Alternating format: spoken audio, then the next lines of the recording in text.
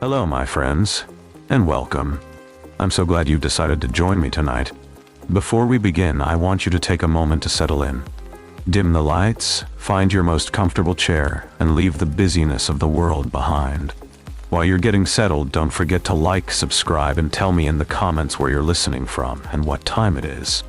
Your engagement truly helps, and the more you interact, the more these chilling tales will find their way back to your feed. Tonight, we're stepping into the shadows to share a few stories that are as true as they are unsettling. So, take a deep breath, get cozy, and let's explore the dark together.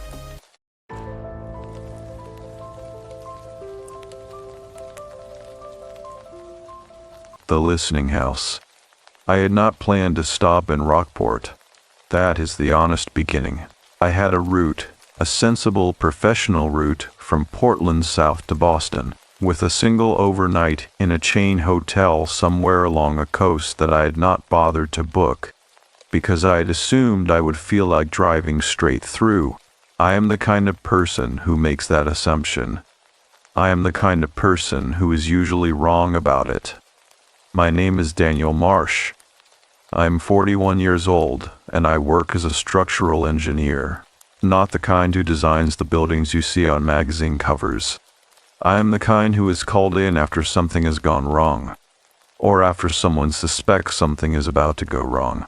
I spend most of my professional life inside the walls of buildings other people built, reading the language of weight and load and settlement the way a doctor reads a set of x-rays.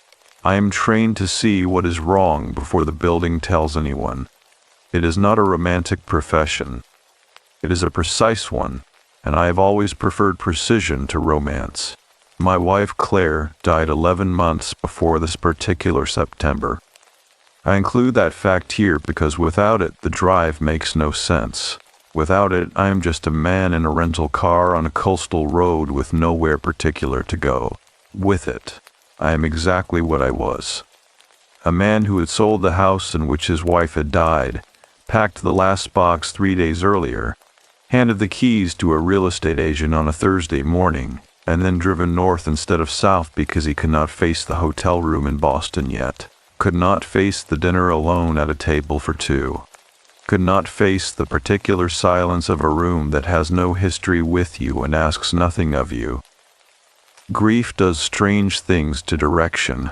The drive up the Maine coast in September is one of the most specific things I know. The air comes in off the Atlantic with a temperature that has nothing to do with the season. It is cold in the particular way that moving water is cold, carrying a damp weight that reaches through whatever you are wearing and settles in your chest. The trees along Route 1 had not turned yet, but they were thinking about it. The sumac was going red in the lower ground.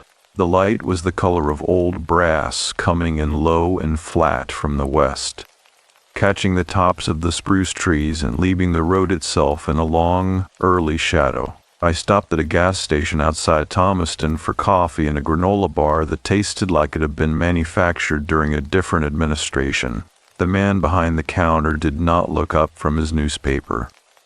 The coffee came out of a machine that groaned before it delivered. Both of these things felt correct. Both of them felt, in the strange internal accounting of grief, like relief. I did not decide to go to Rockport. I simply found myself on the road that leads there, and did not turn around. The town announces itself quietly. There is no dramatic approach, no coastal overlook where you pull in and see it all laid out below you. You simply come around a bend on a 2-lane road and the harbor is there, and the boats are there. And the low afternoon light is doing something remarkable to the water that you have no useful language for. The parking area by the harbor was almost empty. A single lobster boat was coming in late, its wake spreading out behind it in a long V that reached both shores of the inner harbor before it dissolved. I sat in the car for several minutes and watched it. I'd been to Rockport once before, in the second year of our marriage. Claire had wanted the paint. She was an amateur watercolorist in the specific way that some people are amateur watercolorists. meaning she was genuinely talented and had decided not to take it seriously, which I had never fully understood.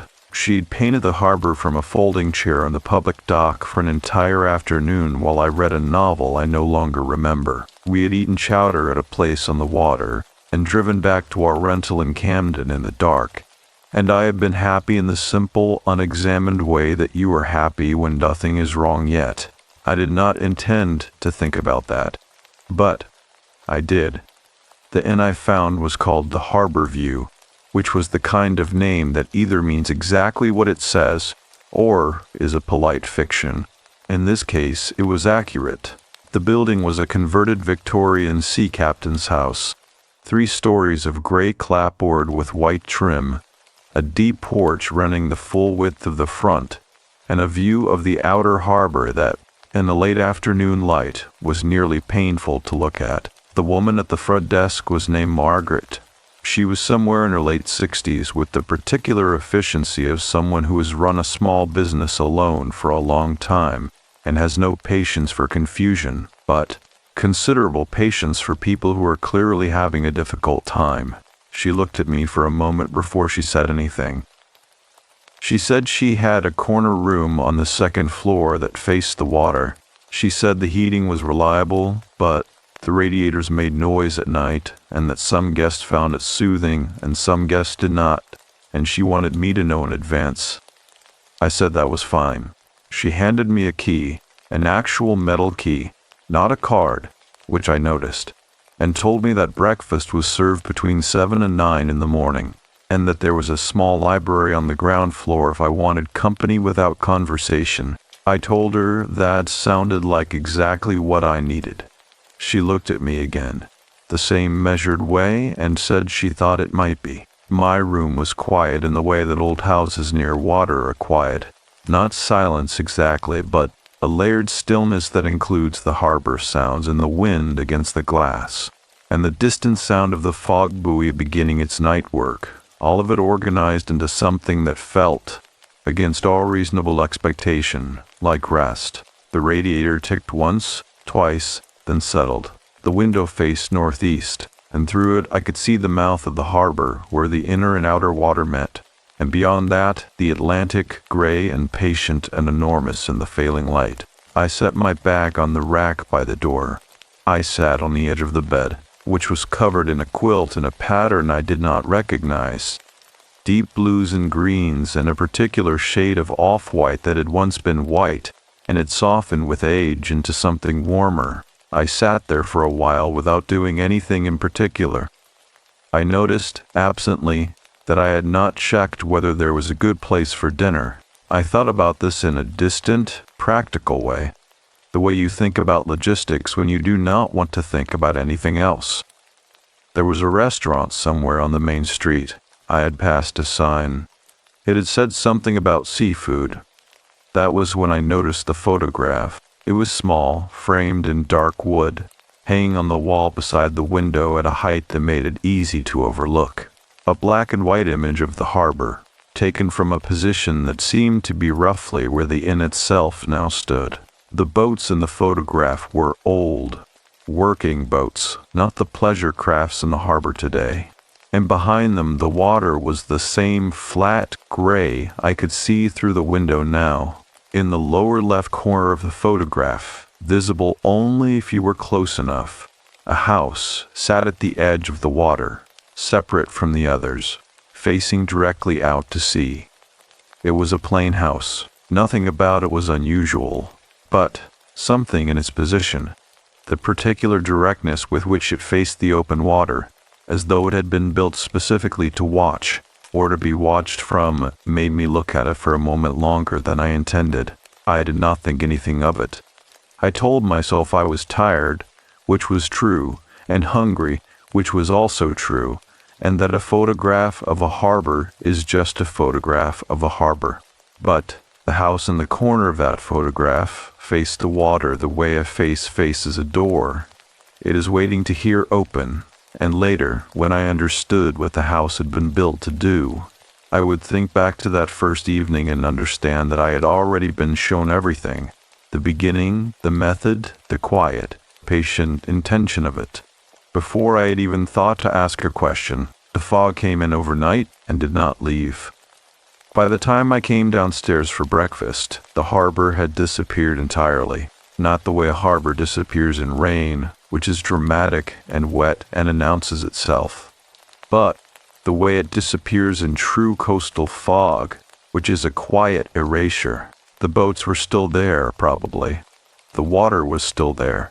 The dock pilings were still there, but the fog had decided that none of those things were available for viewing, and the fog, in my experience, tends to get what it wants. Margaret had set out breakfast in a small dining room that opened off the main hallway, a round table near a window that was now a simple gray rectangle of nothing, 2 place settings, a pot of coffee, and a plate of blueberry muffins that were still warm enough to have come out of the oven within the past 20 minutes.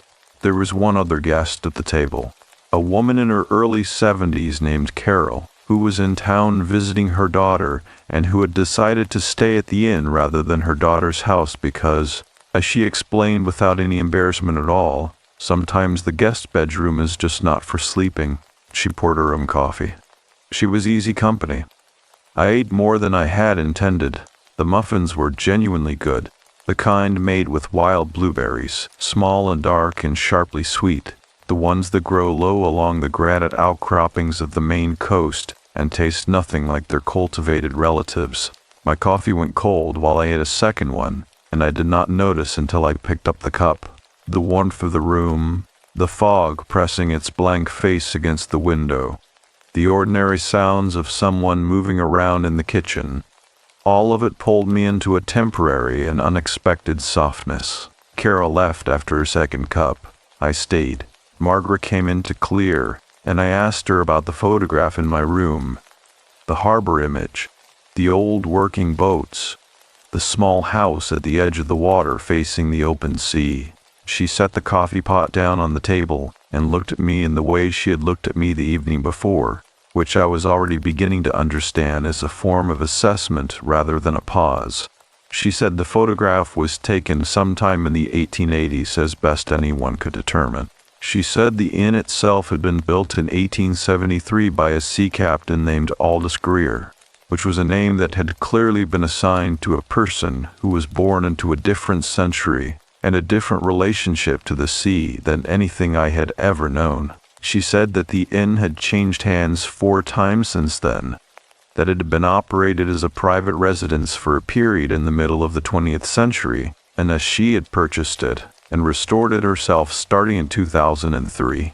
She said all this in the even, informational tone of someone who has explained the history of their property many times and has refined the explanation down to its necessary facts. Then she paused. She said the house in the lower left corner of the photograph, the one I had noticed, the one facing the water, was called Greer's Landing. She said it had belonged to the same captain. She said it was still standing. I asked where. She told me it was at the south end of the public path along the harbor, past the boat storage yard, where the rocks began to slope down toward the water. She told me it had been uninhabited for several decades. She told me it was privately owned, though she said the word privately with a small, careful flatness that made it sound like a technical distinction rather than a practical one. I thanked her, and she picked up the coffee pot and went back to the kitchen, and I sat at the table for a while longer, looking at the gray window. The walk along the harbor path took 15 minutes in the fog.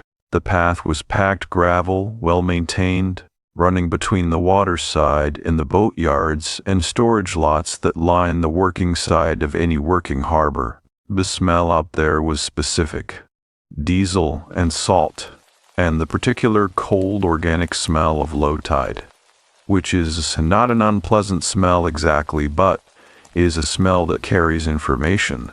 Tidal smell tells you the water is alive and receding and will return on its own schedule, indifferent to yours. I have always found that oddly comforting. The boatyard ended and the rocks began, just as Margaret had described.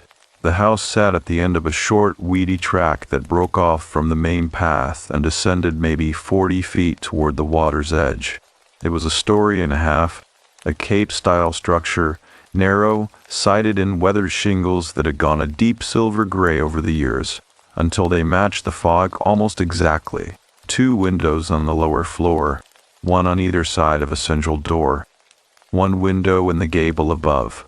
The door had a padlock on it, which confirmed Margaret's practical distinction about ownership without resolving anything. What I noticed first was the orientation. Every other building I had walked past on the harbor path. The storage sheds, the old nut house that had been converted into an art gallery. The small harbor master's building faced inward, toward the town, toward the road. Even the inn, though it had a view of the water, faced south, angled toward the street at its front. This house faced directly out to sea, not toward the harbor, not toward the inner water where the boats were moored. The door, the 2 lower windows, the single gable window, all of it oriented east toward the open Atlantic, toward the gray horizon that the fog had erased but which was out there nonetheless, enormous and permanent. The back of the house faced the town. It had been built to look away from everything behind it and toward everything ahead. I stood on the weedy track and looked at it for a while. There was no particular reason to stay.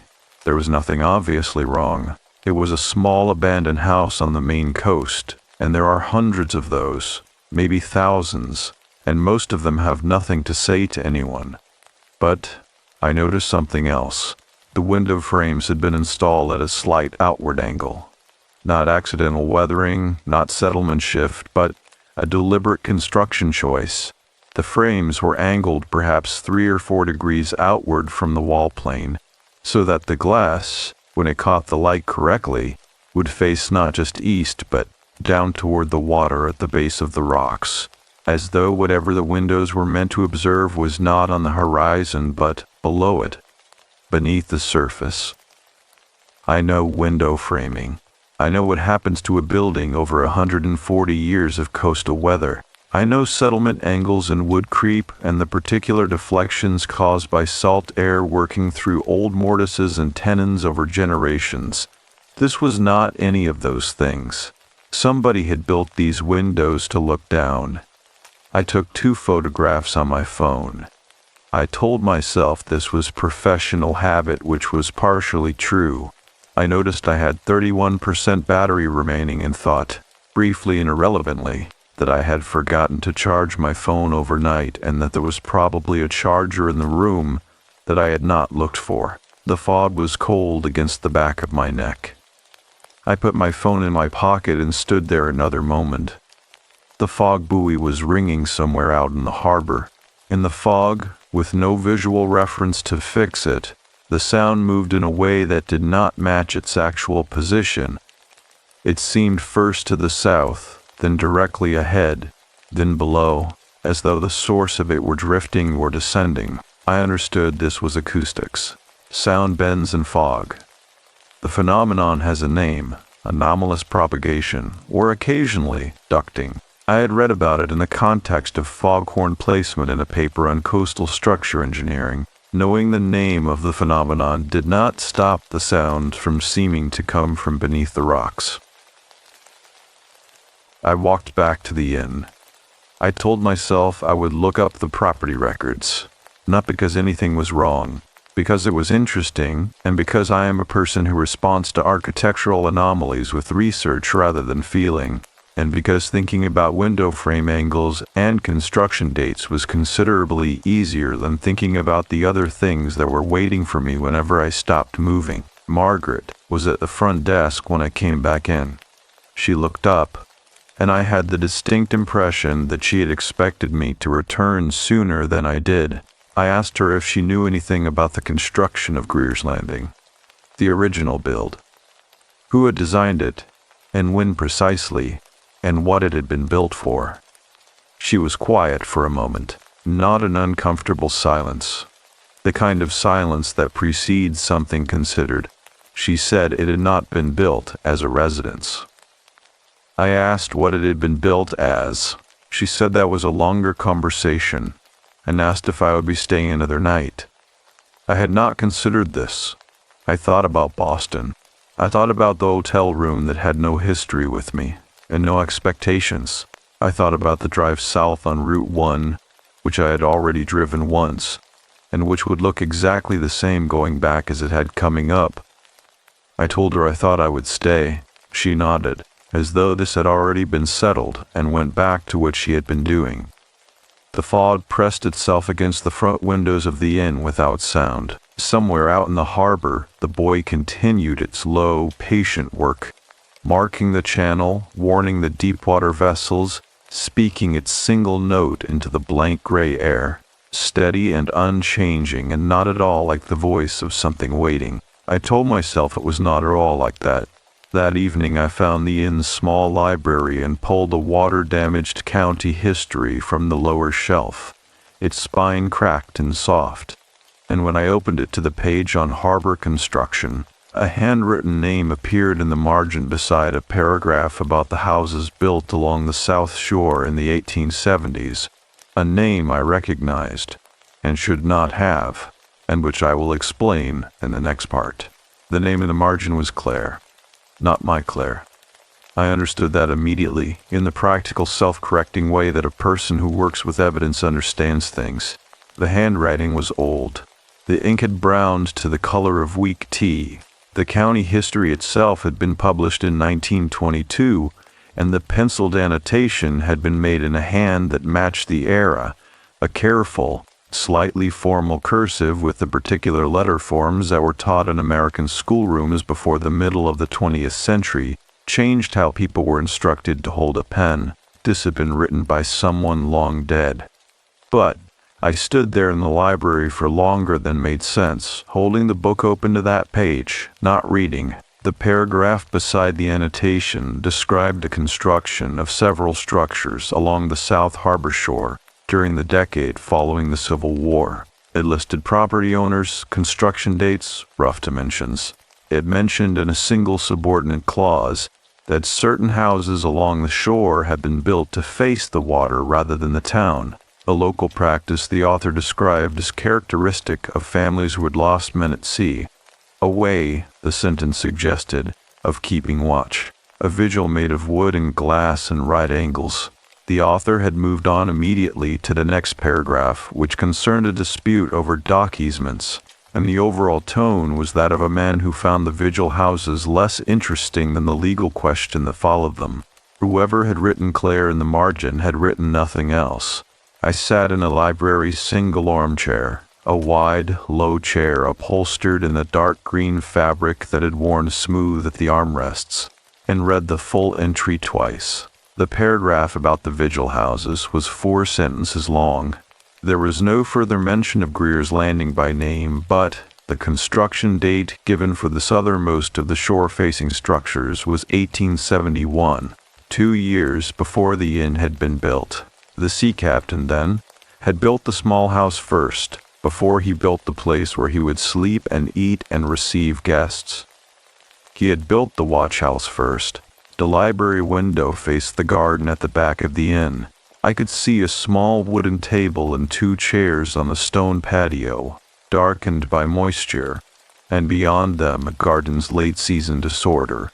Tall grasses gone to seed, the last of a climbing rose still producing a single cluster of pale blooms against the back fence, a terracotta pot of rosemary that had survived the first cold nights and was still putting out new growth at its tips. Ordinary things. I noticed I was gripping the book more tightly than I needed to. I set it on my knee and thought about Claire, my Claire, for the first time since morning without trying to redirect myself somewhere else. She had been a landscape architect. She had understood plants the way I understood buildings, which is to say she knew what they were doing before they showed it. She had grown rosemary in a pot on our back porch in Portland, because she said it needed the sun angle off the south wall. And she had been right, and the plant had been enormous and absurdly healthy by the end of every summer. After she died, I had watered it twice and then stopped. I did not know what happened to it when I sold the house. I had not asked. I made myself look at the book again. The county history had an index. The name Greer appeared 4 times. 3 of the references were to Aldous Greer, the captain, the inn's builder, and concerned property transfers, a dock dispute that the author clearly found significant, and a brief mention of his death at sea in 1889, which the author noted without elaboration other than the phrase "lost off the Cape in weather," which told you everything and nothing. The 4th reference was not to Aldous. It was to a Margaret Eliza Greer, listed in a section on charitable institutions of the 1890s, identified as the captain's widow and described in half a sentence as the keeper of the South Shore property following her husband's disappearance. Keeper. I read the word and something in the back of my throat went quiet and careful. In the morning I had asked Margaret, my Margaret, the inn's Margaret, what the house had been built for, and she had said that was a longer conversation. Now I was holding a 103-year-old county history in which a woman named Margaret had been identified as the keeper of that same property, following the disappearance of the man who built it. I am a structural engineer. I believe in a language of materials, in load paths and tolerances, and the legible behavior of physical systems. I do not, as a professional matter, assign significance to coincidence. But I wrote both names down in the small notebook I keep in my jacket pocket. I write observations in that notebook the way other people write notes on their phones, quickly, in my own shorthand, without editorial comment. I wrote, Margaret Eliza Greer, keeper, after disappearance. Then I wrote, Margaret at desk, knew I would stay. Then I stared at both lines for a moment before closing the notebook. The fog had thinned while I was reading. Not lifted. Thinned.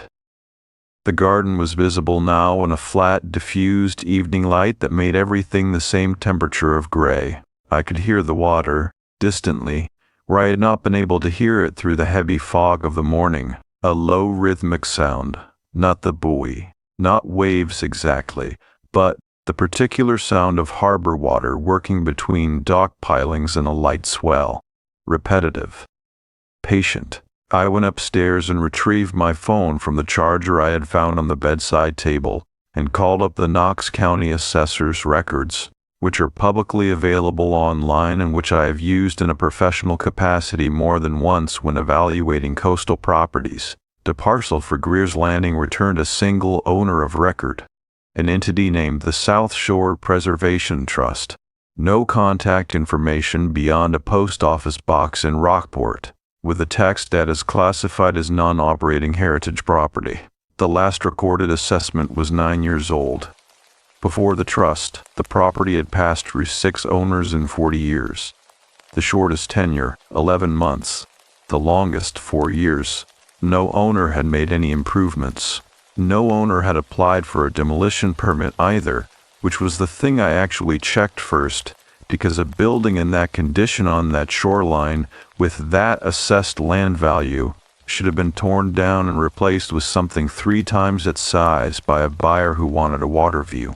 The land alone was worth considerably more than the structure, and yet every owner had held it and done nothing with it, and eventually transferred it, and now a preservation trust held it, and did nothing with it, and paid its taxes to a post office box. I put the phone down and looked at the ceiling of the room, which was plaster and old, and had one long hairline crack running from the window toward the center that was purely cosmetic and would concern me professionally not at all, and which I had, nonetheless, been aware of since I checked in. I thought about the window frames angled toward the water. 3 to 4 degrees of deliberate outward cant, oriented east and downward. I thought about what a window built at that angle would frame, at low tide, when the rocks at the base of the property were exposed. I thought about a man who built a watch house before he built his home, and then went to sea and did not come back, and left a woman named Margaret to keep it after him. I thought about the fact that a window built to face downward is not a window built to watch the horizon for someone coming home.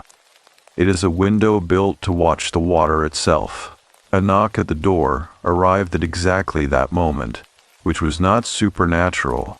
It was 7:30 in the evening, and Margaret had mentioned at breakfast that she left a small tray for guests who had not gone out to dinner. As a courtesy, nothing elaborate. The tray had a bowl of fish chowder, a wedge of bread, a small pat of butter, and a cup of chamomile tea that steamed in the cool air of the hallway. The smell of the chowder was immediate and specific. Salt and cream and the clean taste of fresh haddock, and it hit some part of me that had been cold and compressed all day and briefly loosened. Margaret set the tray on the small table by the window. She looked at the notebook on the bed, which was still open. She looked at it the way someone looks at a thing they have been expecting to see. She did not say anything about it.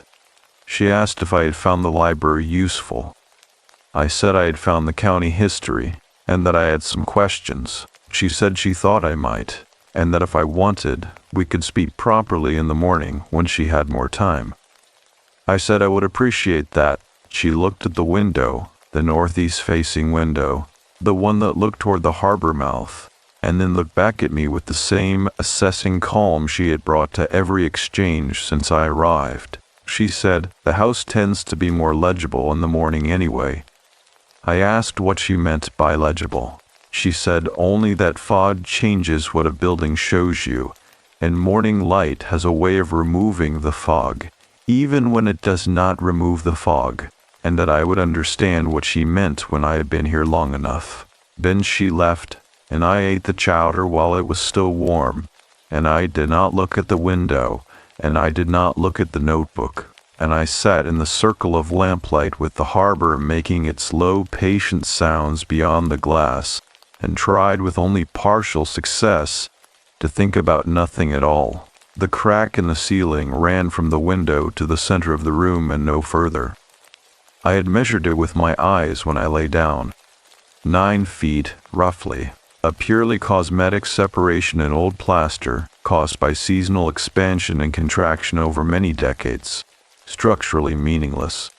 I looked at it for a long time before I slept. There was something in the way Margaret had said legible, quietly and without explanation, in the tone of someone using a precise technical term that I recognized from my own professional language, and when I woke at 4 in the morning to the sound of the buoy working the channel in the dark, I understood that she had not been speaking in metaphor at all. Margaret was already at the small dining table when I came downstairs at 7:15, and she had set 2 cups. That deliberateness, 2 cups, placed before I had confirmed I was coming down at any particular time, was the kind of thing I would have noted in my professional notebook as an observed behavior requiring explanation. I noted it internally instead, filed it in the same category as her careful use of the word legible, and sat down across from her and accepted the coffee she poured without mentioning it. The fog had gone overnight. The window that had been a gray rectangle of nothing the morning before was now filled with the harbor in full early light. The water a deep, particular blue that exists only in the first hour after sunrise on the Maine coast, when the sky is not yet gone to its daytime color, and the surface of the water is still holding the memory of night in its deeper layers. 2 lobster boats were already out, moving slowly toward the harbor mouth. Their wakes crossed behind them, and the crossed water caught the light differently from the flat water on either side. I watched it for a moment before I said anything. Margaret let me. Then I asked her about the vigil houses. I used the term from the county history deliberately, to show her I had done the reading, to establish that the conversation we were about to have could begin at an intermediate point rather than from the beginning. She turned her cup in her hands. A habit, I had noticed. Not a nervous one, but a thinking one. The way some people tap a pen. And she said that vigil house was the polite term. The term the county historian had used because it was the term that made the practice legible to an outside reader without requiring any further explanation of what the practice actually was. I asked what the practice actually was. She said, in this part of Maine, during the middle and latter decades of the 19th century, there were families who believed, not metaphorically, not as a comfort, but as a working conviction, that the dead could not cross open water on their own, that the ocean was not a passage but a barrier, that a person who died at sea or whose body was taken by the sea was held at the boundary, not gone. Held, She said this the way she said everything, evenly, without performance, in the tone of a person conveying accurate information about a documented subject. I asked what held meant in this context. She said it meant present at the margin, at the place where the water meets the fixed land, not able to move further inland without assistance, and not able to move further out without release. She said the families who held this belief understood it as a responsibility rather than a comfort. The person you had lost was not at rest. They were waiting at the edge, in the cold, in the dark, and the obligation of the living was to maintain a connection, a physical, architectural connection, that allowed communication across the boundary until the necessary thing could be done to release them. She said the houses built for this purpose were oriented seaward for the same reason a telephone is oriented toward the person you are calling, not superstition. Function. I put my cup down. I asked about the window angles. The 3 to 4 degrees of outward cant on the lower frames, angled toward the waterline rather than the horizon. For the first time since I had arrived, something shifted in Margaret's expression.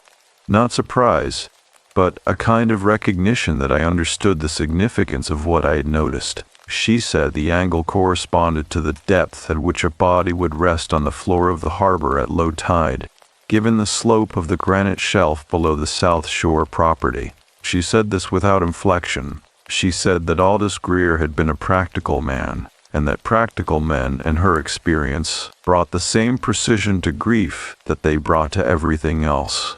The harbor light moved on the window behind her. One of the lobster boats had cleared the outer buoy, and was picking up speed in the open water, its hull lifting slightly in the longer swells beyond the harbor mouth. I watched it for a moment. I thought about the word depth, and what it meant in the context of a window angle, and I did not let myself follow that thought all the way to its end quite yet. I asked her about Margaret Eliza Greer. She said that was her great-great-grandmother's name. She said it without emphasis, as though I had asked her to confirm something we had both already understood to be true. I asked how long the property had been in her family.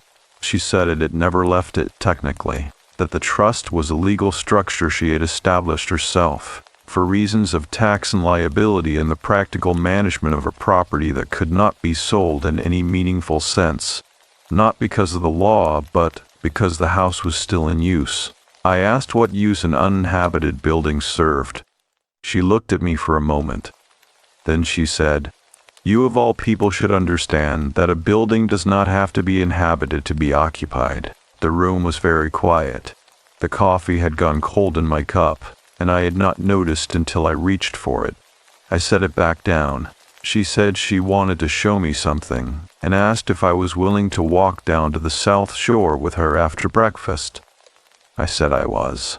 We went at 9 o'clock, after she had cleared the table and spoken briefly on the phone with someone about a delivery. The fog was entirely gone, and the light was sharp and coastal, the kind of light that makes everything look slightly more permanent than it actually is. Outlines clarified, distances compressed, the texture of old shingles and salt-worn wood rendered in a detail that softer light would have been kinder about. The path along the harbor was empty at that hour. Our footsteps on the packed gravel were very clear. Margaret walked without hurrying. She pointed out nothing. She did not narrate the approach in the way a person shows a guest around a notable property. She simply walked, and I walked beside her, and the house came into view at the end of the weedy track, in the same gradual way it had the morning before. A gray shape emerging from a gray shore as though it had grown there rather than been built. She produced a key from her coat pocket and removed the padlock from the door and pushed it open and stood aside. The interior was a single room on the ground floor, with a narrow stair rising to the gable space above. The floors were bare wood, wide plank, salt bleached to a pale color that was close to the color of bone. The walls had been plastered and whitewashed, and the whitewash had aged to a warm off-white that caught the morning light from the 2 seaward windows and held it in a way that made the room feel illuminated from within rather than from outside. There was no furniture except a plain wooden chair positioned directly between the two lower windows, facing east, facing the water, angled forward very slightly on its front legs, as though someone had recently stood from it. On the windowsills, placed with precision at the center of each frame, were two objects. On the left sill, a smooth piece of sea glass, deep green, completely opaque, worn to a perfect oval by decades of tidal movement. On the right sill, a small folded piece of paper, old, its edges browned and soft, creased into quarters in the way letters were folded before envelopes were common. I looked at the paper. Margaret said I should not open it. Not yet. She said it had been there for a very long time, and it would remain there until it was answered, and that answering it was not my task. I asked what my task was. She crossed the room and stood beside me at the windows and looked out at the water, which from inside the house, through the angled frames, appeared in a way that was subtly but distinctly different from how it appeared from outside. The angle brought the surface closer, or seemed to. The light on the water was brighter through the glass, more concentrated, as though the windows were doing something to it that plain glass does not normally do. She said, "Your task is to sit in the chair." I looked at the chair, the pale wood, the slight forward angle of its front legs, the way it was positioned so precisely between the two windows that the view through each would be equal from where a person sat. She said she would wait outside. She said there was no requirement for duration. An hour, less, more, whatever arrived naturally. She said the house would do what it did, and that what it did was specific to the person in the chair, and that she could not prepare me further without interfering with it. I asked her what it had done for others. She was quiet for a moment. Then she said it had given most people a conversation they had not been able to have any other way. She said that for some people the conversation was brief, and for some it was very long, and that the length did not correspond to the depth. She said one man had sat for 4 hours, and said afterward that nothing had happened. And she had believed him, and she still believed that was possible. She said another woman had sat for 11 minutes and walked out and never spoken about it to anyone, and that she, Margaret, had understood that as a complete result. She said she thought, given why I had come north instead of south, that I would not be sitting for 11 minutes. She went outside and pulled the door most of the way closed behind her. I stood in the room alone. The light through the angled windows was doing its concentrated, particular thing to the water, and the water was very close and very bright, and I could hear it now, from inside the house, in a way I had not expected. Not the harbor sounds from the inn, not the distant buoy, but the immediate, specific sound of water against the rocks directly below, rhythmic and soft and very present, as though the house had been built to amplify that single sound and nothing else. I sat down in the chair. The room held its light. The water held its sound. I put my hands on my knees, which is not something I would normally do, but felt correct in the way that certain postures feel correct in certain rooms, as though the architecture itself has an opinion about how a body should arrange itself within it. I thought about Claire for the 3rd time that day, and this time I did not redirect. I sat in that chair for a duration I did not track. And what happened in the room during that time was not something I understood while it was happening. Only afterward, when I was outside in the sharp coastal light with Margaret standing quietly a few feet away, and the water below the rocks doing its steady, patient work, did I begin to understand that the house had not done anything to me so much as it had stopped me from doing something to myself, and that the difference between those two things was the entire point. Margaret was sitting on a flat granite boulder at the edge of the rocks when I came out. She was not watching the door. She was watching the water, with the easy stillness of someone who has spent a great deal of time in one place and no longer needs to occupy herself while she waits. The light had shifted during the time I was inside, moved further west, deepened slightly toward the gold end of the morning spectrum, and the harbor was a different color now than it had been when we arrived. not dramatically different. The way a room changes color when a cloud passes and then moves on. I sat on a lower rock a few feet from her, and we were both quiet for a while. The cold of the granite came through my jacket and my jeans and settled in a way that was not uncomfortable. Real cold. The kind with weight and presence. I was aware of my own hands resting on my knees the same way they had rested inside, and aware of my breathing, which was slower than I expected it to be. Not the slow of someone who is calm, the slow of someone who has been somewhere effortful and has come back, and the body is still catching up to the fact of return. I told Margaret what had happened inside the house. I will not reproduce the full account here, not because it was private exactly, but because the language available for it is inadequate in ways that would make the account less true than the experience. And I have a professional aversion to imprecision. What I will say is this. I sat in a chair and I looked through the angled windows at the water below the rocks. And after some period of time the sound of the water changed in quality, not louder, not different in any acoustic sense I could measure, but present in a new way. The way a voice becomes present when someone has been speaking in the background, and you suddenly hear them as directed at you rather than at the room. And I heard Claire. Not her voice, not a sound.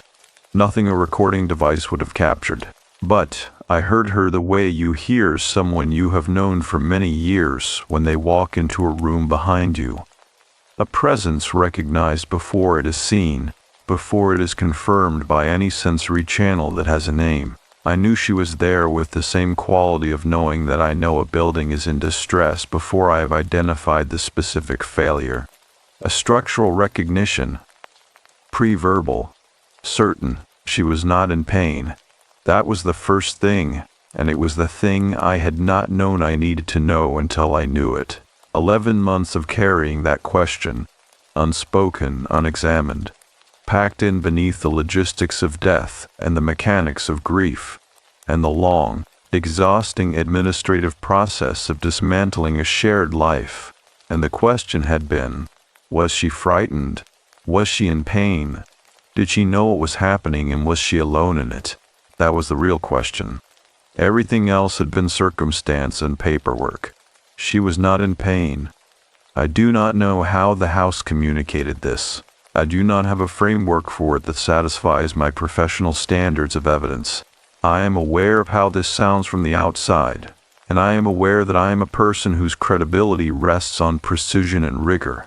And I am recording it here anyway because the alternative is to record something less true, and I am not willing to do that. We sat in the silence of it for a while after she was gone, after the quality of presence in the room had returned to ordinary room.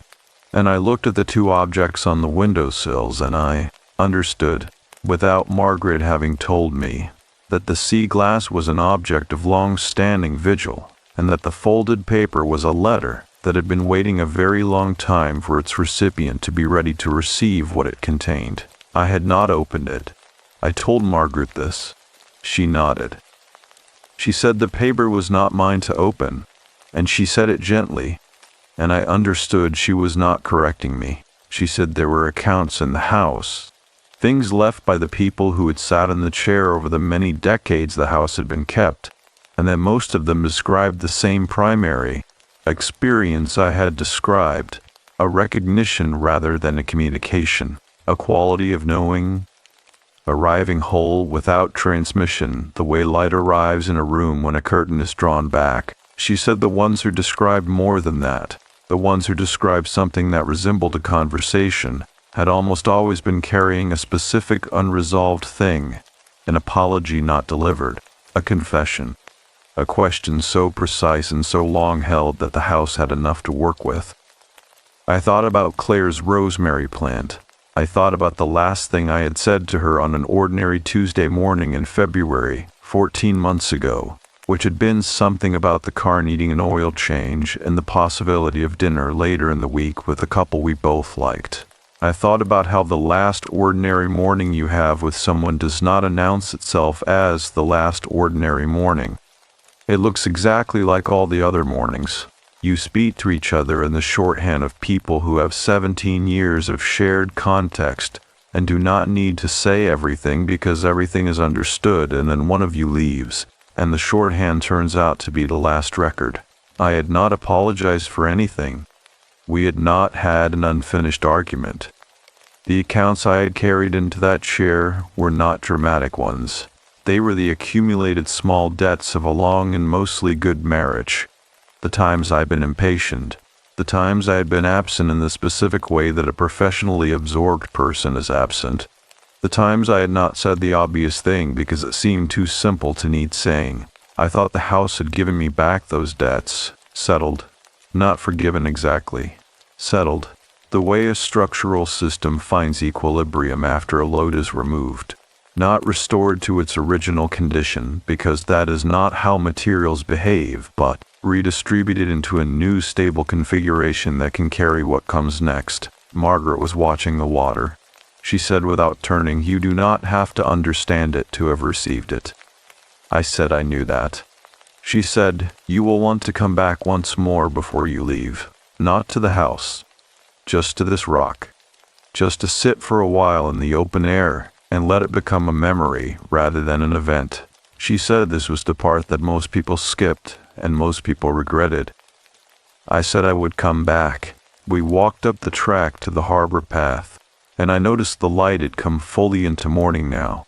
The coastal gold replaced by a higher, cleaner white that made the water look colder and more open than it had at first light. The lobster boats were far out in the bay.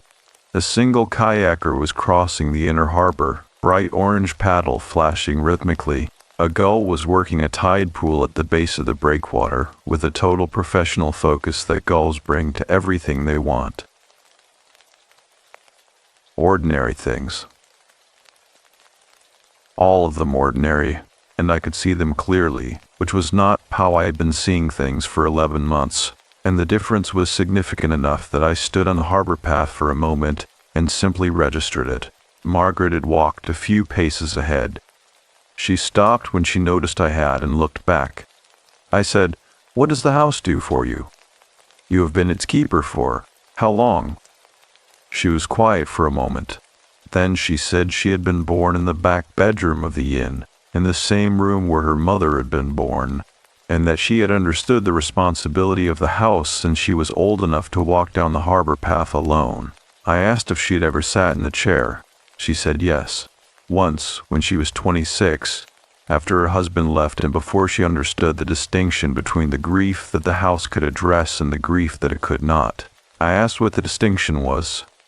She said the house worked with the grief of severance, loss by death, loss by disappearance. The specific pain of a connection ended without completion. It did not work with the grief of abandonment, which is a wound of the living, not the margin, and which required a different kind of repair entirely. She said she had sat in the chair for a long time that day and received nothing, and that the receiving of nothing had been, in its own way, the information she needed. It had told her where to look for the repair, and she had looked there eventually and found it, though not quickly and not easily. I said I was sorry. She said, "Do not be," and answered my question. "That is what it is for." We went back to the inn. She made more coffee, and I sat in the dining room and looked out the window at the harbor, and the window was just a window now. A plain rectangular view of water and boats and morning light, and I was aware that I had no professional language for any of what had happened, and that this was entirely acceptable. At some point, I picked up my phone and looked at it without opening anything. 44% battery. I had plugged it in overnight, and it had charged, and I had not thought about it since. A small, concrete piece of ordinary life, reliable and without meaning. I held it for a moment, then set it face down on the table. That afternoon I went back to the rock as Margaret had suggested, and I sat on the cold granite and looked at the water and let the morning become a memory rather than an event. And the harbor made its sounds, and the light did its afternoon work on the surface. And at some point I understood that what I was feeling was not happiness and not relief and not resolution in any clean sense, but something closer to the structural concept of equilibrium, not the original configuration, because the original configuration was gone and was not coming back, but a new arrangement of the same materials, redistributed, stable, capable of bearing load. I sat there until the light began to pull away from the water. Then I went inside. That evening I called my sister for the first time in 4 months, and when she answered I did not say anything immediately, but she did not hang up, and the silence between us had a different quality than the silence of the past year. Not empty, but inhabited, the way a room is inhabited when someone who belongs in it has finally come home. I left Rockport on a Thursday morning, 14 days after I'd arrived without intending to. That accounting still surprises me when I write it down. 14 days. I had packed for one overnight. I had a project review in Boston that I rescheduled twice and then handed to a colleague entirely, which was something I had not done in 11 years of independent practice, and which my colleague accepted without comment because she had been watching me work through the past year with the particular patience of someone who knows better than to say anything until they are asked. I called her from the inn's small library on the third evening and told her I needed another week, and she said, "Take what you need, Daniel," in exactly the tone people use when they mean something larger than the words. 14 days is not a long time. It is also, in the specific accounting of grief, enormous. I spent those days in a rhythm that was not mine and became mine. Breakfast with Margaret, or alone when she had tasks that took her away from the dining room early. The walk along the harbor path, which I took every morning at the same hour, not always going as far as the South Shore property, but always going far enough to see it. The gray shingles at the end of the weedy track, the seaward windows catching the morning light at their slight outward angle, the whole small building sitting in its patient orientation toward the open water. 2 afternoons I went inside with Margaret's key and sat in the chair. Both times were different from the first. Neither was less. On the second visit, I understood what the folded paper on the right window sill contained, not because I opened it, I did not, but because I sat long enough in the particular quality of attention the room produced that the understanding arrived in the same way the first understanding had arrived, whole, pre-verbal, without transmission. It was a letter from Aldous Greer to his wife, Margaret Eliza, written before he went out on the voyage from which he did not return. It was not finished. He had known when he wrote it that it was not finished, and had left it there with the intention of completing it on his return, which was the kind of intention that the sea, in 1889, had its own opinion about. Margaret Eliza had kept the house and kept the letter for the remaining 31 years of her life. She had sat in the chair, presumably, and received what the house could give her, and she had understood, as I now understood, that the unfinished letter was not a wound, but a record, evidence of a man who had meant to come back and had not, which is a different thing from a man who had not meant to. The distinction seems small. It is not small. I asked my Margaret, on one of our morning breakfasts, whether she had ever tried to complete the letter herself, whether she had opened it and added to it, or closed what Aldous had left open. She said no. She said some things were not meant to be completed by the living, that the letter's incompleteness was its meaning, that a sentence ending in the middle of its thought was a more honest account of a life interrupted than any ending a surviving person could supply. She said that the preservation trust existed in part to ensure that no future owner, moved by tidiness or sentiment or the discomfort of an open question, would close it before it was ready to close. I asked how something like that became ready. She turned her cup in her hands. She said she did not know exactly. She said her mother had told her that the house would make it clear, and that her grandmother had told her mother the same thing, and that she had chosen to trust the architecture, which she said with the faint quality of a person making a quiet joke and meaning it entirely at the same time.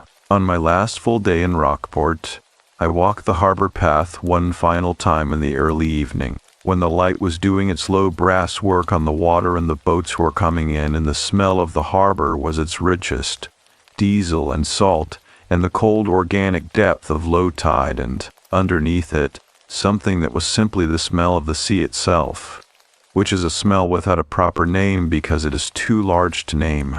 I went down the weedy track and stood before the house without going in. The seaward windows held the evening light in the particular way I had observed on every visit, brighter than the light outside, more concentrated, as though the glass was performing some optical function that plain glass does not perform.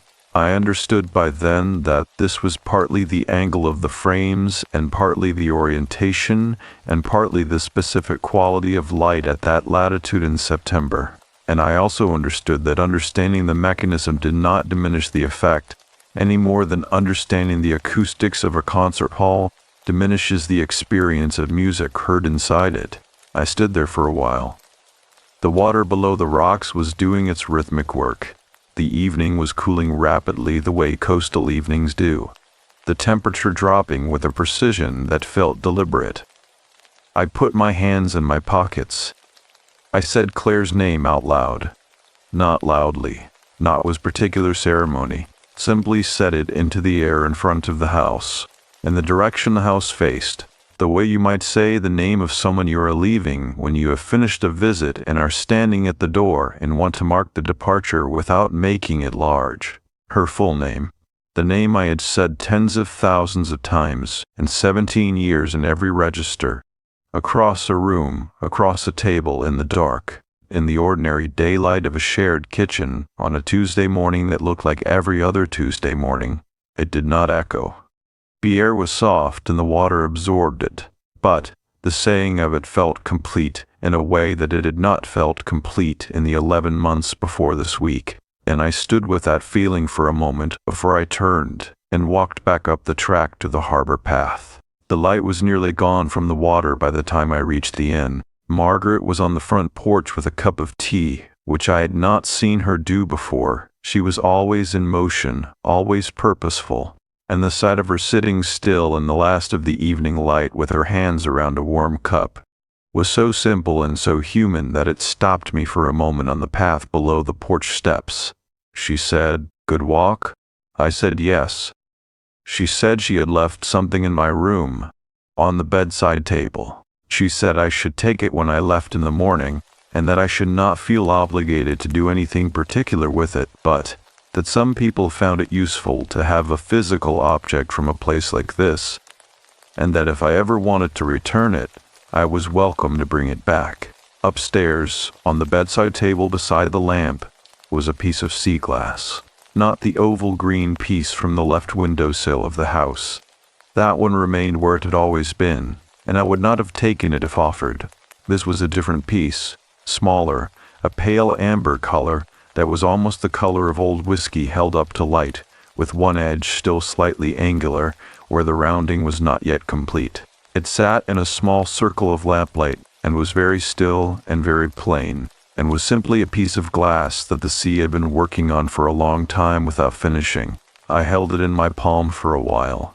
Then I set it on a table and began to pack my bag, which did not take long, because I had arrived with almost nothing and was leaving with almost nothing, and the lightness of that felt accurate rather than insufficient. I slept well, which was not a thing I had said in a long time. In the morning Margaret made coffee and did not make it a farewell, which was the right instinct. We spoke briefly about the drive south, about the weather, which was clear and would hold through the weekend. She handed me a card with the inn's contact information, which I had not asked for, and I put it in my jacket pocket without looking at it, which we both understood as the correct response. I put my bag in the car. I stood beside it for a moment and looked up the harbor, which was doing its morning thing. The early blue, the lobster boats already out, the water holding the light before the sky had fully committed to its daytime color. The fog buoy was quiet. The harbor mouth was open and bright, and the open Atlantic beyond it was vast and patient, and entirely indifferent to the particular adjustments of one person's interior life, which was, I had come to understand, precisely the point. Indifference at that scale is not cruelty. It is proportion. I got in the car and drove south. The sea glass is on my desk now, beside my lamp, where I can see it when I work. I have not decided what it means. I am not sure it means anything that can be decided. It is a piece of amber glass that the sea has been rounding for longer than I have been alive, and it is not finished yet, and I have placed it where the morning light can find it, and some mornings it catches that light in a way that makes it look, for just a moment, like something that is almost warm. I still live in a city surrounded by millions of people, and the work is the same work, and the mornings are still mornings, and I have not forgotten a single thing I went north carrying, but I sleep now, and in the sleeping something continues, patient, unhurried, doing its long quiet work the way water does its work, the way glass becomes smooth, the way a house set facing the sea holds its orientation across every season and every storm, waiting for nothing, open to everything, simply and completely there.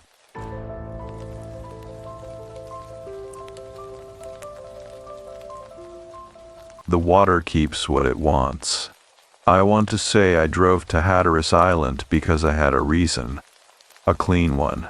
The kind you could write on a form where it asks you the purpose of your visit and someone in an office stamps it and files it away. And no one ever has to look too closely at it again. But the truth, the one I have been turning over for 14 months now, is simpler and harder to explain. I went because I could not stop thinking about a man I had never met, a canoe no one could find, and a stretch of road that ended exactly where the road had no business ending. My name is Daniel Mercer. I am 41 years old. I am a freelance cartographer, which means I spend most of my working life making sense of the places where something does not add up, a boundary that does not follow the terrain, a road that stops without a cul-de-sac, a river that appears on one survey and not the next. I've driven rental cars across 43 of the 50 states, and I have slept in more roadside motels than I could accurately count. I am comfortable, maybe too comfortable, with the idea that place is never neutral. Every location has a weight. You feel it in your chest before you can name it. I had been following the story of Christopher Palmer for 3 weeks before I drove south. It was not an obsession, not then. I simply found the shape of it strange in a way I could not ignore. A man from Arkansas. A dog named Zoe. A white and blue canoe strapped to the roof of a truck. He had been camping through national parks alone in January, which is the kind of thing you do when you need the world to go very quiet around you. I understood that. His family said he had called them on the 9th of January, and that nothing seemed wrong. He was having a good time. He was enjoying the stillness. 4 days later, his truck was found stuck in the sand on a beach at Cape Point, and the canoe was gone. That is what lodged in me. The canoe was gone. I left Durham on a Thursday morning before sunrise. I had been working a contract for a county surveying office there, and I told my contact I needed the weekend for personal reasons, which was true enough. I drove east on Interstate 40, then south on the highway that cuts down through the flat farmland of Beaufort County. In January, eastern North Carolina looks like something caught between seasons. The tobacco fields stripped and pale, the water oak trees holding the last of their brown leaves, the sky a low white that is not quite clouds and not quite fog. By the time I crossed onto Hatteras Island over the Herbert C. Bonner Bridge, the sky had dropped even further, and the sound on either side of the causeway was the color of old pewter. I rolled the window down a few inches just to feel it. The air hit my face cold and sharp, carrying that specific Atlantic smell, salt and iodine and something faintly organic, like seaweed drying on flat rock. In the distance, the Cape Hatteras lighthouse stood over the dunes, its black and white spiral pattern visible even in that flat winter light. I had seen pictures of it 100 times. Seeing it in person was different. It was older looking than photographs suggest, and it was more alone. I had booked a room in a small rental cottage in Buxton, a few miles north of Cape Point. The woman who managed it was named Lorraine, and she met me in the gravel parking area wearing a canvas jacket over a sweatshirt and rubber-soled boots that were caked with sand. She shook my hand with a grip that meant business, and told me the heat in the second bedroom ran a little cool, which I was welcome to adjust by turning the dial all the way to high and then back to medium. She said this the way people say things they have said 100 times, with a calm certainty that the advice will be followed and will work. The cottage smelled of cedar and faintly of propane from the small gas fireplace in the sitting room. Lorraine had left a thermos of coffee on the kitchen counter with a sticky note that read, "Welcome, help yourself." I poured a cup and held it in both hands and stood at the window and looked out at the dune line.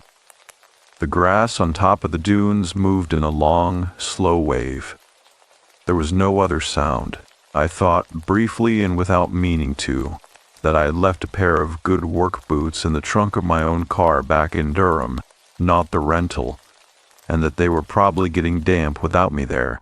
That thought arrived and sat with me for a moment, the way useless thoughts do when the mind is trying to avoid the larger shape of something. I unpacked what I needed and spread my notes on the kitchen table. I printed everything I could find on Christopher Palmer, forum posts from hikers who had organized searches, local news reports, a summary from the National Park Service. What I was doing was not journalism. I was not writing a piece.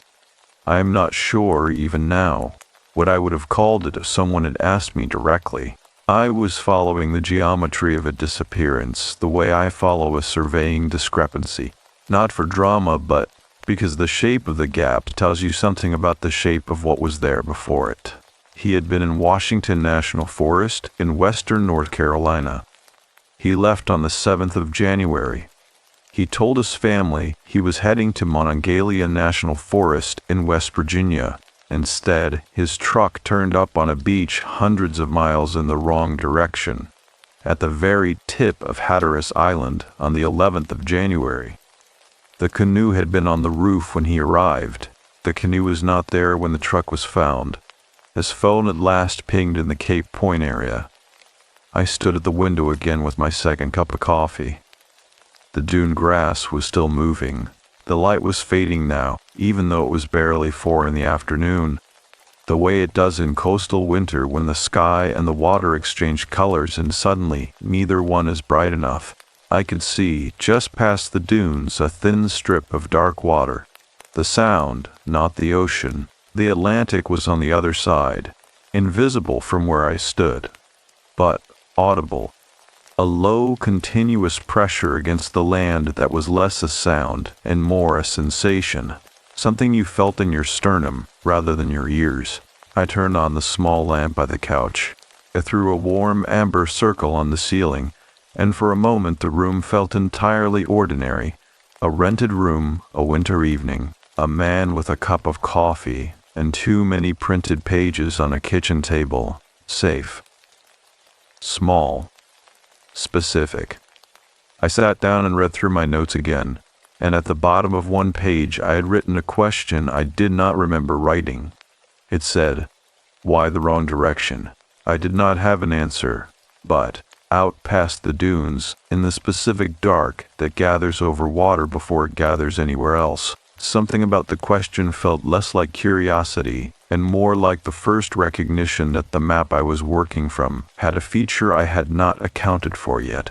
That night, the wind off the sound pressed against the cottage windows with a low, even persistence, and I lay in the cool second bedroom listening to it, thinking that a man who knew he was heading to West Virginia would have to have had a very strong reason to drive east instead, and that by morning I intended to go and stand where his truck had been, and see what the land said when you asked it the question in person.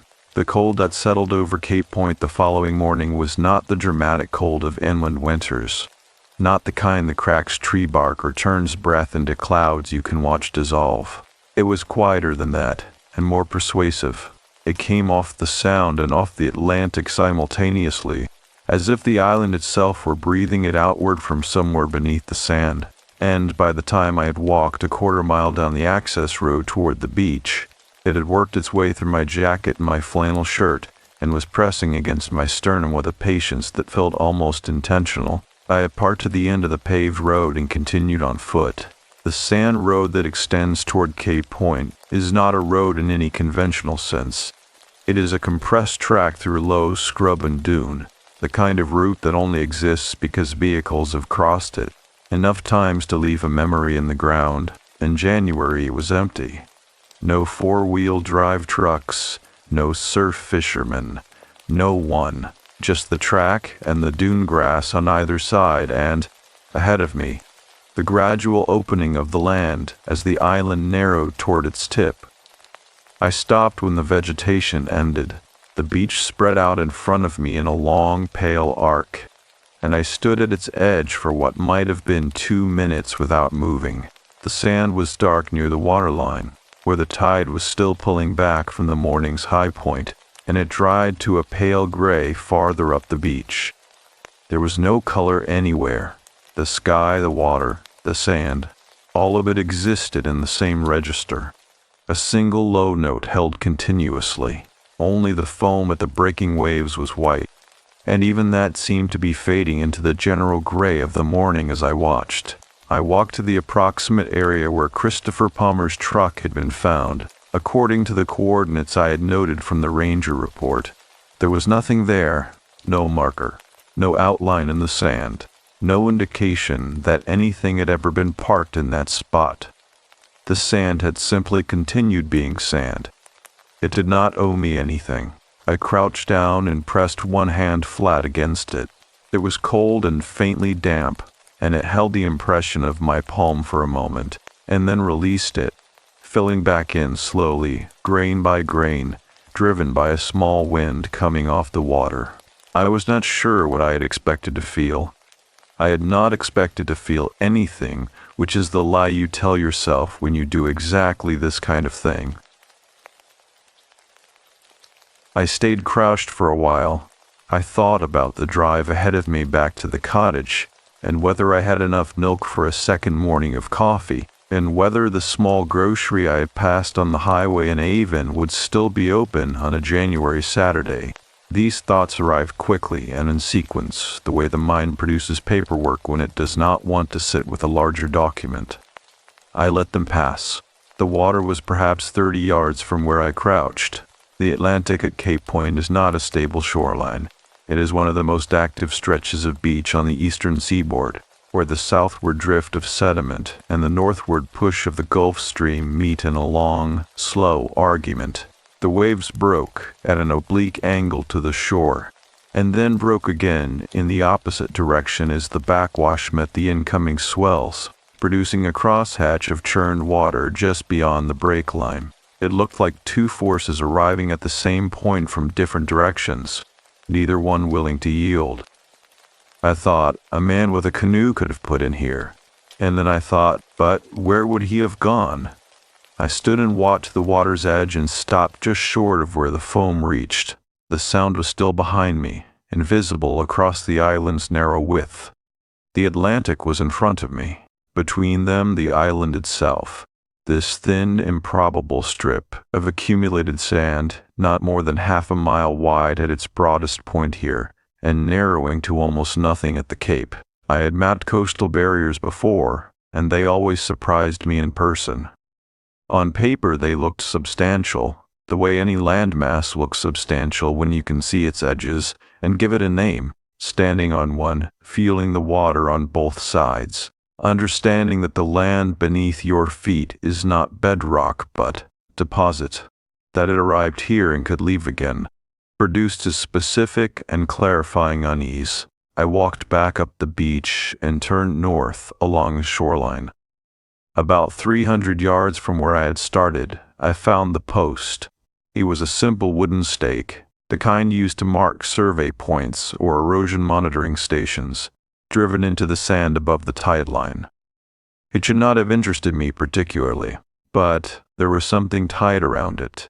A short length of orange paracord, the kind hikers use, knotted twice, the free end frayed to loose threads. It was sun-faded enough to have been there for weeks. I crouched again and looked at it without touching it. The knot was a clove hitch, the standard method for securing a line to a post or a cleat, the kind of knot you would use to tie off a painter line on a small boat.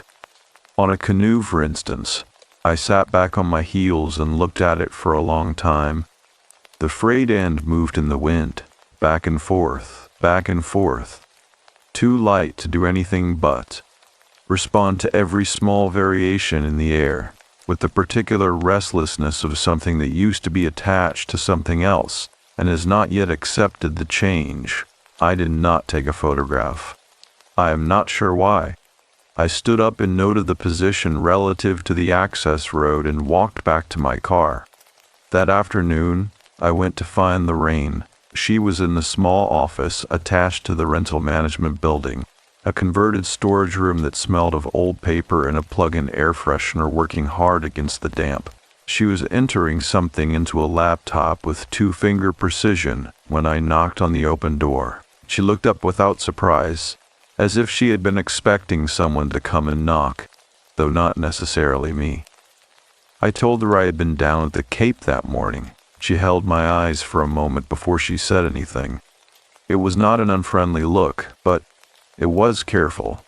"People go down there to look," she said, "especially in winter." I asked what she meant by that. She closed the laptop.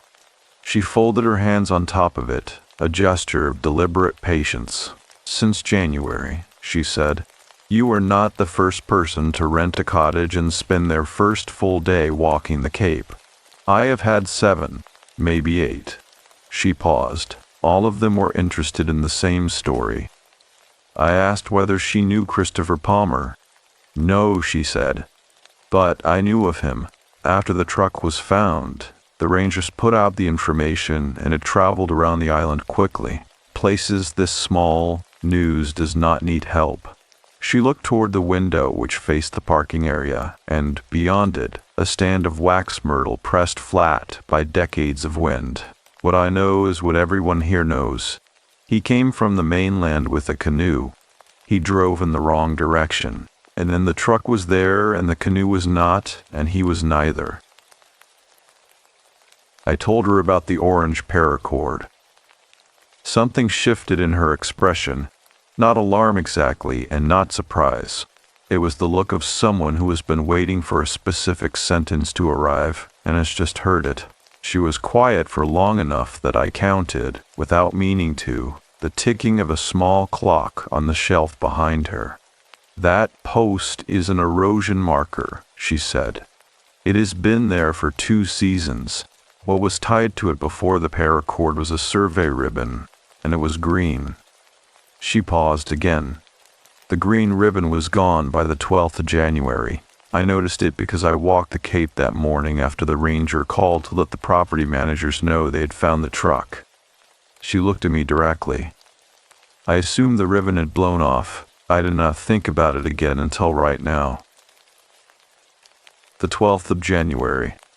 One day after Christopher Palmer's phone had last been active at Cape Point, I asked whether the rangers had been told about the ribbon. "I did not know it mattered," she said. Not defensively, simply as a statement of fact, offered the way people offer facts when they have just realized the shape of something they are standing too close to see clearly. I went back to the cottage in the early dark. The wax myrtle on either side of the path was making a high, fine sound in the wind, like a frequency just at the edge of hearing. I put the kettle on and stood at the window and watched the dune line. The grass was still again, for the moment, the way it goes still. Between gusts, the way everything along this coastline seems to wait rather than rest, the kettle began its slow preliminary hiss, and I did not move to attend to it. I was thinking about the geometry of what I knew. A man who had driven 300 miles in the wrong direction, a canoe that had left the truck and gone somewhere, a length of cord tied around a stake with the knot used to secure a line, and a piece of survey ribbon that had been present the day the truck arrived, and absent the morning after. Something had been tied there. Something had been untied and taken away. The kettle came to a full boil and clicked off automatically, and I stood there another minute in the warm amber of the kitchen light, with the steam beginning to cloud the window glass in a thin, even film, and thought about how rarely the absence of an object is treated as evidence of the object's presence.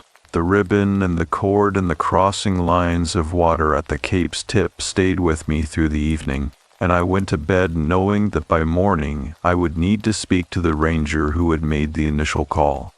Because what Lorraine had just given me, without knowing it, was not an answer, but a new map, and every new map begins by showing you what was missing from the old one. The ranger station at Cape Hatteras sits back from the highway behind a low wooden fence, a modest building that in summer manages visitor flow for one of the most photographed lighthouses on the eastern seaboard, and in January manages almost nothing at all. When I pulled into the parking area on Sunday morning, there were 2 government trucks parked at angles that suggested they had been left there Friday and not moved since, and a flag on the pole out front that was doing everything the wind asked of it. The ranger who came to the front desk when I rang the bell was a woman in her mid-40s named Sandra Oates. She had the specific quality of stillness that people develop when they spend most of their professional lives outdoors. Not laziness, but an economy of movement. A body that has learned not to spend energy it does not need to spend. She looked at my card, which identifies me as a cartographic consultant, and she looked at me and she said she had about 20 minutes if I wanted to talk outside. We stood on the covered porch with paper cups of coffee from the station's machine, which produced something that was hot and approximately coffee-colored and tasted primarily of the cup.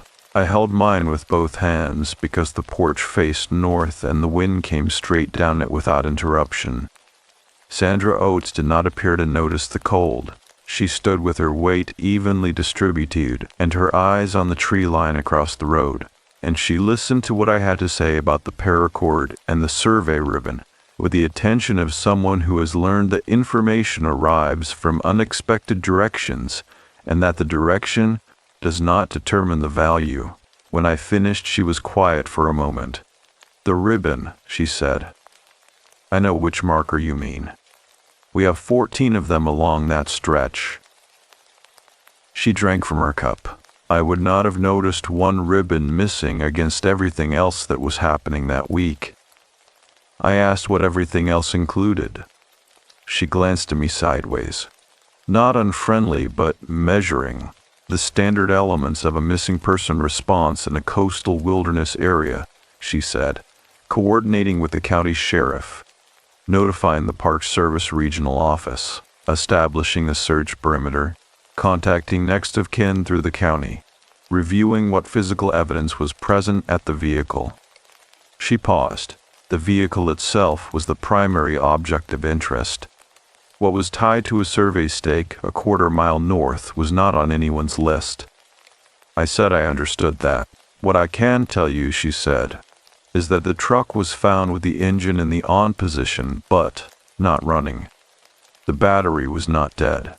The key was in the ignition. The door on the driver's side was not fully closed. Not open, but not fully latched. His personal belongings were inside. Water bottle, a journal, a dry bag with a change of clothes. His phone was on the center console." She stopped. "The phone was what gave us the Cape Point timeline. Last cell contact was the afternoon of the 11th. I asked about the canoe." Sandra Oates looked back at the tree line. A brown thrasher dropped from a branch and disappeared into the scrub below, and she watched the space where it had been for a moment before she answered. "The canoe was documented in video footage obtained from a private party approximately 2 days after the vehicle was found. It was visible on the truck's roof rack in footage from the afternoon of the 9th, when the vehicle entered Dare County." She drank the last of her coffee. When the vehicle was recovered, the roof rack was intact. The cam straps that would have secured the canoe were still threaded through the rack's crossbars, but were hanging loose. They had been unfastened from above, not broken. Unfastened from above. Deliberately released. I asked whether that indicated the canoe had been launched intentionally, rather than lost or stolen while the vehicle was unattended. It is consistent with that interpretation, she said. She said it carefully, the way people with institutional responsibilities say things that carry implications they are not authorized to formalize. A man with camping experience who has been traveling alone with a canoe for 2 weeks knows how to unfasten his own equipment. She set her empty cup on the porch railing. That is not a conclusion. It is an observation. I drove back south toward Buxton slowly, keeping the truck at a speed that let me watch the roadsides without losing the road. The highway on Hatteras Island runs straight through the middle of the island's narrow width, with the sound visible through breaks in the vegetation to the west and occasional glimpses of dune to the east. In winter, the vegetation is reduced enough that you can see further in both directions. The scrub oak and wax myrtle, stripped of enough leaf cover to show the pale sand beneath. I passed a small seafood market with a hand-lettered sign out front that said, "Closed for season," and I passed a tackle shop with its lights on and one truck in the lot, and I passed a cemetery so old and small that 3 of the 4 visible headstones were leaning at angles that suggested the ground beneath them had shifted and was still shifting and had never fully decided where to stop. I pulled over and sat with the engine running for a few minutes, cam straps unfastened from above. A phone left on the console, a door not fully latched, not open, not closed, but held in that intermediate position that means someone was in a hurry, or was distracted, or had simply not thought to pull it all the way shut behind them. A canoe launched from a beach where 2 bodies of water cross each other in opposite directions. I thought about the journal in the dry bag. Sandra Oates had mentioned it the way you mentioned something that has been logged and catalogued and is now in a chain of evidence that does not include you. I had not asked about its contents, and she would not have told me even if I had. But I thought about it. A man writing in a notebook in January while camped alone in a sequence of national parks, writing the way people write when they need to say something to a version of themselves that is not yet ready to say it out loud. I knew something about that. My brother had kept a journal for the last 2 years of his life. After he died, a hiking accident in the Pisgah National Forest 4 years ago January, which is perhaps why January missing persons cases arrive differently for me than they should. His wife found 3 of them in his desk and offered them to me. I had not opened them. They were in a box in my storage unit in Durham, sealed with the original rubber band he had used, which had dried out and cracked but was still technically holding.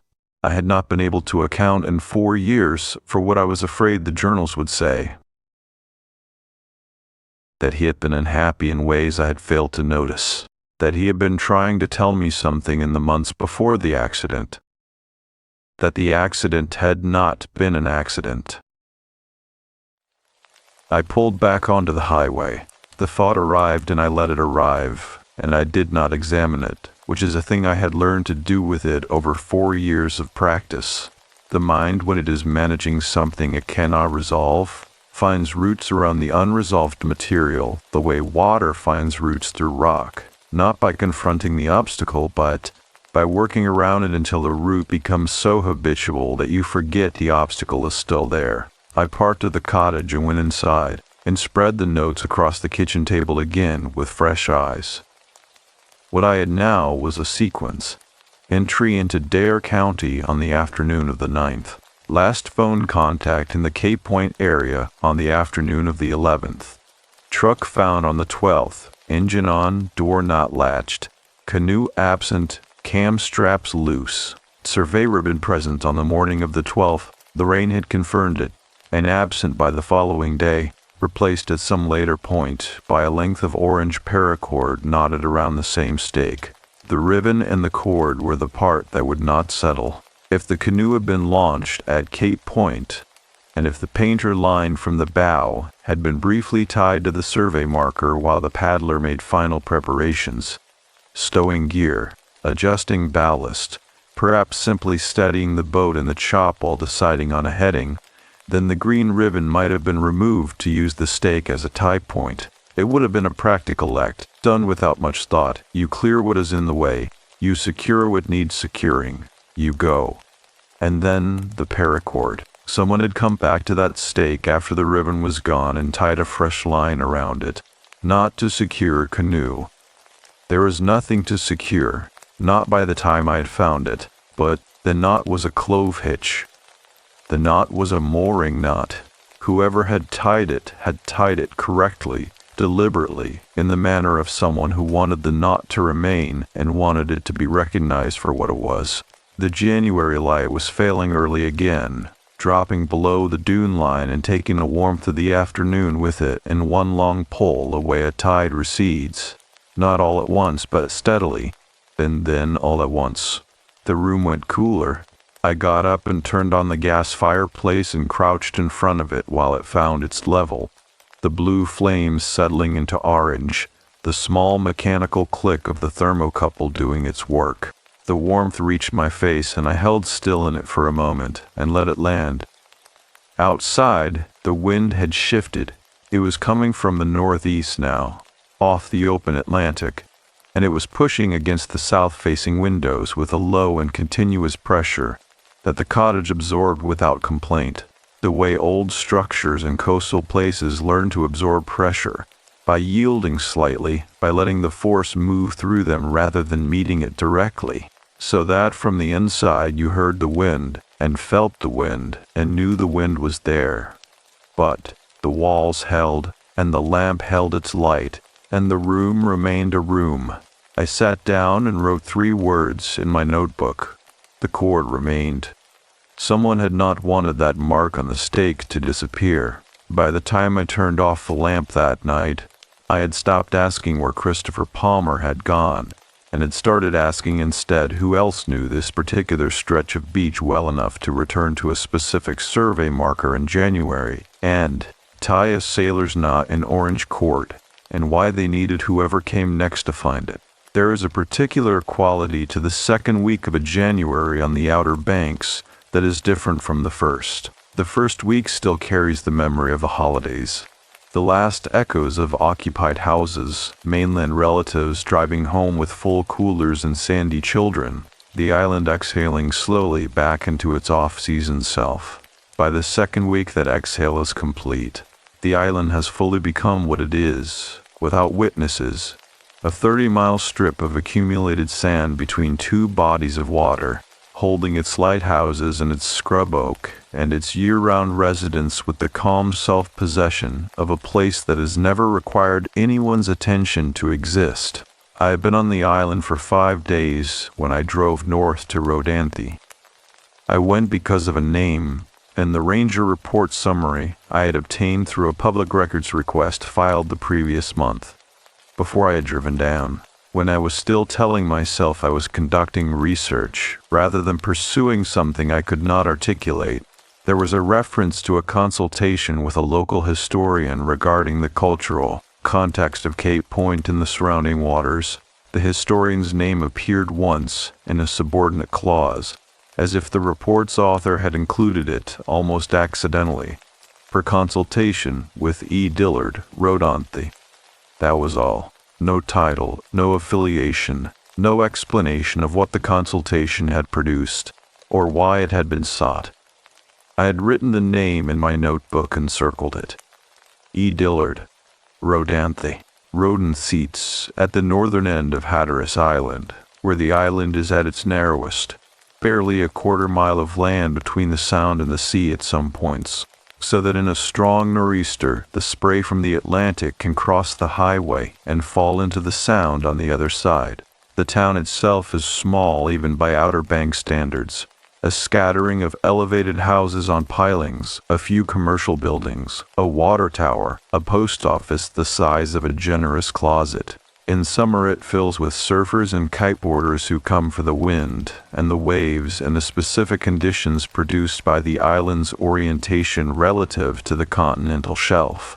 In January it was as close to empty as an inhabited place can get. I found E. Dillard through the post office, the woman at the counter, the only person inside. sorting a shallow tray of envelopes with the methodical calm of someone who has been doing this for decades and has never felt the need to accelerate. Listen to my description of who I was looking for without interrupting me. When I finished, she looked at me over the top of her glasses for a moment and then said, "Evelyn Dillard has lived on Old Lighthouse Road for 34 years. The gray house with the green shutters, second past the water tower. She will be home. She is always home in January." The house was exactly as described. It sat on pilings, like all the houses here, but it was older than its neighbors. The pilings thicker, the wood of the siding a gray that was not painted, but weathered, earned over decades of salt air and wind, and the particular patience of structures that have decided to outlast the things working against them. A wind chime made of what appeared to be mussel shells hung from the porch eave, and it moved in the January wind without making much sound.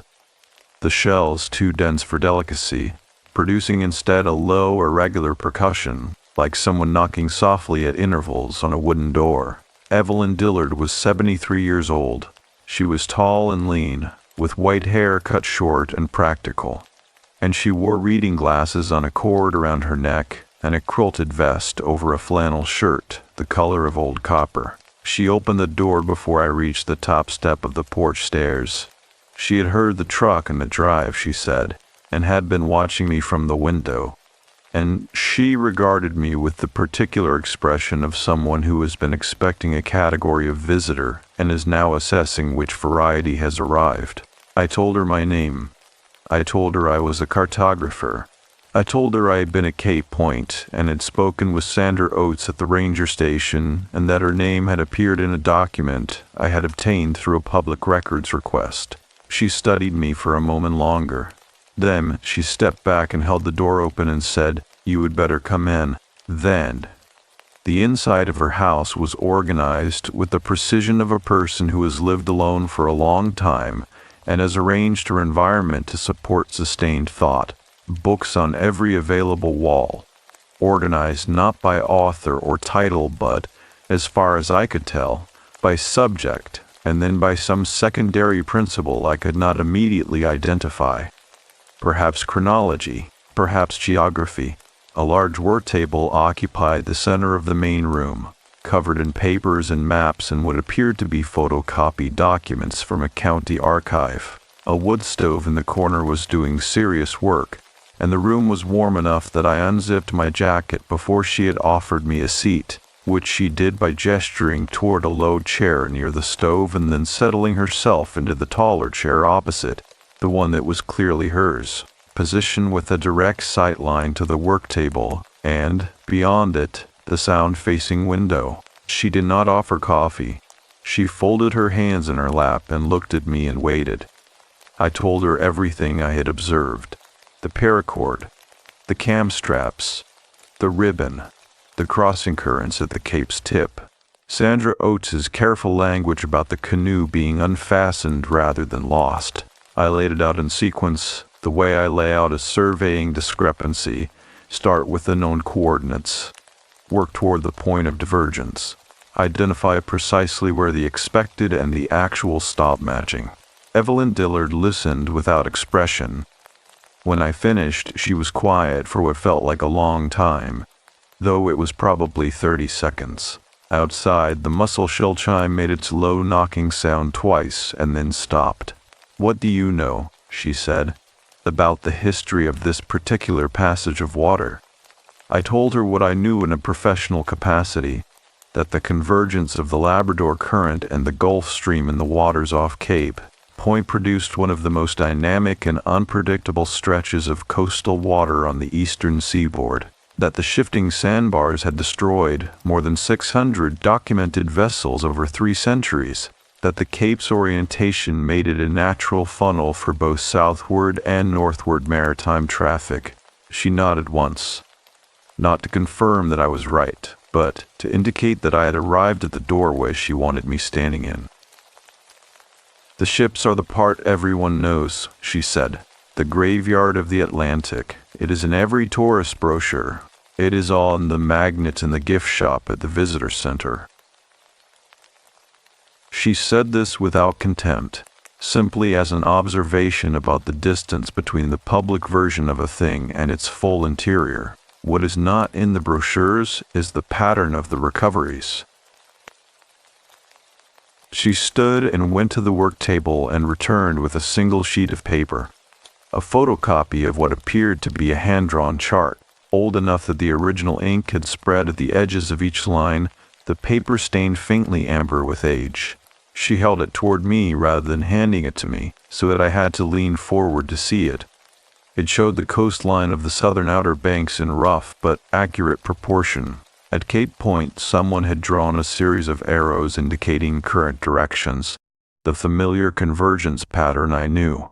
But overlaid on the current arrows were a series of small marks, each one a circle with a date written beside it. The dates ranged across more than a century, and beside each circle, in handwriting so small I had to lean further forward to read it, was a single word or short phrase: Canoe, 1891. Rowing skiff, 1923. Kayak, 1967. Small craft unknown, 1984. And at the bottom of the sheet, in ink that was clearly newer than the rest, added recently enough that it had not yet faded to match the surrounding text, Blue Canoe, January, this year. I sat back. She returned the sheet to the work table and came back to her chair. "Every mark on that chart," she said, "represents a small, human-powered watercraft that entered the convergence zone at Cape Point and was not recovered. Not wrecked on the beach, not found downstream, simply not recovered." She let that sit. The vessels in those cases were recovered eventually in most instances, downstream, on the Sound side, sometimes as far north as Oregon Inlet. But the people who had been in them, no. I asked how many marks were on the chart. 19, she said. That I have been able to document. I asked whether the Park Service knew about the chart. The ranger who called me, she said, was not interested in historical pattern. She was interested in the specific case. I told her what I'm telling you, and she thanked me, and the conversation ended. She looked at me steadily. "You are the first person who has come here in person." The wood stove made a low, settling sound, the fire adjusting to some new arrangement of the wood inside it. The room was very warm. I was aware of my own heartbeat in a way that I was not usually aware of it. Not fast, not alarming, just present, the wet percussion of it in my ears, reminding me that I was sitting in a warm room in a cold place being told something that I did not have a category for yet. I asked her what she believed happened at Cape Point. She was quiet for a long time. "The mussel shells knocked twice outside. I believe," she said, with the precision of someone who has thought carefully about the difference between what they believe and what they know, "that the convergence at Cape Point is not merely a physical phenomenon. I believe that what occurs there, in certain conditions, in certain seasons, with certain individuals, is a crossing, not a drowning, not an accident." She held my eyes. "A crossing, from one kind of being present in this world to a different kind." The January light through the sound-facing window was the color of old linen. Still, flat, perfect. "The ones who go," she said, "are not taken, they are received." I drove back to Buxton in the dark, through the stripped scrub and the pale highway and the wind that had shifted again and was now coming from directly behind me, pressing the truck south as if the island itself were applying a slow and deliberate hand to the back of my vehicle, moving me towards something it had already decided I should see. I did not sleep well that night, and in the hours before dawn, when the wind dropped to almost nothing and the cottage was as quiet as it ever got, I lay on my back in the cool second bedroom and thought about my brother, and about the Pisgah National Forest, and about the specific quality of the silence that follows when someone who should be in the world is no longer in it. and I understood, without wanting to, that I had not come to Hatteras Island because of Christopher Palmer at all. I have tried, in the 14 months since I left Hatteras Island, to identify the exact moment I understood why I had driven there, not the story I had told myself, the cartographer following a surveying discrepancy, the methodical mind pursuing a geometric anomaly, but the actual reason, the one that had been operating below the level of conscious decision since I had first read about a man from Arkansas driving 300 miles in the wrong direction with a canoe on his roof and a dog he had apparently left in the care of a neighbor before he departed. The dog was the detail I had not written in my notes. I had noticed it early and set it aside. The way you set aside the detail that hurts before you are ready to account for it. A man who makes careful arrangements for his dog before an extended solo wilderness trip is a man who intends to return. A man who makes careful arrangements for his dog and then drives 300 miles in the wrong direction and launches a canoe into one of the most dangerous convergence zones on the Atlantic coast is something else entirely, something I recognized, something I had been living alongside for 4 years without naming it. My brother's name was Aaron. He was 37 when he died. He was a high school biology teacher in Asheville, and he coached the cross-country team in the fall, and he made his own hot sauce from peppers he grew in 5-gallon buckets on his apartment balcony, and he had a laugh that arrived without warning and stayed longer than the thing that caused it. He was also, in the last 2 years of his life, a man who got very quiet in ways I told myself were temporary, situational, the kind of quiet that passes when circumstances improve, and the circumstances were already improving.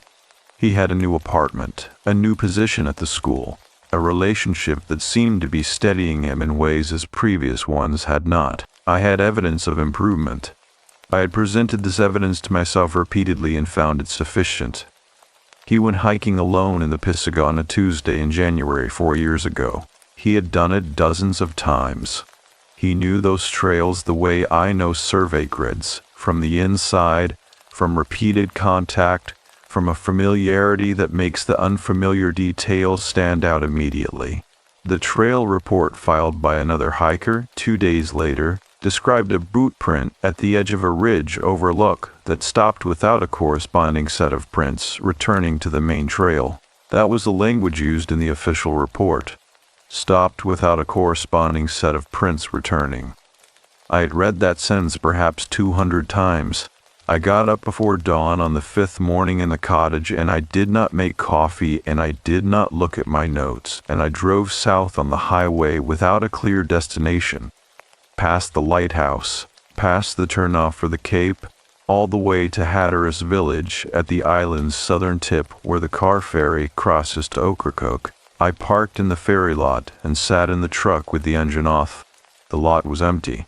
The Sound was directly in front of me, separated from the truck by a concrete barrier and a narrow apron of riprap, and the water in the early dark was completely still.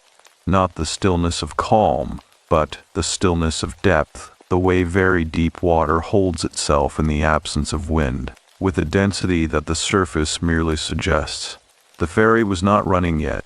The landing lights were on, reflecting in columns on the water, orange and white, perfectly vertical in the absence of any chop. I sat and looked at them for a long time. I thought about the night Aaron and I had driven to the Outer Banks together. I was 26 and he was 24, and we had come for a long weekend in October on the kind of impulsive plan that is only possible when you are young enough that impulsive plans have not yet failed you often enough to make you cautious.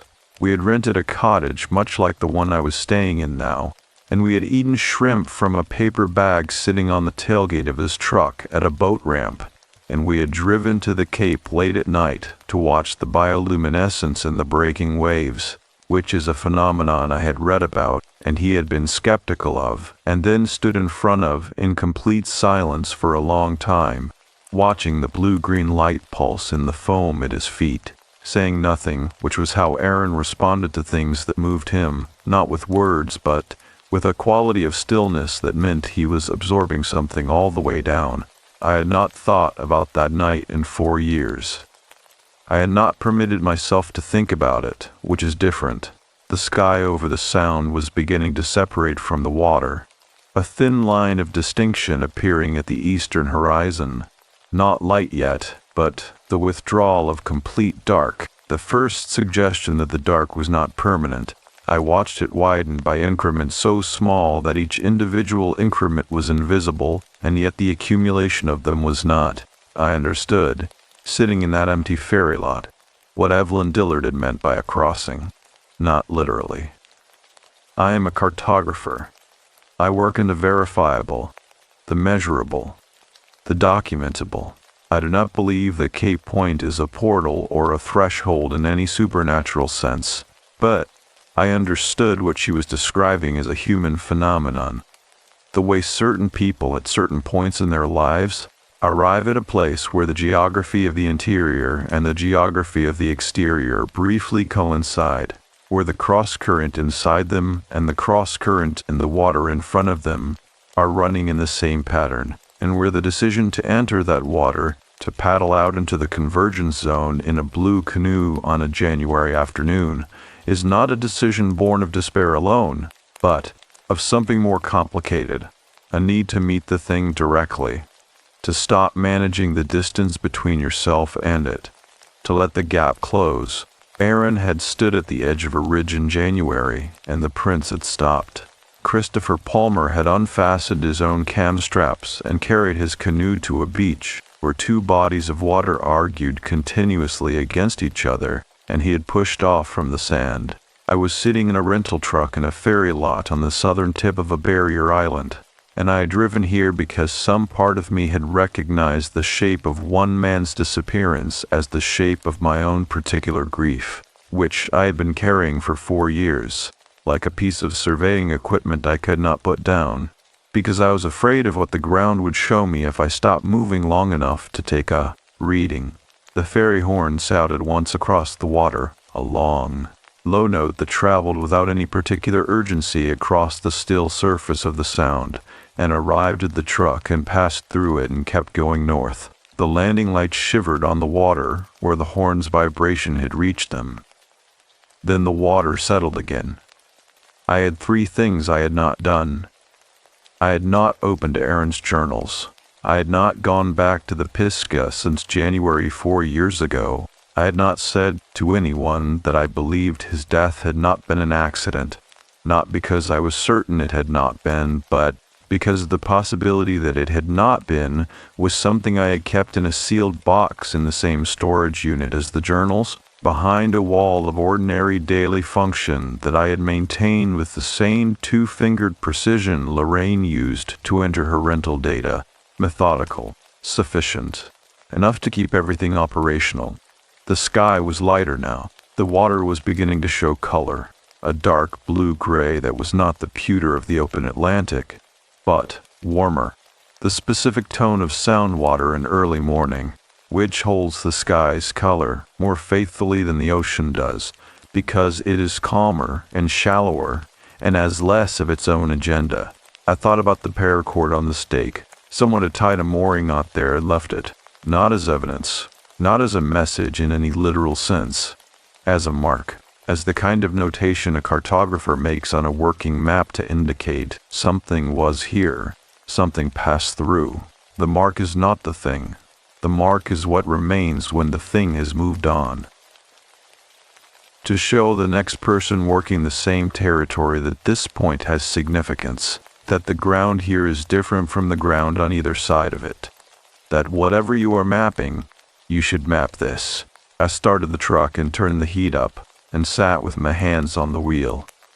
I was going to go back to Evelyn Dillard. Not today. I needed a day between what I had just understood and the next conversation. The way you need a day between opening a wall and beginning the repair. Not for rest, but because what you find inside a wall sometimes changes what the repair needs to be, and you do not want to start before you know the full extent of it. But I was also going to call my sister-in-law when I got back to the cottage. I was going to ask her if the journals were still where she had said they were, I was going to tell her that I thought I was finally ready to read them, which was probably not entirely true, but which was true enough to act on, which is the closest most of us get to ready when the thing we are approaching has been waiting for 4 years in a sealed box in a storage unit in Durham with a cracked rubber band around it.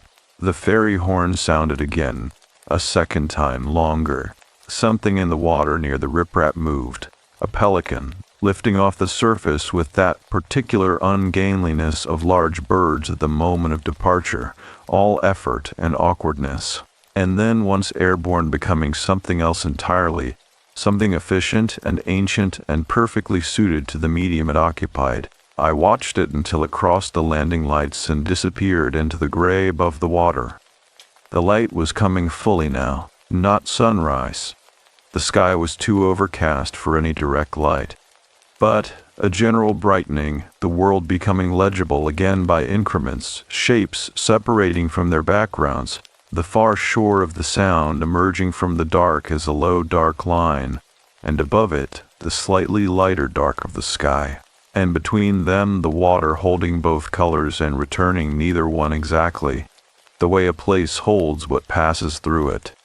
Not unchanged, not intact, but present in some altered form, for longer than you would expect.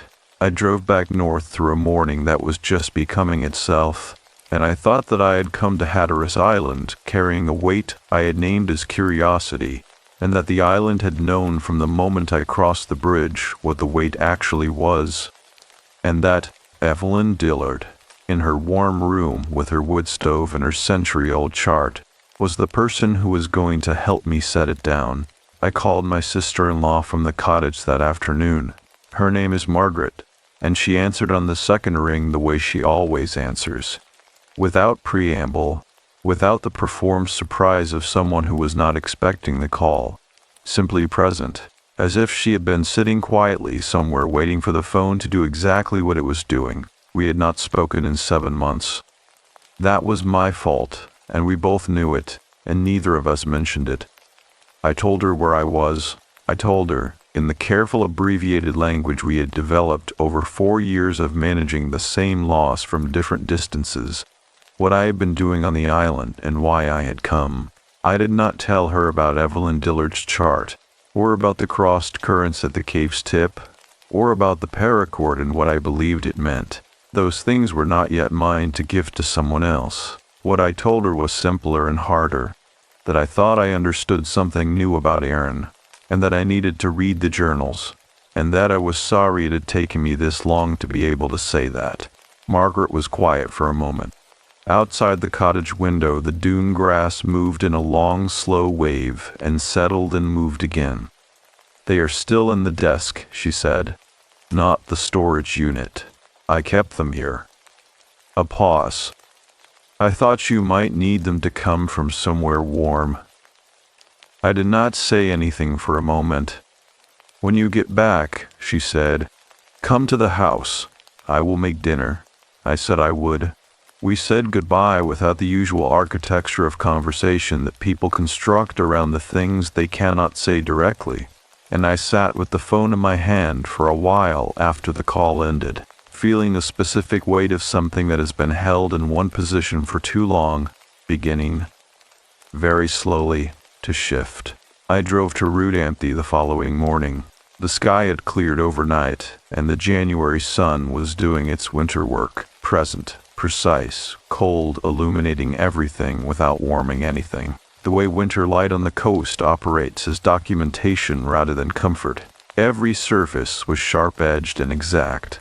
The Sound to my left as I drove north was a flat, hard blue, and the shadows of the utility poles fell across the highway in long dark lines at intervals so regular they felt like a notation system, a measuring grid laid across the road. Evelyn Dillard was on the porch when I arrived. She was seated in a low wooden chair with a mug of something and a book open across her knee, and she watched me park and walk across the gravel and climb the porch steps without altering her expression. She had been expecting me. Not today specifically, but soon. I could see that in the way she had positioned a second chair on the porch, angled toward hers, which had not been there on my first visit. "You went to the ferry landing," she said. I stopped at the top of the steps. "How did you know that?" "Because that is where people go," she said. "When they have understood something, they drove a long distance to avoid understanding." She gestured toward the second chair. "Sit down. It is cold, but the sun is useful." I sat. The sun was on the front of the house, and it was useful, the way she said, not warm exactly, but present enough to register on my face as a specific sensation, something to locate myself against. She set the book on the porch railing without marking her page. She had already marked her place some other way, or did not need to. She wrapped both hands around the mug and looked out at the narrow strip of road and the scrub beyond it, and past the scrub, the sound. "I want to tell you something about this coastline," she said. "That is not in the ranger reports and is not on my chart, and is not something I've said to the other 7 or 8 people who came here curious about one specific disappearance." She said this without looking at me. "I'm going to tell you, because you are the only one who came back." I said nothing. The mussel shells knocked twice against the porch eave. The Hatteras Island people, the original families, the ones who were here before the Park Service, before the bridge, before the tourism infrastructure made this place accessible to people who had not earned the knowledge of it through living here. They did not call the convergence zone at Cape Point a danger. Tividane drank from her mug. They called it a door. She paused, and I understood the pause was not for effect, but for precision. She was selecting the next words from a vocabulary she had built over decades of thinking carefully about the difference between what a thing is and what people call it. "Not a supernatural door," she said. "Not a mystical one." They were practical people, fishing people, people whose relationship with the water was entirely physical and entirely respectful. What they meant was simpler. They meant that the convergence zone is a place where the water does not obey the same rules as the water on either side of it, where the currents running in opposite directions create a third condition in the space between them, not north-running water and not south-running water, but a zone of turbulence that has its own logic, its own direction, which is neither north nor south, but down and inward. She looked at me now. They called it a door, because things that entered it did not come back through it in the same form. The water came back. The boat sometimes came back. The person. She stopped. The person came back changed, or did not come back at all. I asked her what she meant by changed. She held her mug in both hands and considered the question with the patience of someone who has held it herself for a long time. "There are accounts," she said, "in the family records I have access to through the Historical Society, of fishermen who entered the convergence zone during storms and were recovered downstream, alive, who came back to their families and resumed their lives." She paused. "But who were different after, in ways their families could describe specifically but not explain. Quieter, more present, less frightened of things that had previously frightened them, as if something that had been held at tension inside them had been not removed, but resolved." I thought about the word resolved, the way it belongs to both music and mathematics. The movement from dissonance to consonance. The answer that does not eliminate the question, but renders it no longer urgent. "The ones who did not come back," I said, "were not," she said carefully, "all lost against their will." She held my eyes. "This is the part I have not said to anyone. This is the part that the chart documents, but does not explain." She set her mug on the arm of her chair. Some of them went deliberately. With full knowledge of what the convergence zone was, with full understanding that a small craft entering that zone in those conditions was not likely to emerge from it intact. She paused. They went because they had something they needed to put down and no other way to put it down, and the water received them, and what the water received did not come back, but what had been held in them, what had been pressing against the inside of their lives for years, that was released. Into the current, into the zone, into the place where the water runs down and inward. She stopped speaking. The sun had moved enough that it was no longer fully on my face, but on my left side, and the right side of my face was in the beginning of shadow, and a distinction between the two sides was specific and exact. The winter light drawing a line down the center of me with characteristic precision. I told her about Aaron. Not everything.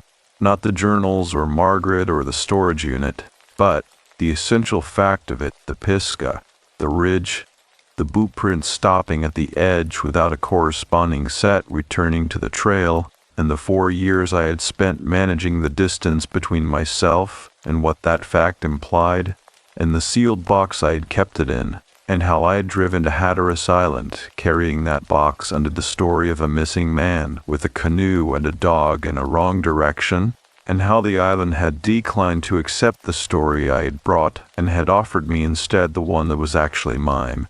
Evelyn Dillard listened. She did not move. She did not alter her expression in the ways that people alter their expressions when they are performing the receiving of difficult information. The small strategic adjustments of the face that signal empathy without requiring the listener to actually enter the weight of what they are hearing. She simply listened, fully, in the way that very few people are capable of listening, which is without any part of themselves reserved for the composition of the response. When I finished, she was quiet for what I think was nearly a full minute.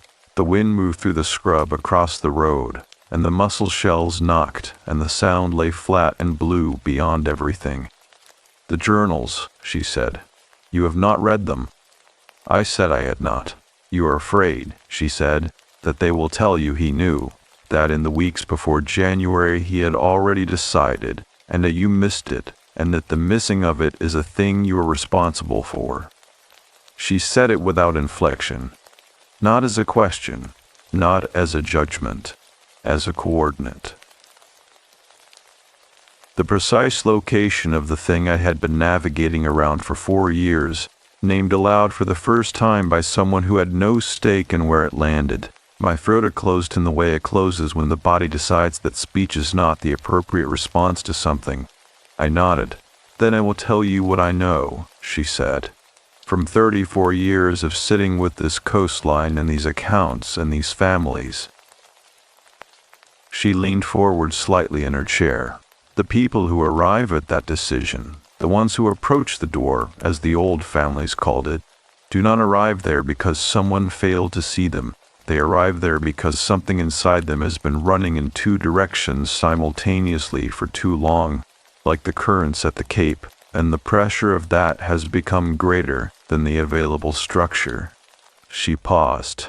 "You could not have seen it because it was not on the surface. It was running below. It always runs below." The shadow had crossed the central line and was now on most of my face. My hands in my lap were cold. I had not noticed them getting cold. "What you can do," she said, and her voice had changed register, quieter, slower, with the particular gravity of someone arriving at the thing they have been building toward, "is go and read the journals. Go and sit with what he left. Not to find evidence of what you missed. To find him. To find the parts of him that were running below, that he could not show you while he was here, that he may have written down precisely because he needed them to exist somewhere outside himself." She held my eyes steadily. "The journals are not a verdict. They are a gift. He kept them because some part of him wanted to be known, and you are the person he would have wanted to know him."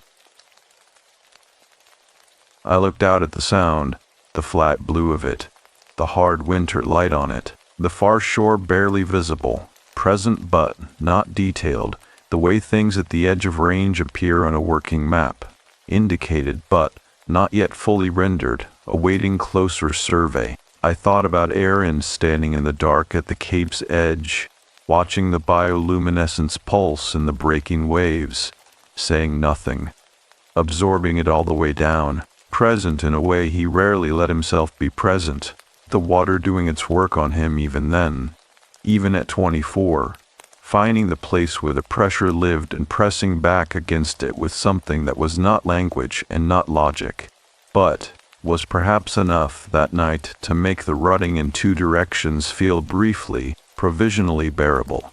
"There is one more thing," Evelyn Dillard said. She went inside and returned with a small object in her palm, which she held out to me. It was a length of green survey ribbon, folded twice. The color faded, but still identifiably green, still attached to a short section of the stake it had originally been wrapped around, broken off cleanly at the base. "I found it," she said, "on the Cape the morning after the truck was discovered. I'd picked it up without thinking about why. I had been holding it since January, waiting for whoever came to ask the right questions." She held it toward me. "I think it belongs with you now." I took it from her hand. It was lighter than it looked. It was lighter than almost anything I had held in 4 years. I drove south in the full winter sun with the green ribbon on the passenger seat beside me, and the shadow of the truck ran long and exact across the highway ahead, and I thought that the work Evelyn Dillard had just done in that conversation was the most precise and careful cartography I had ever witnessed. The mapping of interior terrain by someone who had spent 34 years learning to read it, and that I was going to need to go home and open the journals and let myself be shown the country I'd been afraid to enter. I want to be precise about what happened the evening I returned to the cottage, because imprecision would be a betrayal of it, not of the drama of it. There was no drama. That is the point. That is the thing I need to render accurately, because the absence of drama was itself the event, and I have spent enough time in my professional life understanding that the most significant features of a landscape are often the ones that do not announce themselves, the ones that are only legible when you have the correct instruments and the patience to hold them steady. I came in from the cold and hung my jacket on the hook by the door, and I did not turn on the overhead light. I turned on the small lamp by the couch, the one that threw its amber circle on the ceiling, and the room arranged itself in the warm half-dark, the way the room had arranged itself every evening I had spent in it. And it was not the same room it had been before I drove to Rodenthy. The walls were the same walls. The gas fireplace ignited with the same mechanical click. The thermos Lorraine had left on the counter, long empty and rinsed and set beside the sink, caught the lamp's light along its curved side and held it. I sat on the couch with the green ribbon in my hands. I did not do anything with it for a while. I held it the way you hold a thing when you are not yet sure of its nature, not tightly, not loosely, with a kind of open attentiveness, letting the object inform you of its own weight and temperature and surface before you decide how to relate to it. It was lighter than a letter. It was lighter than a stone from a riverbed or a shell from a beach, the kinds of objects people carry home from places that have mattered to them. It was lighter than almost anything, and yet it had been on that stake, in that wind, on that beach, on the morning after a man had unfastened his canoe and carried it into the convergence zone, and whatever that meant, in the precise and non-supernatural sense that Evelyn Dillard had been careful to occupy throughout our conversation, it meant that this small piece of faded plastic was the last mark the physical world had made of that morning before the morning became history. Outside, the wind had come up off the Atlantic. It was not the lateral probing wind of the previous days, but a direct wind, a front-facing pressure that leaned against the south side of the cottage, with an evenness that was almost like contact, like a hand pressed flat against the wall. The cottage absorbed it, the walls held, the lamp held its light. I thought about Aaron the way I had not permitted myself to think about him in 4 years, which is to say without the management, without the careful allocation of memory into safe zones. The selected images held at a distance that made them viewable without destabilizing the ordinary structure of a working day. I let him be present without the frame around him. I let him be 24 years old on a dark beach, watching blue light in the foam at his feet, not speaking because he was absorbing something all the way down, and I let him be 37 years old and quieter than he should have been, and I let him be the person who had grown hot peppers in 5-gallon buckets and written in 3 journals, and stood at the edge of a ridge in January and not come back. I let all of those be the same person simultaneously. This is harder than it sounds. The mind, when it is managing grief, has a strong preference for sequence, for the version of the lost person that existed in the last moment of contact, held in that position like a figure in a photograph, because sequence implies that one thing followed another, and that the ending was therefore in some sense earned by what preceded it, which makes it, if not acceptable, at least structural. The thing I had been unable to do for 4 years was let Aaron exist all at once. Let the 24-year-old and the 37-year-old, and every version between them, occupy the same space, simultaneously. Let the full dimensionality of him be present. Let him be a person rather than a last-known position. The fire made its low settling sound. I turned the green ribbon over in my hands. The plastic was smooth on one side where it had faced away from the stake, and slightly rougher on the other where it had been pressed against the wood, and along the fold lines it had begun to split, the way flexible material splits when it has been bent in the same place too many times. These were not meaningful details. They were the details of a piece of survey ribbon that had been wrapped around a stake and exposed to coastal weather for some number of days. But they were specific. They were the specific details of a specific object in a specific place. And specificity, I have found, is the only reliable instrument for making your way through interior terrain that has no other landmarks. I thought about what Evelyn Dillard had said about the people who came back from the convergence zone changed. Quieter, more present, less frightened of the things that had previously frightened them. The tension resolved. I thought about Christopher Palmer, who had spoken to his family on the 9th of January and who had seemed fine, and who had then driven 300 miles in the wrong direction and unstrapped his canoe and carried it to a beach at the tip of a barrier island and pushed off into a zone where 2 bodies of, quote, water ran against each other and down. I thought, I do not know what happened to him. I will never know what happened to him in the sense of a documented, verifiable sequence of events that a county sheriff could close a file on. What I knew was the shape of the approach, the wrong direction that was, from some other angle, exactly the right direction. The arrangements made for the dog. The phone left on the console, the door not fully latched, not because he was in a hurry or because he was distracted, but because latching it all the way would have meant something about return that he was not, in that moment, in a position to mean, and the cam straps, unfastened from above, deliberately released, not taken, received.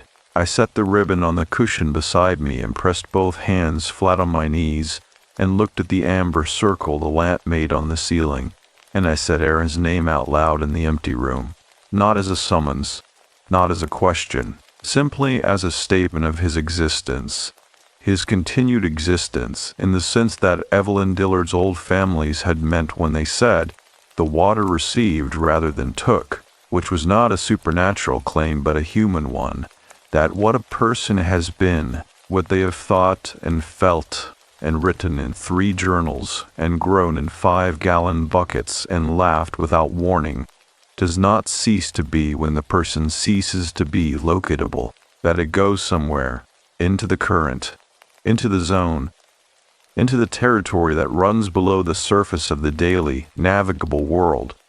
His name in the room was not dramatic. It landed quietly, the way the significant features of a landscape do not announce themselves. The lamp held its light. The fire held its warmth. The wind pressed against the south wall and the cottage held. Something in me, in the specific region of the chest where the unspeakable grief of 4 years had been filing its continuous low-level report, went quiet. Not gone. I want to be precise. Not resolved in the sense of eliminated. Resolved in the musical sense.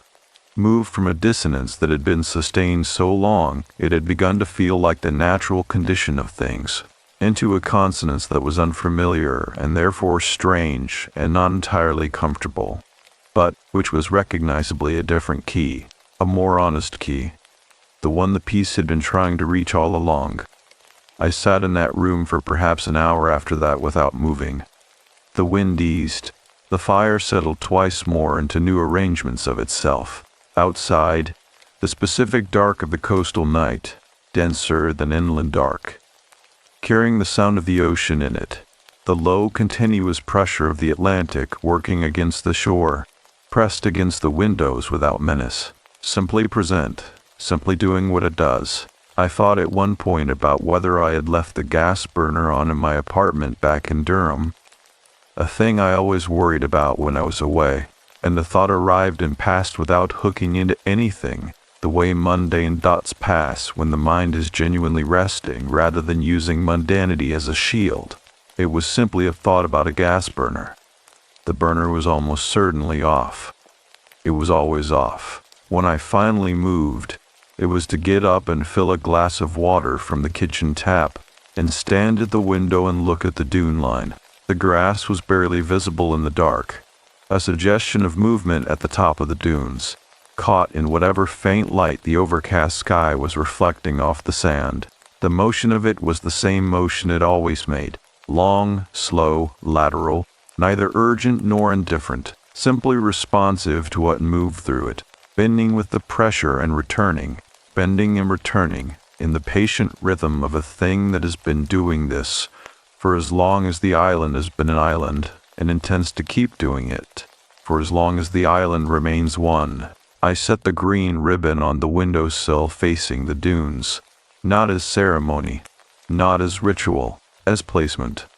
The cartographer's act of marking a point on the working map to indicate that something of significance occurred here, that this location should be noted in the record, that whoever works this territory after me should know that this point has weight. The ribbon was nearly invisible against the dark glass, but it was there, and it would be there in the morning when the light returned and made everything specific again, and I would see it and know that the evening had been real and that what had shifted in me had shifted. Outside, the ocean did its continuous work against the shore. The island lay between the water and the water, as it had always lain, holding its thin ground with the patience of deposit, built by accumulation, shaped by pressure, permanent in its impermanence.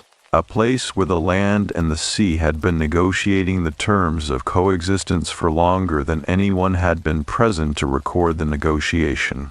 I had come here following the wrong direction route of a man I did not know, carrying a sealed box I had named as curiosity, and the island had taken the story I brought and held it in the convergence zone, where two things running in opposite directions create a third condition between them, and what had come back up from that zone was not the story I had arrived with, but the one that was actually mine. The lamp threw its amber circle. The fire held. The walls held. I went to bed and I slept, for the first time and longer than I could accurately count, without managing anything. In the morning the ribbon was still on the windowsill in the new January light, and the dunes were gold at their crests, and the sky was the clear pale blue that follows a night of sustained wind, and I knew it was time to pack my things, settle with Lorraine, and drive back to the mainland, not because the island had finished with me, but because what it had given me needed now to be carried home and used. The rain was in the gravel parking area when I carried my bag out to the rental truck the following morning, doing something practical with a length of garden hose that had apparently frozen overnight and needed to be coiled and brought inside before it cracked. She worked at it with the efficient focus of someone who has been managing property in a coastal climate for long enough that frozen hoses are simply an item on a January list, neither surprising nor particularly inconvenient. Just a thing that needed doing before the next thing that needed doing. She looked up when I set my bag in the truck bed. "Heading back," I said. "I can see that," she said. Not unkindly. She finished coiling the last section of hose and set it against the cottage foundation. "How long were you here?" 6 days? I told her 6 days, yes. She nodded, as if 6 days were an amount she recognized. A specific quantity that had shown up before, and that she understood the dimensions of. Some people need 3, she said. Some need 2 weeks. 6 is usually about right. I was not entirely sure what she meant, and I did not ask, because I had the sense that asking would produce a more complete answer than I was prepared to receive at 8 in the morning in a gravel parking area with a frozen hose and a rental truck idling behind me. Some knowledge arrives better through accumulation than through direct delivery. I thanked her for the cottage and for the coffee she had left on the first day. She shook my hand again with the same business-like grip and told me the south-facing cottages were usually available in March if I wanted to come back when the light was different. She said this the way she said everything, matter-of-factly, without any particular weight attached to the words, as if returning were simply one of the available options, and she was naming it for completeness. I drove north. The island in the morning after a clear cold night had a quality I had not seen in my 6 days there. A sharpness that was almost aggressive, the kind of clarity that belongs to coastal winter when the air has been scoured clean by sustained wind and the sun arrives without any atmospheric interference between it and the ground. Every dune edge was precise, every shadow was exact.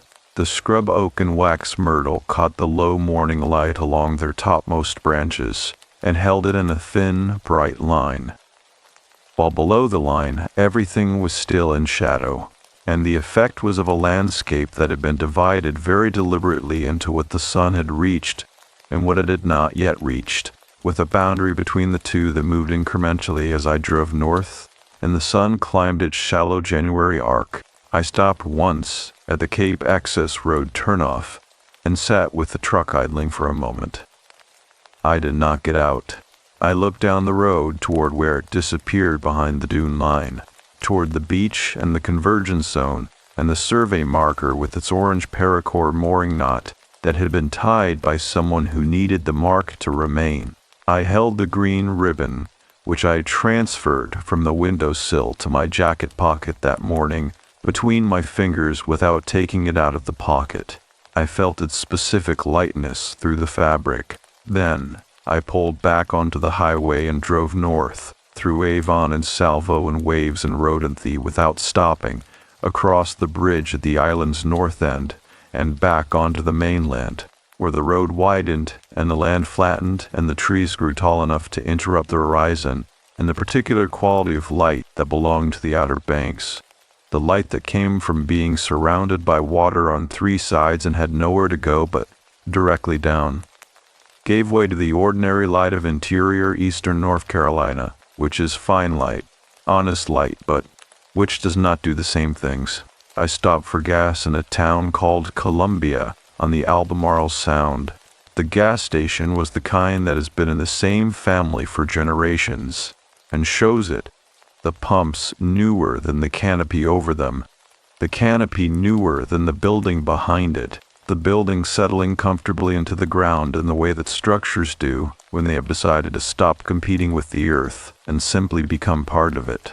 A man about my father's age came out to ask if the pump was getting me trouble, which it was not, and when I said so he nodded and went back inside without further conversation, which was the correct amount of conversation for 8:30 in the morning at a gas pump in a small town in January. I bought a cup of coffee from the machine inside, and stood at the window and drank it, and looked at the sound through the tree line across the road. The Albemarle is not the Atlantic, and it is not the Pamlico Sound. It is wider than the Pamlico and calmer, a broad shallow body of water with a quality of stillness that the coastal sounds do not have, sheltered from the wind by its own geography. It was silver in the morning light and entirely flat. Looking at it was like looking at a mirror laid on the ground, reflecting a sky that was paler than the sky actually was, as if the water were remembering a previous sky and rendering that one instead. I thought about Evelyn Dillard, and about whether I should call her before I left the outer coastal plain entirely. I had her number on a card she had given me when I left her porch. A plain white card with her name and a phone number and nothing else. No title, no address, which I had understood to mean that the address was findable by anyone with the right questions and the willingness to ask them at a post office. I decided I would write instead, when I was home. Writing was the right instrument for what I wanted to say to her, which was not thank you exactly. Thank you was too small and too transactional for what she had given me in those 2 conversations. But something closer to acknowledgement. The recognition of one person working carefully in difficult terrain by another person who understands what that work costs. I finished the coffee and got back in the truck and drove west and north through the rest of the day. I arrived in Durham at 4:15 in the afternoon. The city had the specific quality of a place that has been going about its business without you and will continue to go about its business regardless of what you bring back with you, which is the quality that makes cities both alienating and reliable. My apartment was cool and slightly stale from 6 days of closure. I turned the heat up and opened one window 2 inches to let the stale air out and the January air in, and I stood in the kitchen and looked at the space where I had been living and tried to see it the way you see a place when you have been away long enough to have temporarily lost the habit of it. It looked ordinary. It looked like the apartment of a person who works carefully and lives alone and has good intentions toward both things. The books were where I had left them. The survey maps I'd been working on for the county contract were rolled in their tubes on the work table. A mug I had rinsed before leaving was still in the drying rack beside the sink, exactly where I had set it, waiting with the patience of objects for the person who had placed it to return and make use of it again. I took the green ribbon from my jacket pocket and set it on the windowsill above the kitchen sink, facing the window. The window looked out onto the building's interior courtyard, which had a single large water oak at its center, bare in January, its branches making their complex irregular pattern against the pale city sky. The ribbon on the windowsill was very small against the window, and the courtyard in oak, and the sky beyond them. I left it there. That evening I drove to Margaret's house. She lived 20 minutes north of me, in a neighborhood of older houses on large lots, where the trees had been growing long enough to arch over the road in summer, and to stand, in January, as a corridor of bare branches through which the street lights made shifting patterns on the pavement. Her house was lit from the inside with the warm, specific light of a house where someone has been cooking, and I could smell something with rosemary in it before I reached the porch steps. She opened the door before I knocked. She looked at me for a moment in the porch light. She was 51 years old, with gray beginning at her temples that she had stopped managing some time ago, and she had Aaron's particular quality of full attention, the ability to look at a person without any reservation held back, without any portion of the gaze redirected elsewhere. It was the thing about her that had always made me slightly uncomfortable in the years when I was managing the sealed box, because full attention is the natural enemy of careful management. "You look different," she said. I told her I was not sure I was yet, but that I thought I was beginning to be. She nodded as if that were a sufficient answer, and held the door open, and I went inside. The house was warm and smelled of rosemary and something roasting slowly, and the table was set for 2, and on the table beside my place setting were 3 notebooks, stacked in the order they had been written, the earliest on top, its cover worn at the corners. A blue spiral-bound notebook with a cracked spine that told me it had been opened and read many times, which meant Aaron had returned to it as he wrote the later ones, which meant something about the continuity of the thought running through all 3 that I was not yet ready to fully absorb, but which registered as important, as a feature on a map that you note before you are prepared to survey it in detail. I sat down, and Margaret brought food from the kitchen, and we ate together and talked about ordinary things. Her garden in winter, a book she was reading, a repair the house needed that she had been putting off. We talked about Aaron twice, briefly, in the way that people who've been separately carrying the same loss can talk about it when they are finally in the same room with it, not performing the grief for each other, not managing it, simply acknowledging that it was present at the table with us, and that this was all right, that it had a place there, that it did not need to be in a sealed box in a storage unit with a cracked rubber band around it in order for the rest of the meal to proceed. After dinner, I carried the journals to the couch, and I opened the first one. Erin's handwriting was smaller than I had expected and more careful. Not the loose, fast hand of someone writing for speed, but the deliberate hand of someone who was writing to preserve something precisely, to make sure it survived the transcription from interior to exterior in the form he intended. The first entry was dated 2 years and 3 months before he died. He had written at the top of the first page, in slightly larger letters than the rest, "Things I am trying to understand."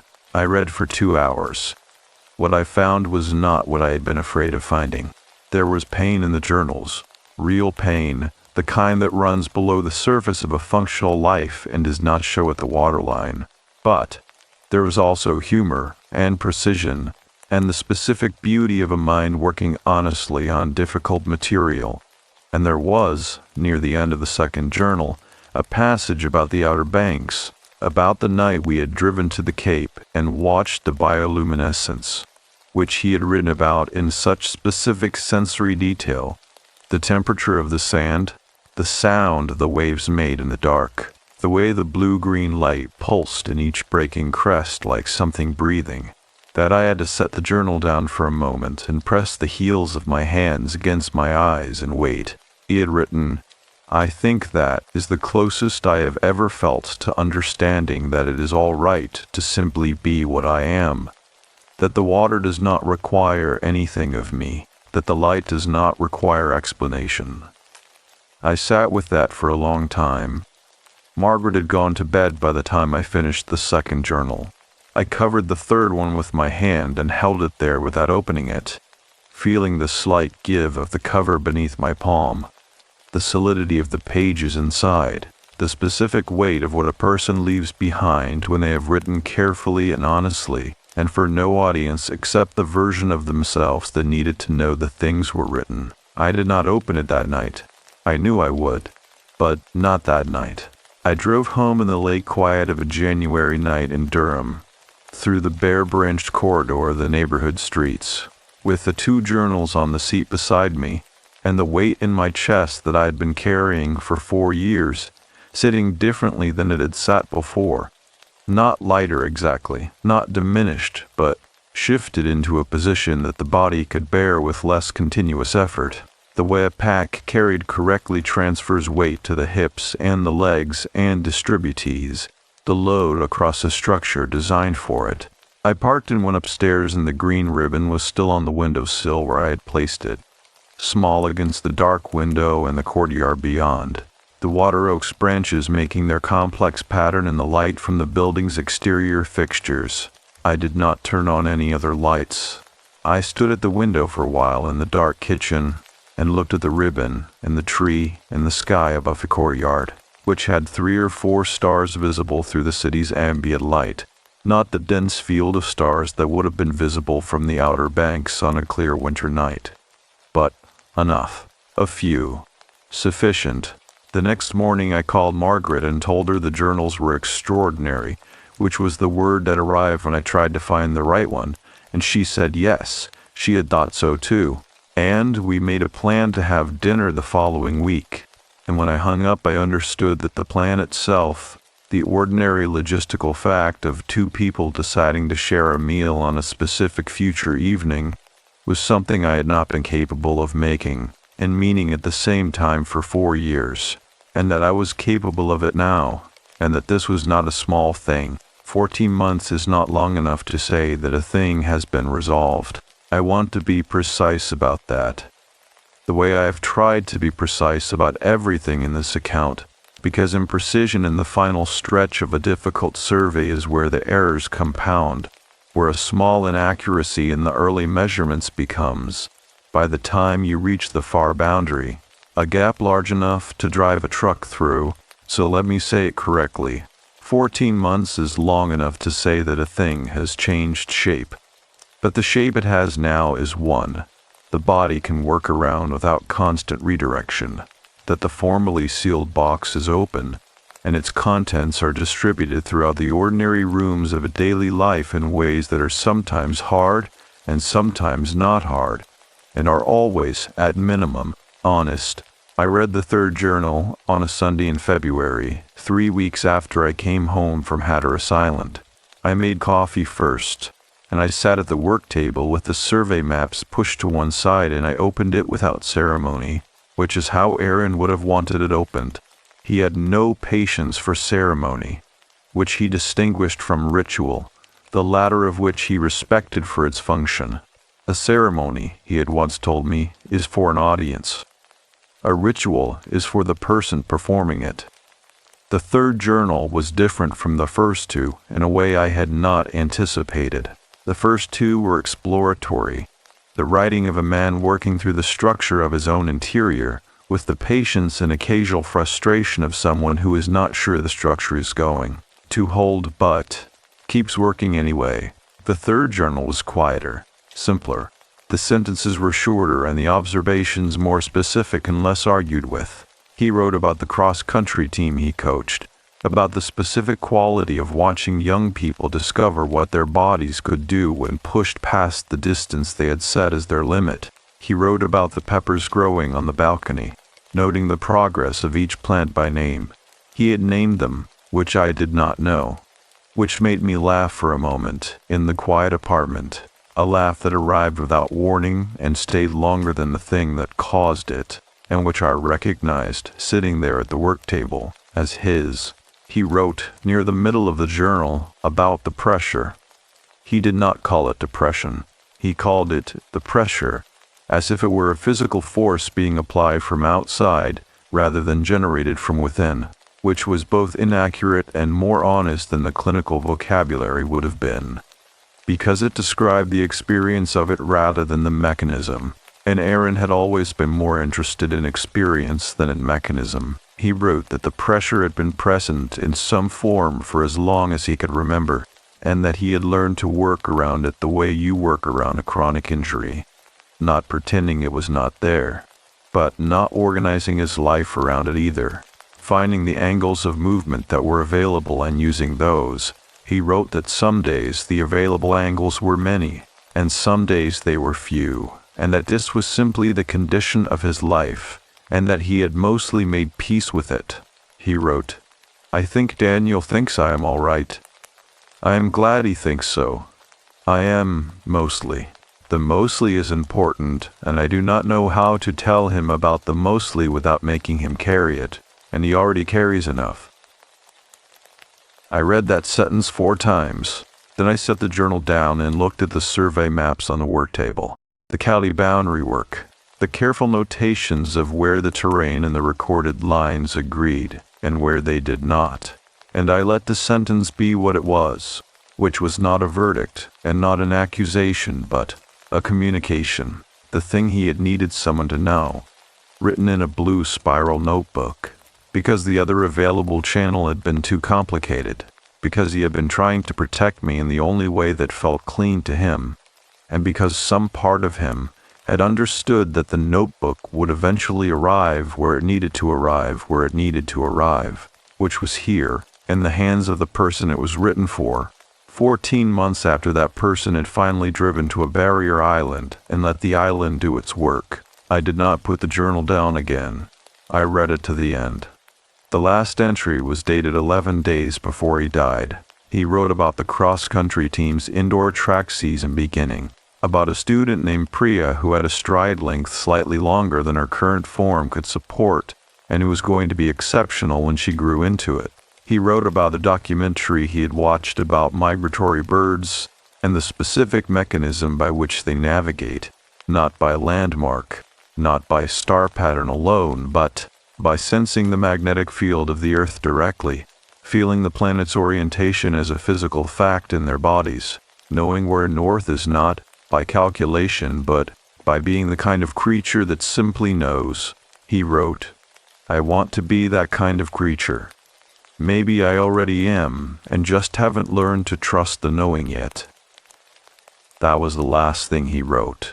I sat with it for a long time in the February quiet of my Durham apartment, with the coffee going cold beside me and the water oak bear in the courtyard, and the green ribbon still on the windowsill and 3 journals stacked on the corner of the work table, and I thought that the last entry was not the writing of a man who had decided anything irrevocably. It was the writing of a man who was still trying to understand how to trust his own navigation, who was still, 11 days before January, working the problem. I do not know what happened in those 11 days. I will not know. That is the remaining gap on the map, the territory that was not recorded, that I cannot survey, that I have to mark with the notation surveyors use for ground they cannot access, approximately, that the ground is approximately like the ground on either side, that the boundary runs approximately where the evidence suggests, that the distance between where he was at the last entry and where the boot print stopped at the ridge is approximately the distance between still trying and no longer able, and that the space between those 2 positions is where the pressure that he called the pressure finally exceeded the available structure. This is not a conclusion that gives comfort. I am not writing toward comfort. I am writing toward accuracy, which is the only thing I have ever known how to write toward, and which is the thing Aaron would have respected most. Not the version of his story that made me feel better, but the version that was true. What changed in the 14 months after Hatteras Island was not the story. The story is the story it always was. What changed was my ability to hold it without the sealed box, to let it be present in the ordinary rooms of my life without requiring constant management, without the daily allocation of energy toward keeping it in its designated location and away from everything else. The box is open. The contents are distributed. Some mornings I pick up the 3rd journal and read a few pages before I start work. Some mornings I do not. Some evenings I call Margaret and we talk about Aaron, and it is hard, and it is also increasingly something that resembles normalcy, the kind of normalcy that incorporates loss rather than organizing itself around the avoidance of it. I finished the county boundary contract in March. In April, I took a week and drove to Asheville, which I had not done since Aaron died, and I walked through the neighborhood where he had lived, and I ate at a restaurant he had mentioned in the first journal as his favorite place to think.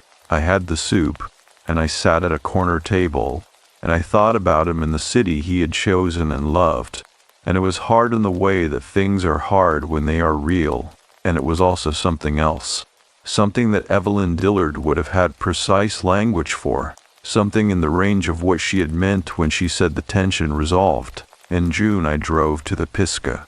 I had told myself for 4 years that I would go when I was ready, which had been a way of ensuring I never went, because ready is a standard that can be perpetually deferred whenever the thing you are being asked to be ready for is the thing you are least capable of approaching. I went in June, not because I was ready, but because I had read in Aaron's first journal that he had loved the Pisgah in June. That June in the southern Appalachians was when the rhododendron bloomed on the ridge lines, and the color of it against the green was something he had never been able to adequately describe, which was one of his few admitted failures. I drove up on a Tuesday morning, and I hiked the trail he had been on. It took me 4 hours round trip. The rhododendron was past its peak, but still present at the higher elevations, the blooms going from deep pink to pale at their edges, and the color of them against the green was exactly what he had failed to describe, which I now understood to be a failure that was actually a success. That some things remain in the category of experience rather than language, and that this is not a deficiency but efficiency, the proof that the experience was complete in itself, and did not require conversion into another medium to be real. I stood at the ridge overlook for a long time. I did not look at the edge. I looked out at the ridge lines receding south and west, each one a slightly paler blue than the one in front of it, the way ridges do in the southern Appalachians, each one becoming more atmospheric, more approximate, more like an idea of a ridge than a ridge itself, until the furthest visible ones were barely distinguishable from the sky they interrupted. A surveyor's challenge, the horizon always implying more territory beyond itself. always suggesting that the map extends further than the current sheet, that there is ground ahead that has not yet been rendered. I said his name once, quietly, into the open air above the ridgeline, where it dispersed immediately into the general silence of a mountain June, which is not a complete silence but a composed one, the wind and the rhododendron leaves, the distant sound of water somewhere below in the hollow, a bird I cannot identify making a repeated two-note call that echoed once and then was absorbed. Then I turned and walked back down the trail. In September, I submitted the account of the Hatteras Island investigation, such as it was, such as I could honestly call it, to a small journal that publishes work on landscape and memory, and the American places where the two intersect. The editor wrote back to say that it was not quite journalism, and not quite memoir, and not quite cartographic essay, which was accurate, and that they wanted to publish it, which I had not expected. I needed a title. I sat at the work table with the green ribbon on the windowsill behind me, catching the September morning light, which in Durham in September is the color of old honey, warm and specific and richer than the winter light I had carried it home through. I looked at the ribbon for a while, and then I looked at my notes, and then I looked at the survey maps I had been working on, and the title arrived without effort in the way that titles arrive when the work is genuinely finished and knows its own name. I wrote it at the top of the document. The water keeps what it wants.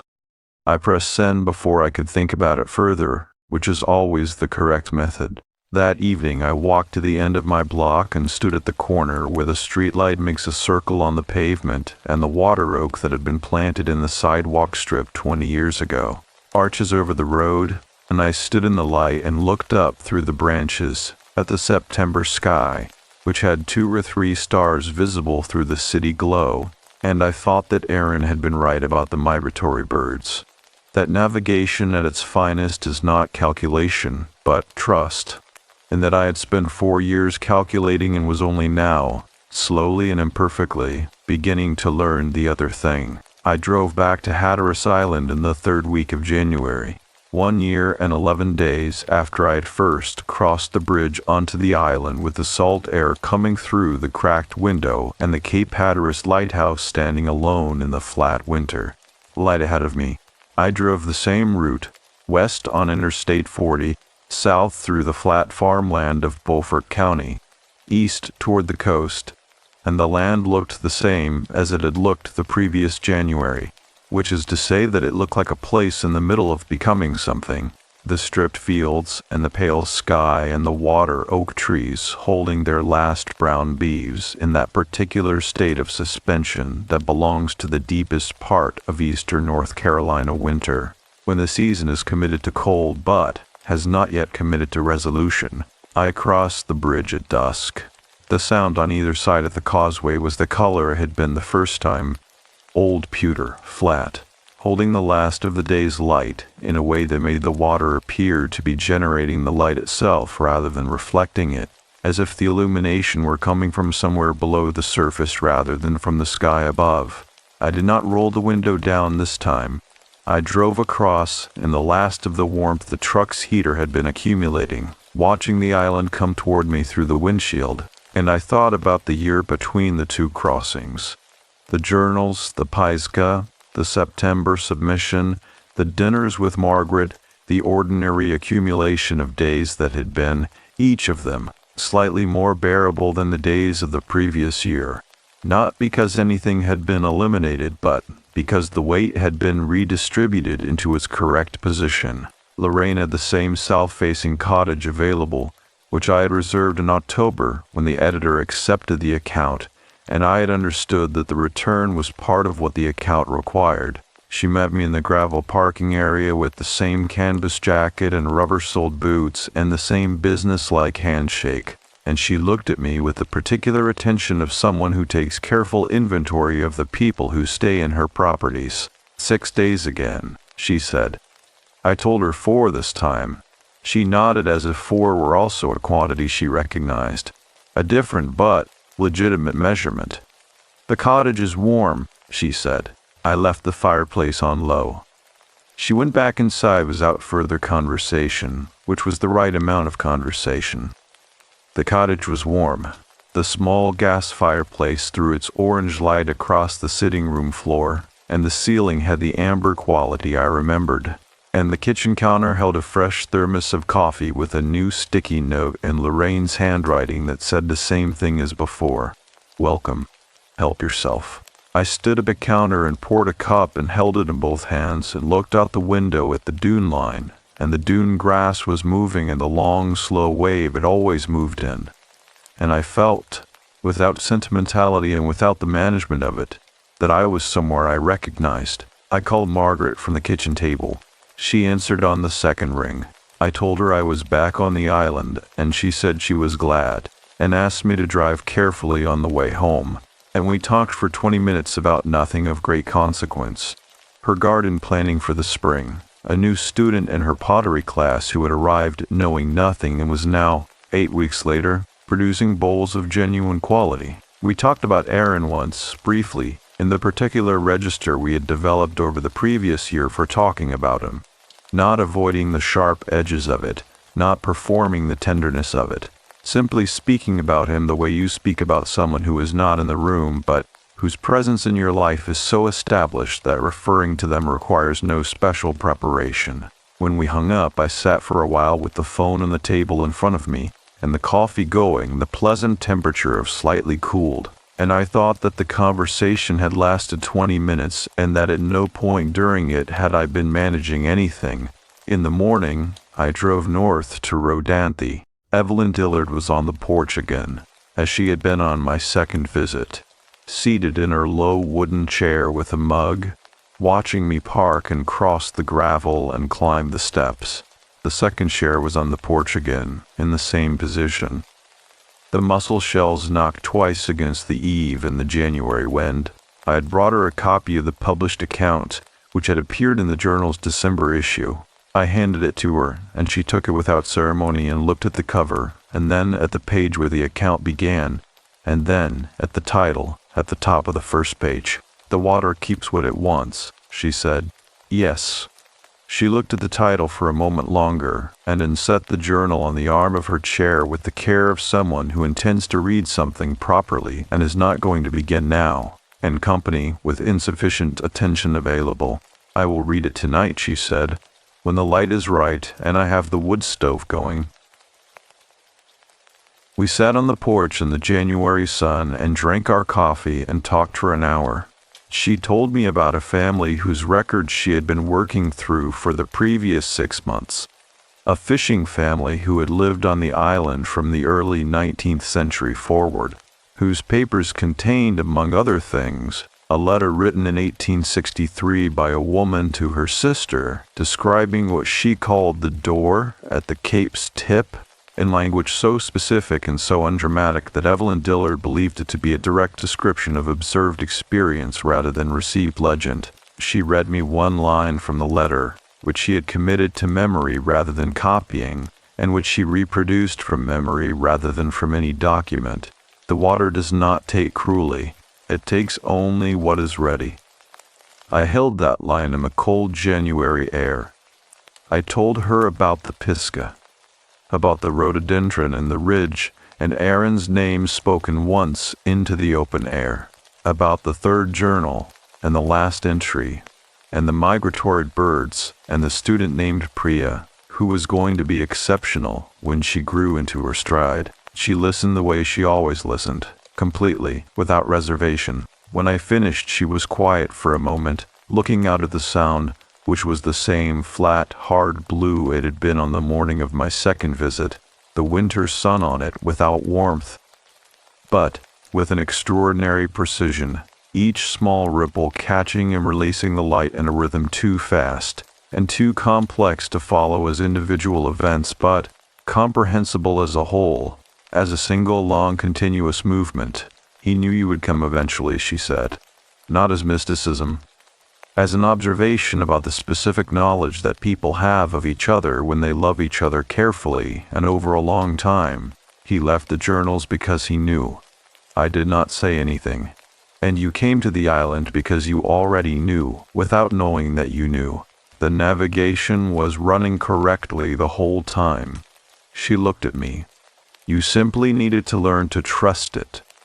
The mussel shells knocked 3 times and then went still. I left Rodanthe at midday and drove south. I stopped at a gas station in Waves and bought a bottle of water and stood at the truck in the thin winter sun and drank half of it slowly, feeling the cold of it go all the way down, feeling the specific aliveness of being a body in January on a barrier island with cold water in it and salt air around it and a road in both directions and no particular urgency about which direction to take first.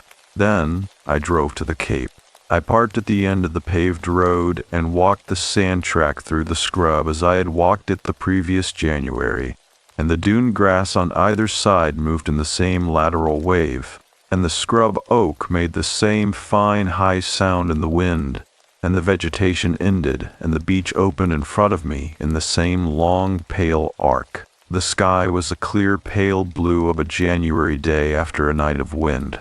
The water at the break line was dark and active, the crossing currents producing their characteristic crosshatch beyond the break, the 2 opposing forces creating the third condition in the space between them. I walked to the survey marker. The orange paracord was still there. 1 year of coastal weather had faded it further. It was salmon-colored now, where it had been orange, the UV and the salt air having done their slow work. But it was still tied, still knotted in the clove hitch that someone had placed with deliberate hands on a morning I had not witnessed, and could not document, and had spent a year thinking about. The knot had not loosened. The post had not shifted. The mark remained. I crouched beside it and took the green ribbon from my jacket pocket. I had carried it for a year. From the cottage windowsill, to the Durham apartment windowsill, to the Pisgah Ridge, to the September submission, to the October reservation, to this January beach, always in the left pocket of this particular jacket, which is the pocket I reach into by habit, and which therefore meant the ribbon was present at every moment I needed something to locate myself against. It had been my survey marker, the thing I set in the ground to indicate. Something of significance occurred near this point. Work from here. I held it in my palm for a moment. The wind was coming off the Atlantic directly, the same front-facing pressure I had felt on the last night of my first visit, pressing against whatever it encountered with an evenness that was almost like a tension. The sound was at my back, invisible across the island's narrow width, present as a sensation in the sternum rather than a sound in the ears. Between them the island held its thin ground, the sand beneath my boots shifting slightly under my weight and adjusting and settling as it always does, finding the new configuration that the applied pressure requires. I tied the green ribbon to the stake below the orange cord, not instead of it. Below it, 2 marks on the same post, the one that had been here before me, left by someone whose story I had followed to this beach and whose full story I would never have, and the one I was adding now, which was mine to add, which was the mark of a man who had carried a sealed box from Durham to Hatteras Island, and back to Durham, and to the Pisgah, and back to Durham again over the course of a year, and had, in that year, opened the box and distributed its contents, and learned to carry the weight in its correct position. The double bow I tied was not a mooring knot. It was not trying to say what the clove hitch was saying. It was a different notation in the same language. Not here something was received, but here something was returned. Not lost, but placed deliberately in a location where the ground was known to have significance, where the survey record already indicated that this point had weight. I stood. The wind pressed against me and the foam moved to the waterline and the cross-current churned beyond the break in its complex, ancient, indifferent pattern. The brown pelican came in low from the north, following the break line with the perfect efficiency of a creature that knows exactly what it is and where the water is and where the fish are in the water, riding the air above the surf with minimal adjustment, minimal effort, all the work done internally and invisibly, the visible portion of the flight being only the result of it. I watched it until it passed the cape's tip and disappeared around the curve of the shore. Then I turned and walked back up the beach toward the access road, and the dune grass moved on either side of the track in its long, slow wave, and the January light came down clean and cold and exact onto everything it touched, and the island lay between the water and the water as it had always lain, thin and specific and indifferent to its own impermanence, holding its ground by accumulation rather than by solidity, by the patient addition of one thing to another over enough time that the result, from a sufficient distance, resembles permanence, which is all that permanence has ever been. Looked at closely enough, I got in the truck. I drove north through the island's full length, past the lighthouse, past Buxton, past Avon and Salvo and Waves, past Lorraine's cottage with its dune grass and its gas fireplace and its thermos on the counter, past the small cemetery where 3 headstones leaned at angles the ground had chosen, past the tackle shop and the closed seasonal market, through Rodenthy where Evelyn Dillard was sitting by her wood stove with a journal open in her precise and careful hands, and across the bridge at the island's north end back onto the mainland, where the land widened and the trees grew tall and the horizon filled in, and the specific coastal light gave way to something ordinary and sufficient. The green ribbon was on the stake at Cape Point. It would weather. It would fade. The salt air and the January wind and the accumulation of seasons would work on it the way they work on everything at the tip of that island, and at some point it would be gone, and the stake would hold only the salmon-colored cord, and then at some further point that too would go, and the stake itself would eventually be replaced, and there would be no physical record that either mark had been there. This did not concern me. The record was in the account.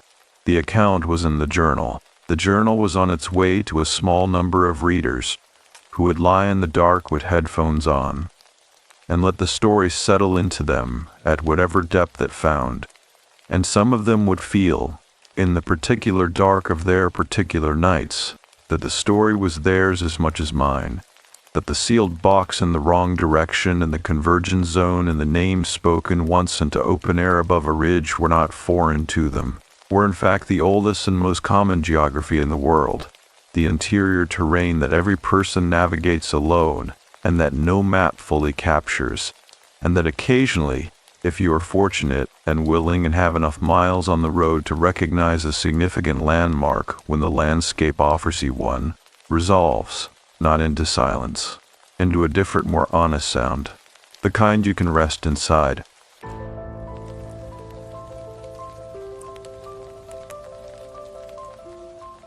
What the lake keeps. I should tell you that I drove up alone. That detail matters more than it seemed to at the time. I did not plan to drive up alone. My sister had agreed to come with me.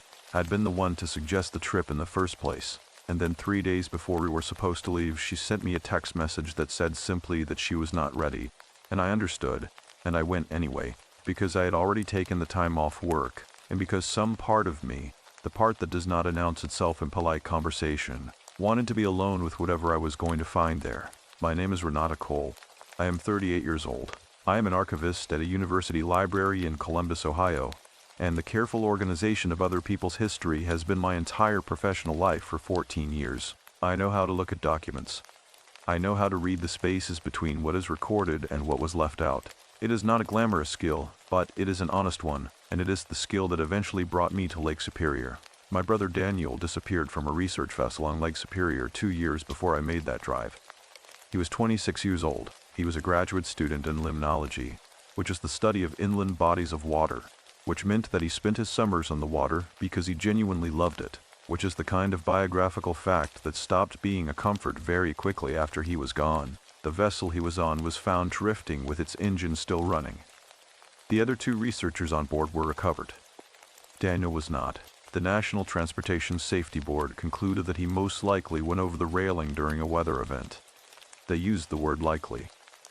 That word has been living inside me ever since. I drove north out of Columbus on a Saturday morning in early October, and by the time I crossed into the Upper Peninsula of Michigan, the sky had changed. In Ohio, October is a gray and settled thing. Up here it was something sharper. The clouds moved differently.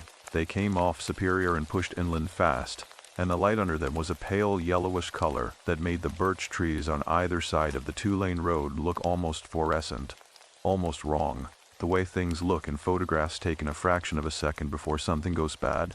I stopped for gas outside of Newberry, at a station that also sold pasties from a warming case behind the counter, and I bought one because I was hungry, and because the woman behind the counter had wrapped them in wax paper and tied them with actual string, and that level of attention to something so ordinary felt like a kindness I had not expected. The pastry was thick and hot, filled with beef and rutabaga, and I ate it in the car with the heater running while sleet moved briefly across the windshield and then stopped. As if reconsidering, I should have turned the car around at that gas station. I know that now. I did not turn around. I pulled back onto the road and drove the last 70 miles to Munising with the heater on and a paper cup of coffee going cold in the cup holder. And I thought about Daniel the way I always thought about him on long drives. Not in words, but in images, specific and out of order. The way he laughed at his own jokes before he finished telling them. The particular squint he got when he was reading something that interested him. The one voicemail I had saved on my phone that I had not been able to delete in 2 years. Not because of what he said in it, which was only that he was going to be late to our mother's birthday dinner, and could I cover for him, but because of the background noise, which was clearly water, and the sound of wind, and his voice entirely unbothered by either. Munising sits on the southern shore of Superior, tucked against the curve of the bay with the pictured rocks cliffs rising to the east like a cathedral that has been standing since before the continent decided what it wanted to be. I had rented a cabin 3 miles outside of town from a woman named Harriet Vogel, who had described it in her listing as rustic and honest, which turned out to be accurate. The cabin was small, wood-framed, built sometime in the 1950s, with a stone fireplace that took up most of one wall and a screened porch that faced due north toward the water. You could not see the lake from the porch. The tree line blocked it. But you could hear it. That was the first thing I noticed when I stepped out of the car and stood in the gravel driveway with my bag at my feet. The sound of the lake. Not waves, exactly. More like the lake breathing. A low, rhythmic pressure against the shore that you felt in your chest more than you heard with your ears. It was the sound of something enormous and patient. And it had been making that sound continuously for 10,000 years, and it did not care at all that I had driven 6 hours to stand at the edge of it. I carried my bag inside. The cabin smelled of pine and something faintly mineral. The same iron and cold stone smell I had noticed in the air outside. The fireplace had been laid with wood already, and I lit it with matches from a tin box on the mantel. And within 20 minutes, the single main room was warm enough that I took off my coat. I found a wool blanket folded over the arm of the couch, and pulled it across my lap when I sat down. And the weight of it was exactly the right weight, and for approximately 4 minutes I felt something that resembled peace. Then the light changed outside. The pale yellow went gray, and then the gray went dark, and the sound of the lake got louder, and I realized that I had not eaten anything since the pasty in Newbury, and that I needed to go into town for groceries, and that I did not want to leave the cabin now that it was warm. I went anyway. Practical needs have a way of overriding everything else. Munising in October is a town that has put its tourist season to bed. The kayak rental shops were shuttered. The fish and chip place near the marina had a sign in the window that said it would reopen in May. The grocery store was open, and I bought coffee and bread and eggs and a bottle of red wine, and the man behind the register did not ask what brought me up here in October, which I appreciated, because I did not have a clean answer. On my way back to the car, I walked past the marina without meaning to. The docks were mostly empty. A few boats remained, tarped and heavy-looking, and the water between them was very dark.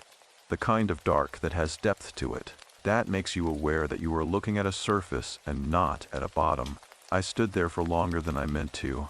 There was a notice board near the dock entrance, the kind with a plastic cover over faded paper announcements, and one of the papers had been there long enough that its edges had gone brown. I did not read it closely.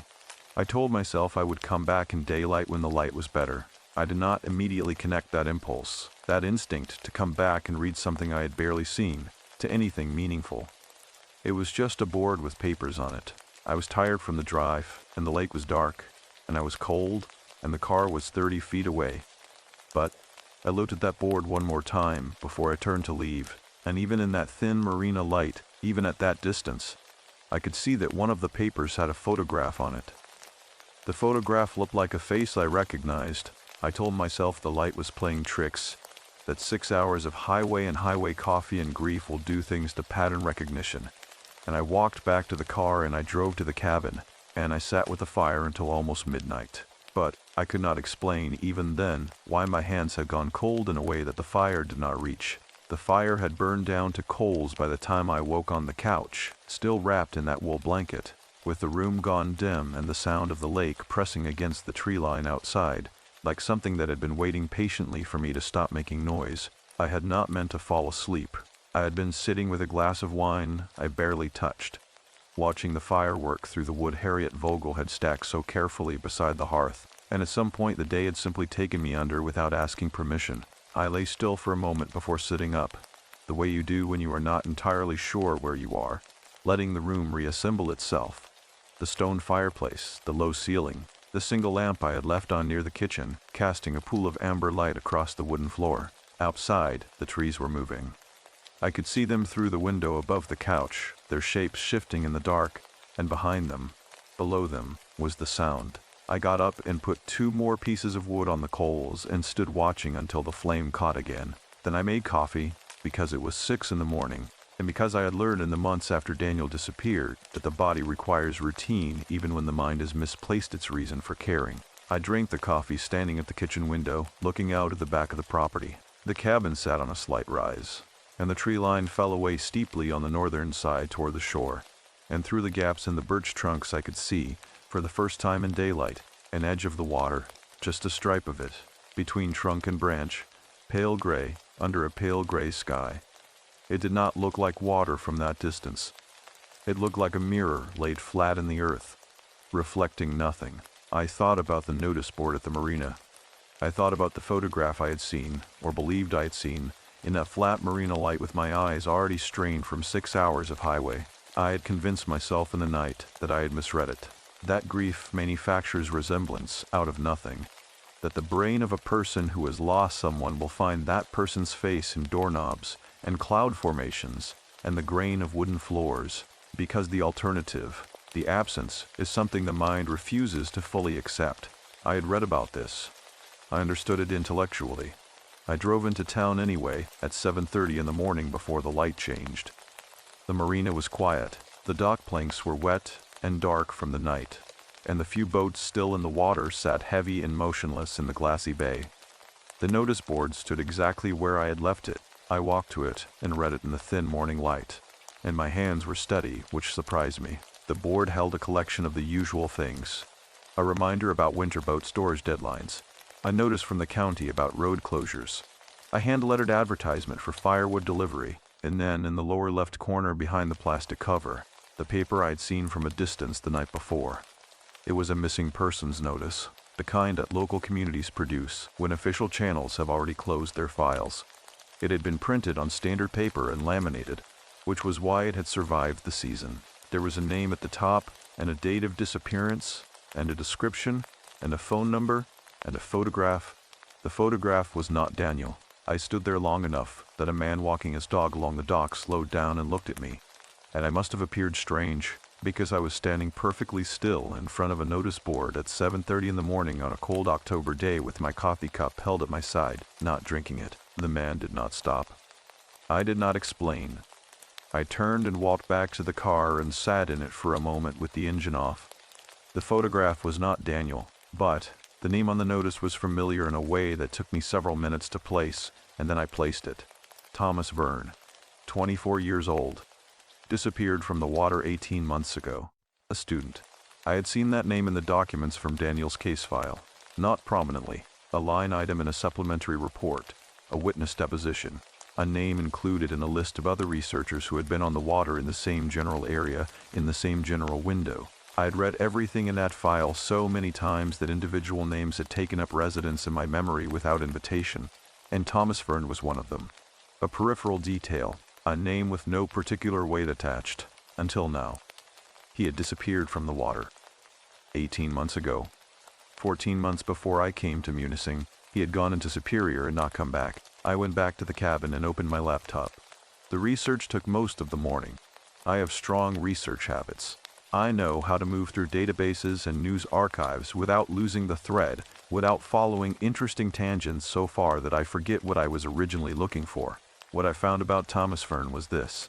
He had been a graduate student at Michigan Technological University, enrolled in a program studying thermal stratification in large freshwater bodies, which is, at its core, a study of temperature layers in deep water and how those layers move and interact. He had been on a solo kayak excursion on a flat, calm morning in late spring. His kayak was recovered near the pictured rocks cliffs. He was not in it. The investigation concluded accidental drowning. The case was closed. His mother had produced the laminated notice at the marina. The phone number at the bottom was hers. I sat back from the laptop and looked at the wall above it, which was bare wood, and noticed that there was a small nail hole near the top of one of the planks, where something had once been hung and removed. I thought about the nail hole for longer than was reasonable. My mind was doing what it does when it does not want to look directly at something. It was selecting a trivial detail and giving it full attention, using the nail hole as a place to rest while the rest of me caught up. 2 students. Different universities, different programs, but both studying superior. Both gone from the water within 14 months of each other. Both within the same stretch of shoreline. I knew this might mean nothing. I knew coincidence was common and pattern recognition was unreliable, and that I had driven 600 miles carrying 2 years of grief that had nowhere to go, and that the human mind will build architecture out of coincidence when the alternative is sitting with randomness. I knew all of this. I also knew how to look at documents, and something in the documents did not fit. The weather on the morning Thomas Fern disappeared had been recorded as calm. No wind advisory, no weather event. The same phrase, weather event, had appeared in Daniel's case summary as the probable cause of his going over the railing, but the weather on the night Daniel disappeared had also, according to a separate record I had found in the supplementary file, been characterized as moderate, not severe. Not the kind of event that throws a careful, experienced person off a railed vessel in the dark. I had noticed this discrepancy before. I had filed it in the category of things I could not do anything about, which is a category that had grown very heavy over 2 years. Now I was sitting in a cabin 3 miles from where both of them had last been seen, and the category felt less like a filing system and more like a door. I made a second cup of coffee, and the cabin was warm and the fire was going well, and for a moment I just held the mug in both hands and let the heat from it move into my palms and up through my wrists. And I looked out at the stripe of gray water visible through the birch trees, and I thought about absolutely nothing at all. It was a brief mercy. It lasted perhaps 2 minutes. Then I opened a new browser tab and searched for the nearest local historical archive. There was one, a small regional collection housed in a building attached to the public library in Munising. It held records going back to the mid-1800s, when the first commercial shipping operations had begun using Superior as a freight corridor. It held, according to its online catalog summary, records of maritime incidents on the lake going back 160 years. I wrote down the hours. It opened at 10.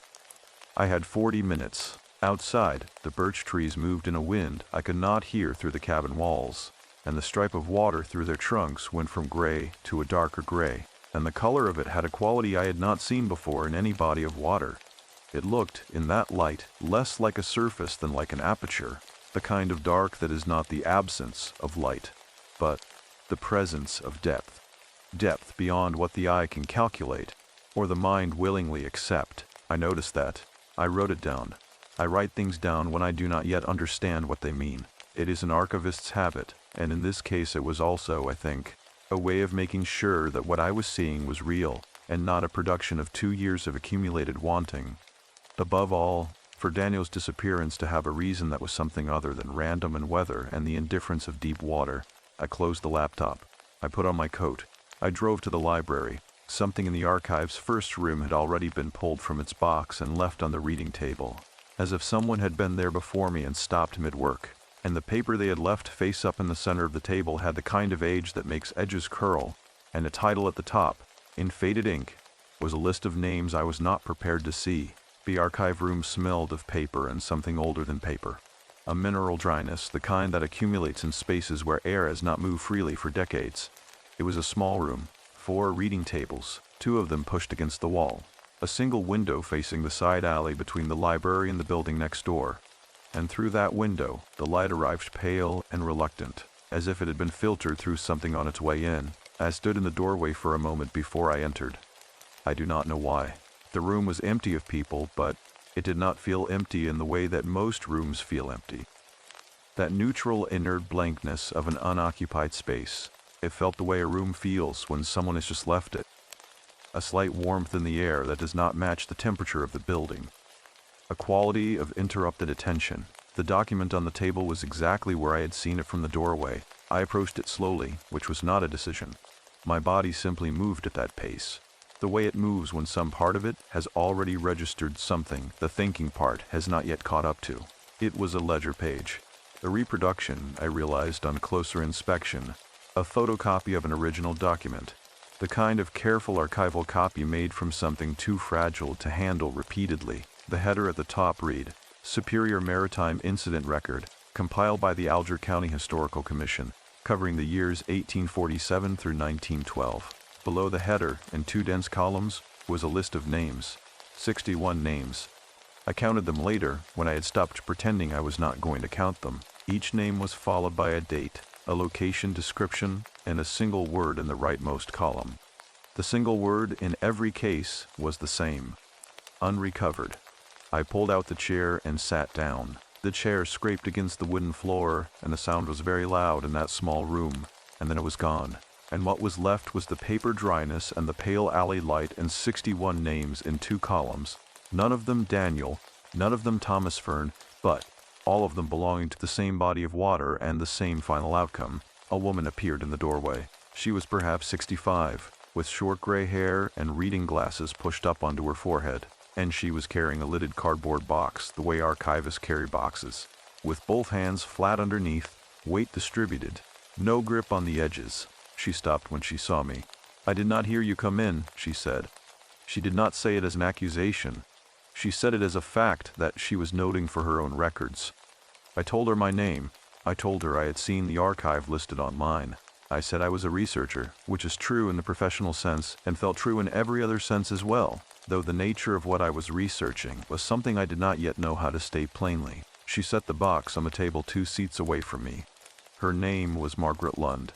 She had been the volunteer archivist at this collection for 11 years. She asked if I was familiar with the finding aid, which I was not, and she walked me through it efficiently and without condescension, which I appreciated. Then she sat down at her own table and opened the box and began to work, and we were quiet together for a while.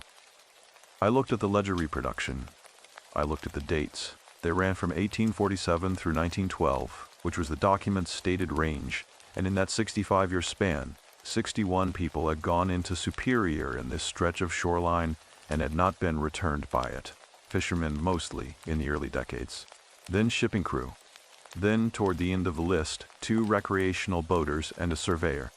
"Is there a continuation?" I asked. "A second ledger, covering after 1912? Margaret Lund looked up from her box. She considered the question in the particular way that people who work with historical records consider questions, not deciding whether to answer, but deciding how much of the answer to give, and in what order. "There is a second compilation," she said. "It was put together privately, not by the county, by a man named Aldrich Sauer, who was a commercial fisherman on this shore for 40 years.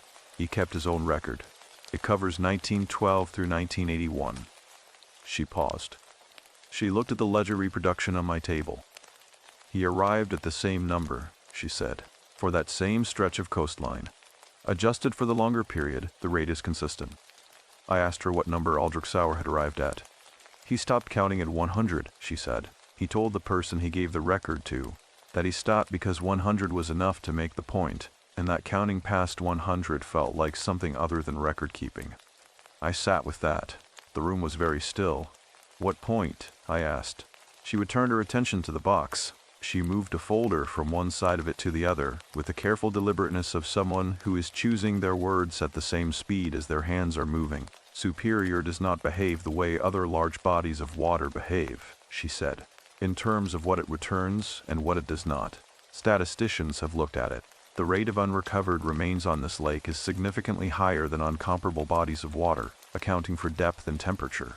The cold water here is particular. It inhibits the natural processes that would ordinarily return a body to the surface. I knew this. This was part of the documented science of the lake.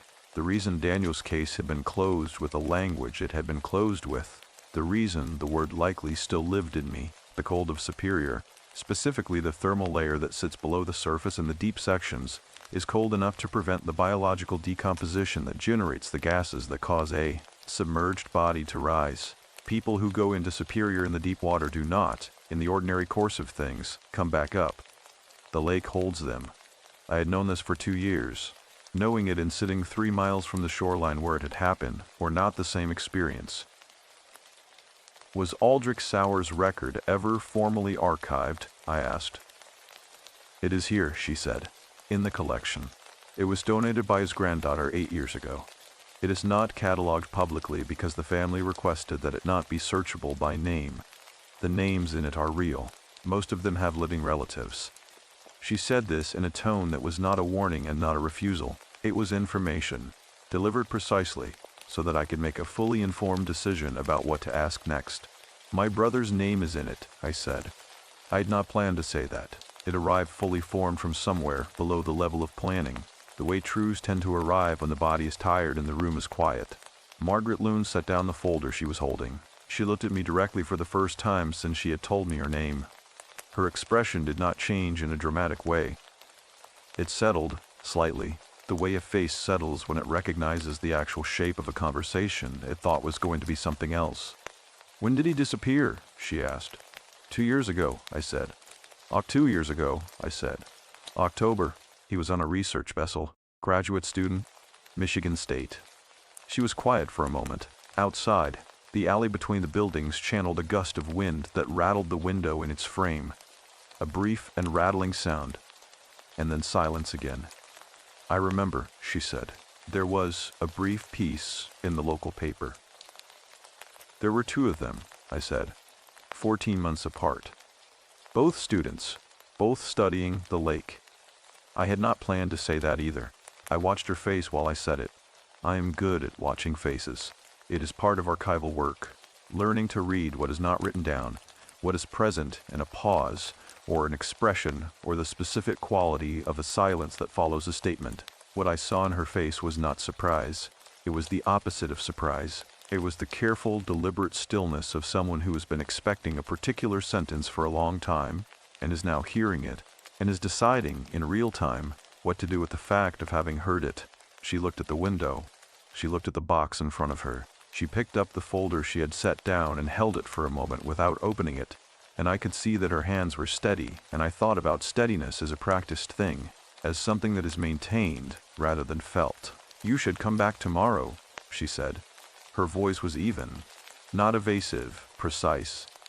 There was a distinction. There is a man, she said, who lives at the end of Miners Beach Road. His name is Calhoun.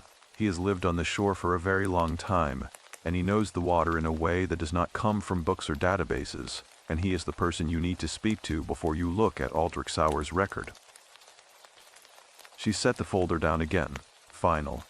Go to the shore this afternoon, she said. Not to look for anything, just to be present on it. The lake will tell you something if you are willing to simply stand there without a question ready. I wanted to ask her what it would tell me. I did not ask, because her tone made clear that the question itself was the obstacle. I thanked her. I put on my coat.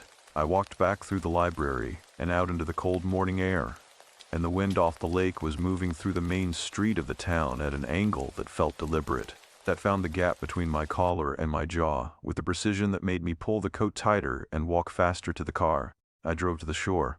I did not have a question ready. I stood on the gravel and the dark sand at the edge of Superior for 35 minutes, and the water moved against the shore in its low, pressurized rhythm, and the sky above it was a deep and layered gray, and the cold came off the surface of the lake in something that was not quite wind, more like exhalation, and I stood in it and looked at the place where the water met the sky, and realized I could not identify the exact line where one ended and the other began. There was a piece of driftwood near my feet, smooth and pale, the kind of pale that wood goes when water has been working on it for a long time, removing everything soft and leaving only what cannot be dissolved. I looked at it for a while without picking it up. I left it where it was. On the drive back to the cabin, I passed the turn for Miners Beach Road. A hand-painted sign marked it, white letters on green painted board, and the road beyond it was unpaved and narrow and disappeared quickly into the trees. I noted it without slowing down. That night the fire burned steadily, and I sat beside it with Aldrich Sauer's name written in the small notebook I carry in my coat pocket, and beneath it the name Calhoun, and beneath that the words, "The lake will tell you something." And I looked at those words for a long time before I turned off the lamp. The room went dark, the fire went amber, and from somewhere in the tree line between the cabin and the water, at a distance I could not calculate, and from a direction I could not fix, came a sound that was not the lake, and was not the wind, and was not any animal I recognized. A low, sustained note, almost tonal, the kind of sound that stops being a sound and becomes a pressure in the inner ear, something felt rather than heard. I sat absolutely still. It lasted perhaps 10 seconds. Then it was gone, and the fire crackled and the lake went on breathing in the dark as it always did, as if nothing had interrupted it, as if nothing ever had. I told myself it was the wind finding a gap in the cabin's old siding, a perfectly reasonable explanation that I held carefully in both hands all the way to the edge of sleep. And then sleep took it from me, and left me with nothing but the dark and the sound and the sense that something on the shoreline had, at some point during those 10 seconds, become aware that I was there. The morning arrived without color. I do not mean overcast. I mean that when I woke and looked through the window above the narrow bed in the cabin's back room, the sky was a flat, uniform white that gave no indication of where the sun was positioned behind it, no gradient from horizon to center, no suggestion of direction. The birch trees stood in it without shadows. The world outside looked like a document from which all the identifying information had been carefully removed. I had moved from the couch to the bed at some point in the night without fully waking, which meant that my body had made a decision my mind had not been consulted about, and I took that as a reasonable sign that whatever the sound had been outside the cabin, some part of me had assessed it and found it survivable. I lay still for a moment with the blanket pulled to my chin and listened. The lake was there. It was always there, that low rhythmic pressure, like a second heartbeat installed in the landscape without anyone's permission. I got up. I dressed in layers, because the cabin's heating was radiant and slow and the morning temperature had dropped overnight. I made coffee and drank it standing again, this time at the front window facing the road, watching nothing move for several minutes. Then I put on my heaviest coat and my waterproof boots, and I drove to Miners Beach Road before I could build a reason not to. The unpaved road was exactly as narrow as it had looked from the turnoff, and longer than I had estimated. It moved through a stand of mature white pine whose canopy closed over the track at a height that made the car feel reduced to something small and provisional, a temporary intrusion into a space that had been organized without it in mind. The road surface was packed gravel mixed with clay that had gone hard with the cold, and it gave under the tires in small, precise increments, each depression announcing itself as a separate event. I drove slowly. The trees pressed close. The road ended at a clearing, not dramatically. It simply stopped having any ambition and widened into a rough oval of flattened ground at the edge of which sat a house that had been added to over many decades by someone whose primary architectural value was function. The original structure was a small, square timber-framed building with a metal roof, and attached to it on 3 sides were additions of varying vintage, a lean-to on the east side, a glass-in porch along the south face, a woodshed connected by a covered passage on the north. The whole assembly faced the water, which was visible here in a way it was not from the cabin. The tree line ended 20 feet beyond the house, and beyond that was the shore, and beyond the shore was Superior, and in the flat white morning light the lake was the color of pewter, and it went on without interruption until it reached the white sky, and the line between them was, again, impossible to locate with precision.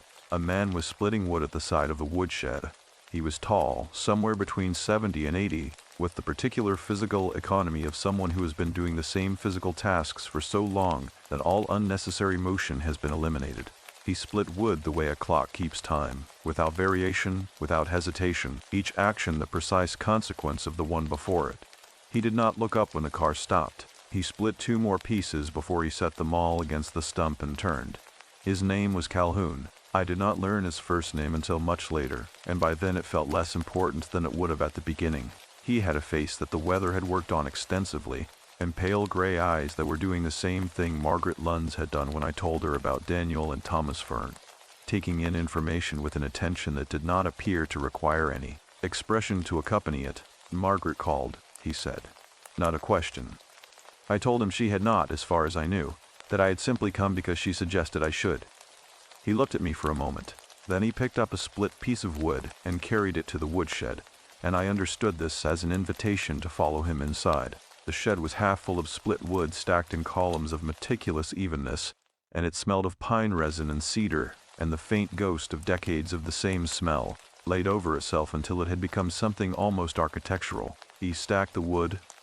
He did not appear to be in any hurry to begin talking, and I did not try to accelerate that. I waited. The shed was cold but protected from the wind, and after the walk from the car it felt almost warm, and I was grateful for that in a way that was entirely physical, a gratitude of the body rather than the mind. "How long ago did you lose him?" he said. His back was to me. He was stacking wood. 2 years, I said. Superior. Yes, he stacked 3 more pieces. The sound of each one settling against the others was the sound of dense, cold wood. A thick, final sound, nothing hollow in it. "I have lived on this shore for 53 years, he said. "My father lived on it before me for 40. Between the two of us, we have watched this water take 23 people from this specific stretch of coastline." He paused. "In the years before my father, this shore took more. The records go back further than most people know. I saw the ledger," I said, "at the archive, the Alger County compilation." He turned then. He looked at me with an attention that was not unfriendly and not welcoming, but was absolute. "Then you know the number," he said. 61, I said. "In 65 years, plus whatever Aldrich Sauer documented afterward." "Aldrich stopped at 100, he said. "He told me personally why he stopped. He said that a ledger of the dead should not become a monument to the ledger keeper's persistence." He moved to the doorway of the shed and stood looking out at the water. I stood beside him. From here the shore was perhaps 40 feet away, and the lake was very immediate, the pewter surface moving in its slow, deep water way, not like waves on a shallower body but like the surface of something breathing, the entire mass of it expanding and contracting by increments too large to observe in any single moment. "This section of the lake," he said, "between the pictured rocks and the point where the bay opens. This water is different. Geologically, the bottom drops very quickly. Within 300 yards of the shore, the depth reaches 200 feet in places. The thermal gradient is not typical. There is a cold layer that sits at a depth of approximately 40 feet year-round, even in summer, and below that cold layer the temperature drops to within 2 degrees of freezing. It does not vary." He said this the way a person states the properties of a material, without drama, without the intention of frightening me. "The research vessels," I said. "My brother's vessel, Thomas Fern, both studying thermal stratification." He did not react to the names. He had already known them, I understood. Margaret Lund had not needed the call. He had been waiting for someone connected to one of those names to drive down that road for some time. "Your brother was studying the thermal gradient," he said. "Specifically the behavior of the boundary layer between the warm surface water and the cold layer beneath it. He had developed a model. The model predicted that in certain atmospheric conditions, a specific combination of barometric pressure, wind direction, and ambient temperature, the boundary layer becomes temporarily unstable. It generates a pressure differential at the surface." He paused. "A pressure differential," I said carefully. "Strong enough, too, to create a localized disturbance," he said. "Not a wave, not a weather event in any conventional sense. Something more specific. A vertical movement of water. Brief, powerful, entirely consistent with the conditions recorded on the night your brother disappeared, and on the morning Thomas Fern's kayak was found empty." I stood very still. The cold came off the lake in a slow exhalation, and I felt it moving against my face, finding the exposed skin between my coat collar and my jaw with the same deliberate precision as the wind in the town. And I thought about the word precision, about the difference between randomness and precision. About 2 years of carrying the word likely inside me as a substitute for an answer. He had documented this, I said. It was not a question. His research notes were recovered from the vessel, Calhoun said. They were included in the safety board supplementary file, 13 pages. I read the supplementary file, I said. There were no research notes. He looked at me. There were no research notes in the version of the supplementary file released to your family, he said. The complete file is held by the university. It has not been formally closed. The lake made its sound. Beneath the rhythmic surface pressure of it, I could hear, or felt I could hear, something deeper. Not a sound exactly, but a quality. The particular resonance of a body of water that goes down 200 feet within a quarter mile of the shore, the acoustic signature of that much cold dark water moving in its own way, beneath the surface we are allowed to see. My throat felt dry. I thought about the coffee I had not finished before leaving the cabin. I thought about the mug sitting on the kitchen counter going cold. These were not useful thoughts, but they arrived anyway, and I let them because the alternative was standing on the edge of what Calhoun was telling me without anything to hold on to. The university, I said. Michigan State, he said. The department that administered your brother's research grant. His faculty advisor retained copies of everything recovered from the vessel. The advisor's name is Dr. Priya Mehta. She is still at the university. She has been waiting, I believe, for someone from your brother's family to contact her. He said this without apology and without softening. He was giving me the precise location of a door that had been standing closed for 2 years, and he was doing it because I had driven down his road in the flat white morning and stood in his woodshed and told him the number 61, and that had been enough for him to determine that I was ready to know where the door was. Why did no one contact us? I said. Because Dr. Mehta did not know whether the information would help or damage, he said. And because the research, your brother's specific model and what it implies about this section of the water, has implications that the university has not yet decided how to address. He turned from the water and walked back toward the house. At the covered passage connecting the shed to the main structure, he stopped and looked back at me. Come inside, he said. There's something I need to show you. It belonged to Aldrich Sauer, and before him to his father, and it is the reason this shore has been understood the way it has been understood by the people who have lived on it for a long time.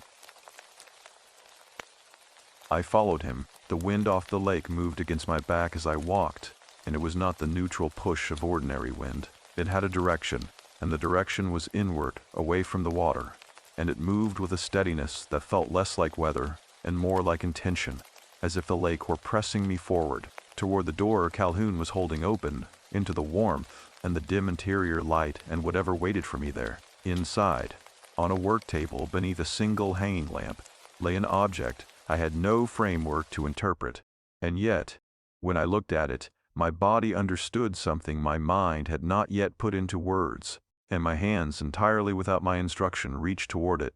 The object on the work table was a book, not a ledger, not a journal, not the kind of utilitarian record-keeping document I had expected from the context of everything Calhoun had said. It was a bound book, hand-assembled, its cover made from a piece of leather that had been worked so thoroughly by handling and time that it had softened past the point of stiffness into something almost textile, something that gave slightly when I pressed my fingertips against it, the way old bark gives, the way anything gives when enough years have moved through it. I did not pick it up. I stood at the edge of the table and looked at it, and the lamplight above it was the amber of something burning low rather than bright, and in that light the leather cover had a color that was not quite brown and not quite gray, but somewhere between the two. The color of the lake, on a morning when the sky cannot decide what season it is. Calhoun stood on the opposite side of the table. He did not tell me to pick it up. He did not say anything at all. The house around us was very quiet. The particular quiet of a structure that has been insulated by decades of accumulated warmth, by fire and breath, and the slow settling of timber. A quiet that was not empty, but full. The way old houses are full even when no one is in them. Aldrich Sauer's father made this, Calhoun said. His name was Heinrich. He came to the shore in 1891 from the Upper Peninsula of Germany and spent the next 51 years fishing this water. He was not a superstitious man. He was a Lutheran and a pragmatist, and he kept his records in a leisure the way any careful man keeps records. But he also kept this. He opened the cover himself with a care that made clear he had done it many times and still did not take the action lightly. The pages inside were of varying weights and ages.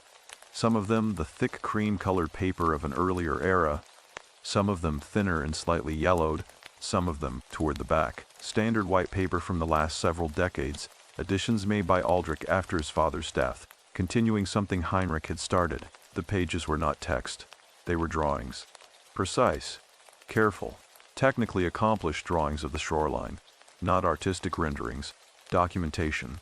Each drawing showed the same stretch of coast from a consistent vantage point, annotated with measurements and dates and observations written in a small, careful hand that shifted over the pages, from the Germanic precision of Heinrich's script to the more open American hand of Aldrich's. The drawings recorded the waterline, the position of specific rocks and formations, the behavior of the surface in varying conditions. Each one was dated.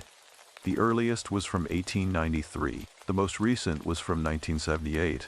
85 years of the same shoreline, recorded by two men across 3 generations, with the consistency and dedication of a long-term scientific study. I looked at the drawings for a long time. Calhoun let me look. He moved to a small wood stove in the corner of the room and added a piece of wood to it without making any more noise than was necessary, and the warmth from it reached me across the room in a slow, widening way, and I felt it first against the backs of my hands where they rested on the edge of the table, and then against my face. And it was the specific warmth of a wood fire in an old room, a warmth that has texture to it, that is not the uniform heat of a thermostat, but something that varies by distance and draft, something alive. Turn to the markers, Calhoun said. There were small cloth tabs inserted at intervals throughout the book, not modern sticky notes, but actual pieces of fabric, folded and sewn. The kind of marking that requires deliberate effort and carries the implication of permanence. I turned to the first one. The drawing on that page showed the shoreline with a specific rock formation circled and annotated. The annotation read, "Third occurrence, same formation, same atmospheric conditions, same location on shore. Heinrich's hand. 1897. I turned to the second marker. Same formation, same annotation in the same hand, but 4 years later and with an additional line below the original. This is not coincidence. I am certain of this now." I turned to the third marker. Here Heinrich's handwriting stopped, and Aldrich's began. The drawing was his, and below it he had written, "My father showed me this place when I was 12 years old. He told me that the water here does not behave the way water behaves, and that the reason is not geological and not meteorological. He said that some places on Superior have been used for so long by the cold below that they have developed a..." And here the word he had chosen was crossed out and replaced, and the replacement word was appetite. I looked up from the book.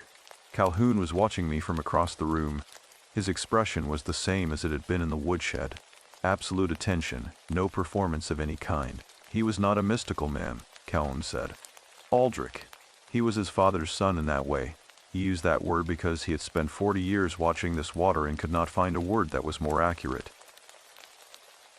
I looked back at the book. My chest felt tight in the particular way it gets tight when something I have been holding at a careful distance for a long time suddenly closes the distance without asking. I breathed slowly and deliberately, the way I had taught myself to breathe in the months after Daniel, and the wood smoke smell of the room helped with that. Gave my attention something neutral to land on while the rest of me adjusted to what I was reading. "The people on the ledger," I said. My voice came out steady, which surprised me. "The 61, and Aldrich's 100. They were not all accidents." "They were all accidents," Calhoun said, "in the sense that no person intended them, in the sense that no external force exerted itself on any of them in a way that could be recorded or prosecuted or addressed by any formal human system." He paused. "But Heinrich's word for it was not wrong. Something in this water selects. That is the closest honest word for what it does. It selects." The room was very warm now.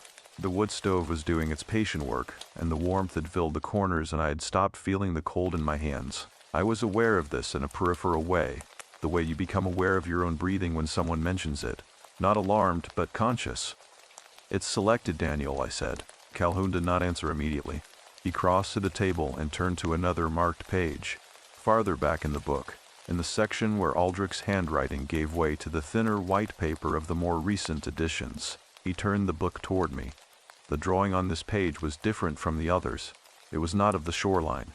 It was of the water surface, a close view, annotated with depth measurements and temperature notations and a series of arrows indicating current direction.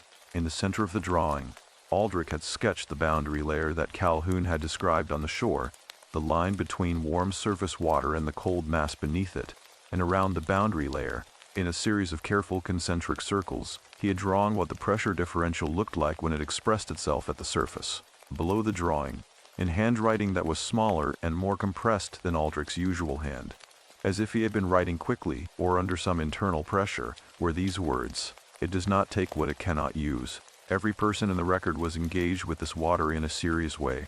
Researchers, fishermen, people who were paying close attention to what the lake was doing. Heinrich believed it was drawn to attention the way a deep-water predator is drawn to vibration. The more precisely you study it, the more precisely it can locate you. I read that twice. I thought about Daniel, who had loved this water, who had spent 3 summers on it, who had developed a model for understanding the specific behavior of its boundary layer, who had been paying closer attention to what this lake was doing than almost anyone alive at the time he disappeared. I thought about Thomas Fern, whose research focus had been thermal stratification, the same boundary layer, the same cold dark line between what is visible and what is not. I thought about myself, standing on that shore the previous afternoon for 35 minutes without a question ready, doing exactly what Margaret Lund had told me to do, present and attentive, looking at the place where the water met the sky and failing to locate the boundary between them. My hands had gone cold again despite the warmth of the room. I noticed this and said nothing about it. "He chose this work," I said. "Not to Calhoun particularly. To the room, to the book on the table, and the lamplight over it, and the 85 years of careful drawings it contained. Daniel chose to study this water because he loved it. He loved it before he ever understood what it was." "Yes," Calhoun said, "and whatever is in it, whatever Heinrich's word describes, it recognized that." Heinrich believed that recognition is mutual. Calhoun said that the people the lake selects have always on some level already known what they were moving toward. Not consciously, not as a decision, but as a direction. The way certain people are oriented toward certain things from the beginning, and spend their lives moving toward them without being able to say precisely why.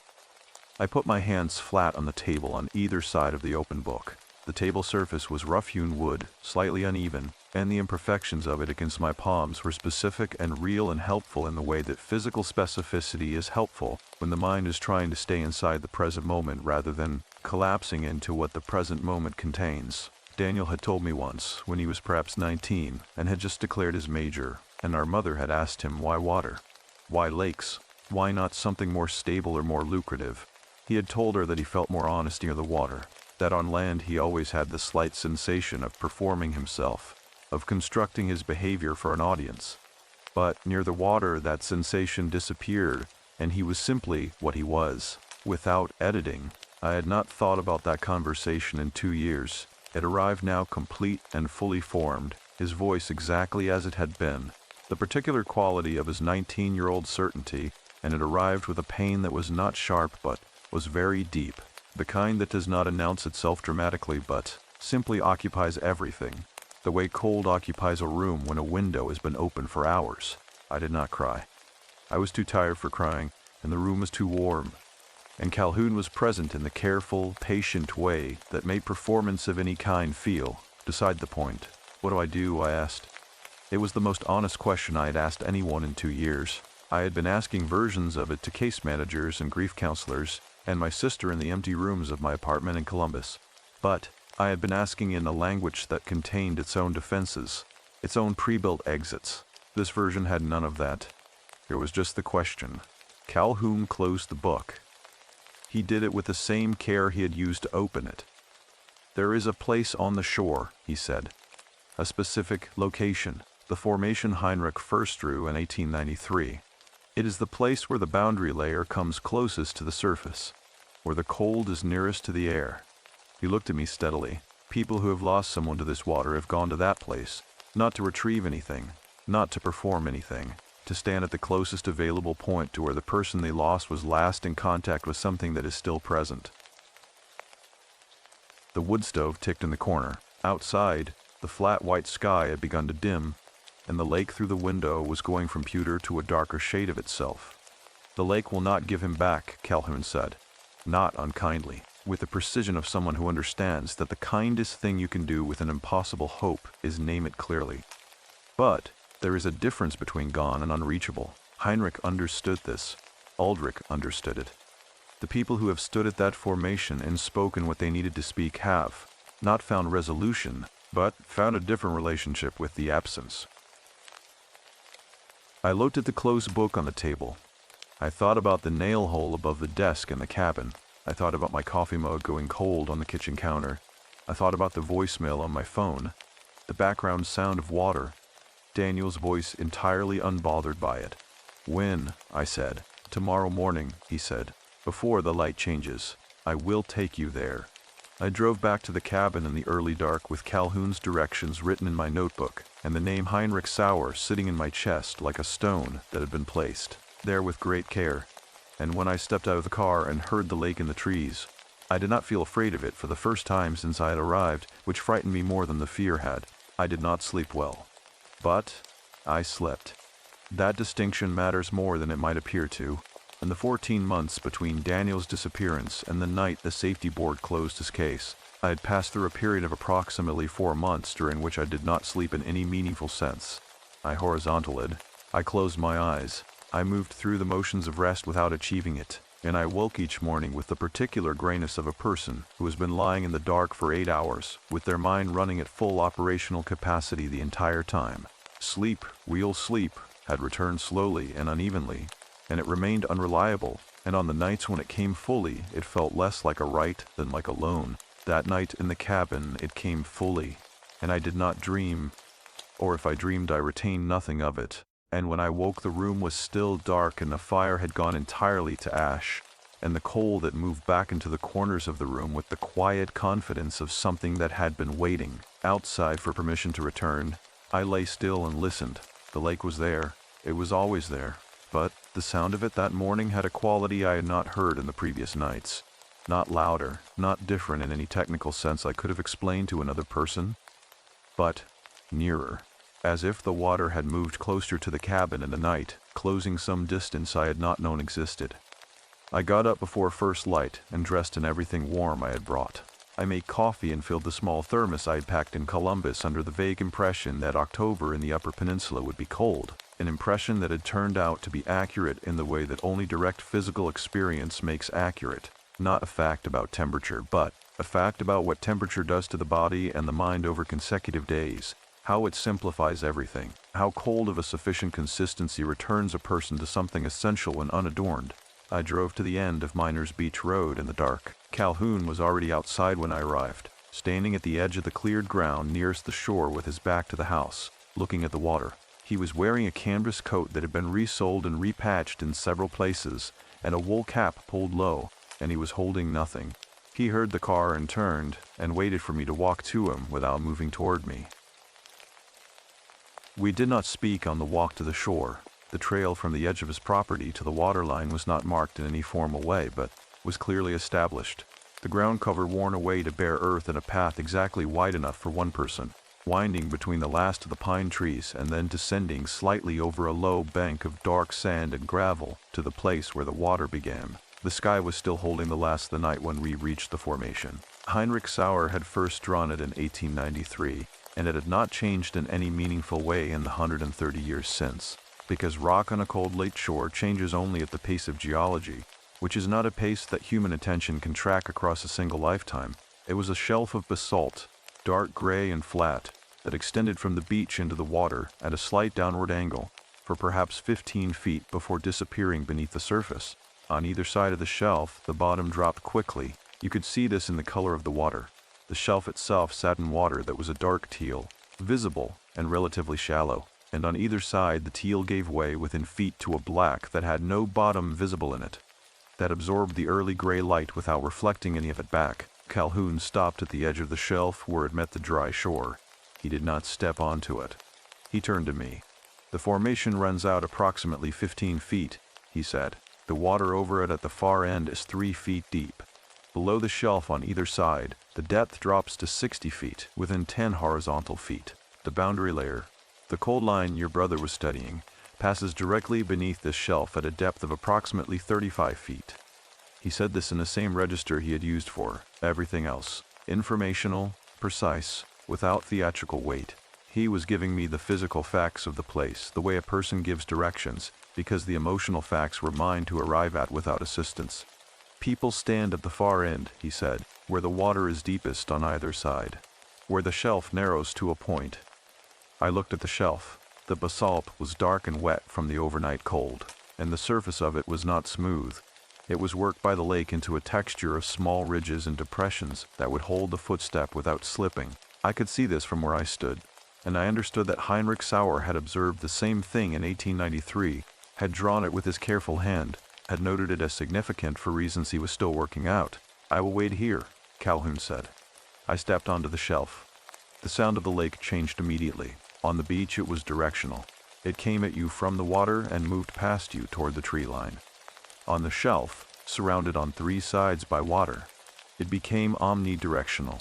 It came from everywhere simultaneously, that low rhythmic pressure, and standing in the center of it felt like standing inside a sound rather than beside one. My body registered this before my mind did. A slight shift in my physical equilibrium. Not dizziness, but a recalibration. The kind the inner ear performs when the spatial information it is receiving does not match what it expected. I walked to the far end of the shelf. It narrowed to perhaps 2 feet of solid rock, and on either side the black water was immediate and motionless in the windless morning, and I stood there and looked at it and felt the cold coming up from below the surface in a way that was distinct from the air temperature, a cold with a different character entirely, a cold that was not atmospheric but geological, the cold of deep water that has not been touched by sunlight in a very long time. I thought about what Calhoun had said about Heinrich's word, appetite. I thought about Daniel standing on a research vessel at night on this same water, and whether the safety board had characterized as moderate, paying the kind of close attention to this lake that he had always paid to things he loved. His recording equipment in the water and his notes on the table below and the boundary layer 35 feet beneath the hull. And whatever had looked up from that cold dark line and found him looking back. I did not plan what I said. I had not prepared anything, and the absence of preparation felt right. Felt like the only honest approach to a conversation with something that had been present on this shore for longer than language. I said his name. Just his name. The way you say it when there is no one else in the room, and you are not performing grief for any audience. When it is only the name and the absence and the distance between them. I said that I had read everything, that I had spent 2 years reading everything anyone had written about what happened, and had not found an answer that fit all the facts, and that I understood now that the facts I had been reading were not all of the facts, and that I did not know how to feel about that except that knowing it was better than not knowing it. I said that I was angry. I said it plainly, the way I had not been able to say it to anyone in 2 years, because grief counselors and case managers and my mother and my sister all needed me to be in a stage, to be progressing, to be moving through something towards something else, and I had not been able to be angry in any of those spaces because anger without a target is frightening to the people around you, and I had been protecting them.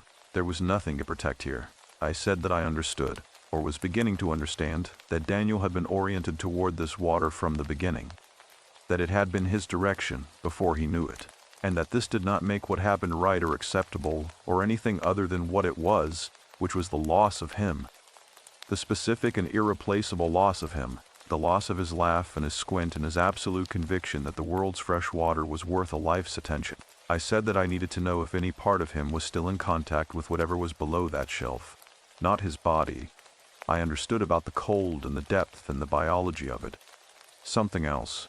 The attention he had paid, the precise and loving attention of a person who had spent 3 summers studying the behavior of this specific water. I asked if that was still here. The lake gave no answer in any form that I could have reported to another person as an event. There was no sign. There was no change in the water or the light, or the temperature or the sound. But something shifted in me. Something that had been held at a particular angle for 2 years, held rigidly, held with the enormous muscular effort of a person who does not know how to put a thing down. It moved. Not gone. Not resolved. Moved, the way a bone moves after a long period of tension into something closer to its natural position, and the movement itself is painful, and the pain is also a relief. I stood there for a long time. The sky above the lake went from dark to gray to the beginning of something pale and directional. A pale that had a source behind it for the first time since I had arrived, and the lake surface caught this early light and held it in long, low strips that moved with the surface and then disappeared and returned. I watched this for a while. My feet were cold on the basalt, and my hands were cold in my coat pockets, and my face was cold in the air off the water. And all of this was fine, All of this was information about being alive and present on a cold shelf of rock above 60 feet of black water on a morning in October, and I was grateful for every specific degree of it. When I turned and walked back along the shelf to the shore, Calhoun was where I had left him. He had not moved. He had not looked away. He had the quality of someone who has stood witness many times and understands that witness requires only presence, not participation. I reached the shore and stood beside him. "The university," I said. "Dr. Mehta, Daniel's research notes." "Yes," he said, "I am going to contact her." "Yes," he said again. Not encouragement, not validation. Agreement, as in, this is the correct sequence of events. And he had known it from the moment I had driven down his road. He reached into the pocket of his canvas coat and produced a small object that he held out to me on his open palm. It was a piece of the basalt from the shelf, not recently broken, its edges worn and smooth. The size and shape of a large coin. On one face of it, someone had scratched a simple mark, 2 lines crossing, worn almost to invisibility but present. "Heinrich made this," Calhoun said. "He made several. He gave them to the families who came to the shore over the years." Aldrich continued the practice. He paused. "I have continued it." I took it from his palm. It was cold, the deep cold of rock that has been outside all night, and it was heavier than its size suggested, the specific weight of basalt, dense and permanent. "What does the mark mean?" I said. "Heinrich never explained it," Calhoun said. Aldrich asked him once, and he said only that it was the mark you make when you have located the place where 2 things meet. He looked at the water. He said every person who needed to understand it would understand it without explanation, and everyone who did not need to understand it would not be standing on that shelf in the first place. I closed my hand around the stone. The lake went on in front of us, its pewter surface moving in the early light, patient and enormous and entirely without malice, which was perhaps the most frightening thing about it. That appetite and malice are not the same thing, that the water had not wanted to hurt anyone, had not chosen anything out of cruelty, had simply done what it does in the place where it does it, for reasons that preceded human presence on this shore by 10,000 years, and would continue long after human presence had ended. I put the stone in my coat pocket. I kept my hand around it for the walk back through the trees. Behind us, the lake moved against the basalt shelf with its usual patience, and the early light held itself briefly over the water before the clouds came back. And in that brief window, the surface of Superior was the color of something being let go, rather than something being lost, which is not the same color, though from a distance it can look like it. I called Dr. Priya Mehta from the cabin that afternoon. I had found her faculty page at Michigan State with the particular ease that comes from knowing exactly what you are looking for. Her name in a department directory, her office number, her research focus listed in 3 plain words: freshwater thermodynamics. I looked at those 3 words for a long moment before I dialed. They were Daniel's words too, or words from the same vocabulary, the shared language of people who had decided that the interior behavior of large, cold bodies of water was worth a life's attention. Seeing them in her biography felt like finding a room in a house I had never visited, that nonetheless contained furniture I recognized. She answered on the 3rd ring. I told her my name. I told her I was Daniel Cole's sister. There was a silence on her end of the line. That was not the silence of someone who did not know the name. It was the silence of someone who had been waiting for a specific phone call for a very long time, and was now in the first seconds of receiving it, and needed a moment to move from the state of waiting to the state of responding. "Renata," she said, as if she already knew it. "I have been hoping you would call." Her voice was measured and warm simultaneously, the voice of someone who has spent years delivering difficult information to students and has learned to do it without stripping the difficulty out of it, because the difficulty is part of the information and removing it would be a kind of dishonesty. I liked her immediately and completely, in the uncomplicated way you like someone whose relationship with truth resembles your own. I told her I was in Munising. I told her I had spoken with Calhoun.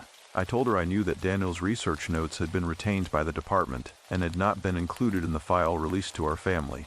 And I did not say this as an accusation, because by the time I said it, I understood that it had not been an act of concealment, but an act of uncertain protection, which is a different thing, though not always a better one. She was quiet for a moment after I said it. "I did not know how to send them to you," she said. "That is the honest answer. I read them many times in the months after Daniel died, and I could not determine whether receiving them would help you or whether they would simply give you something new to carry that you did not have the context to set down.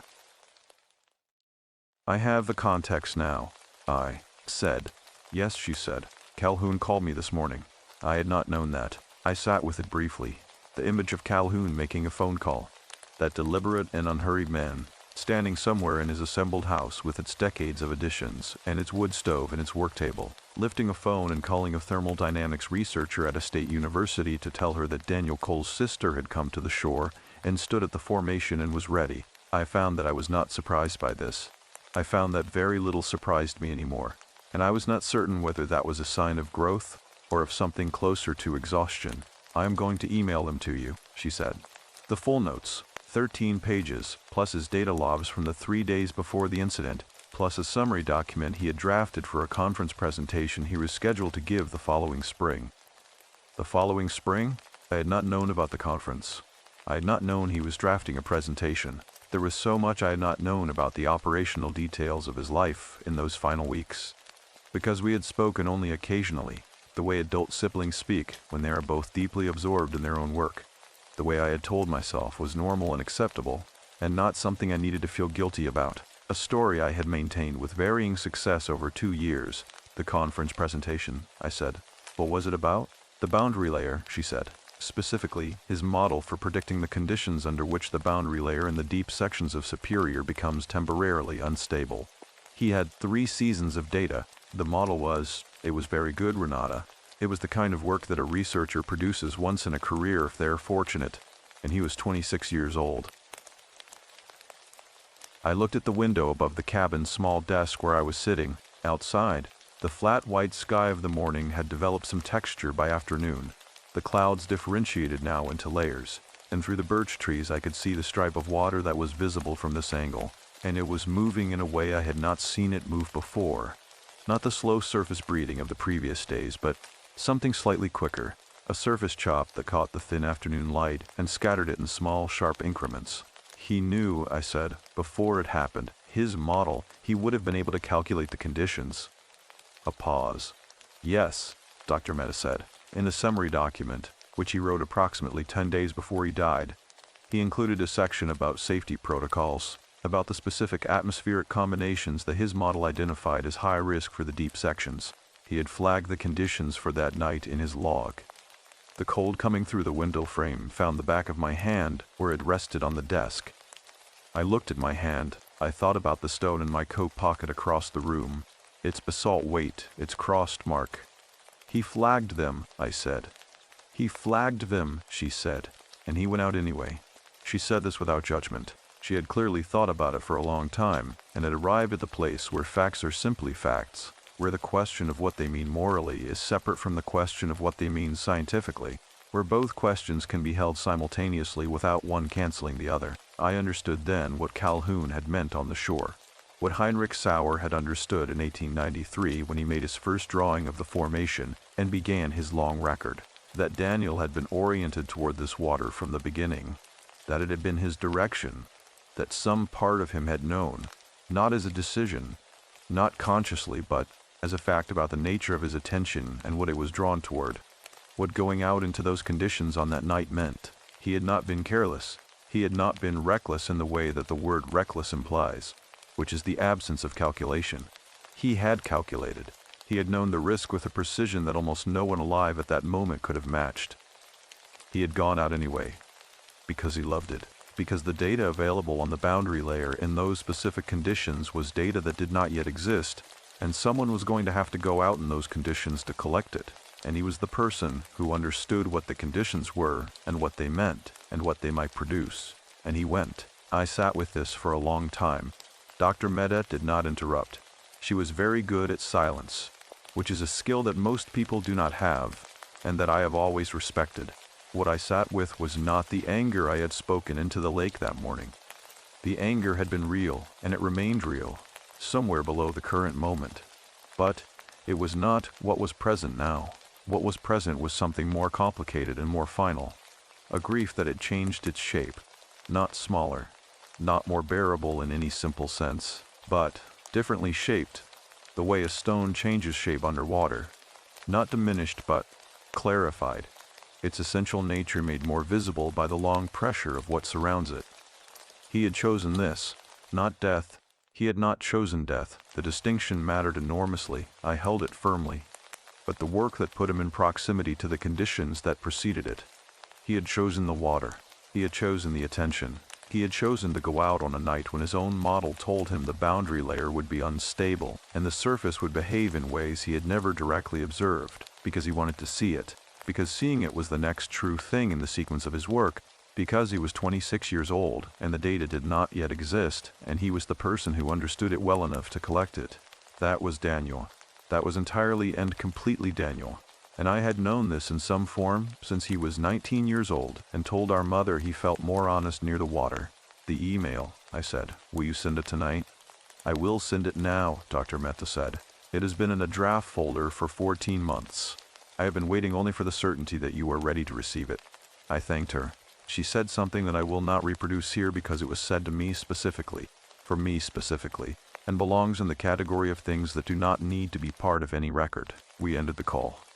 I sat at the desk for a long time without opening the laptop.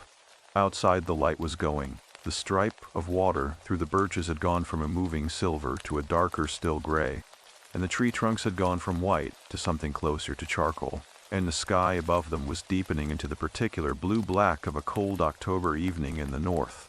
A blue that has iron in it, that looks less like color than like the quality of the air itself changing state. I got up and built the fire.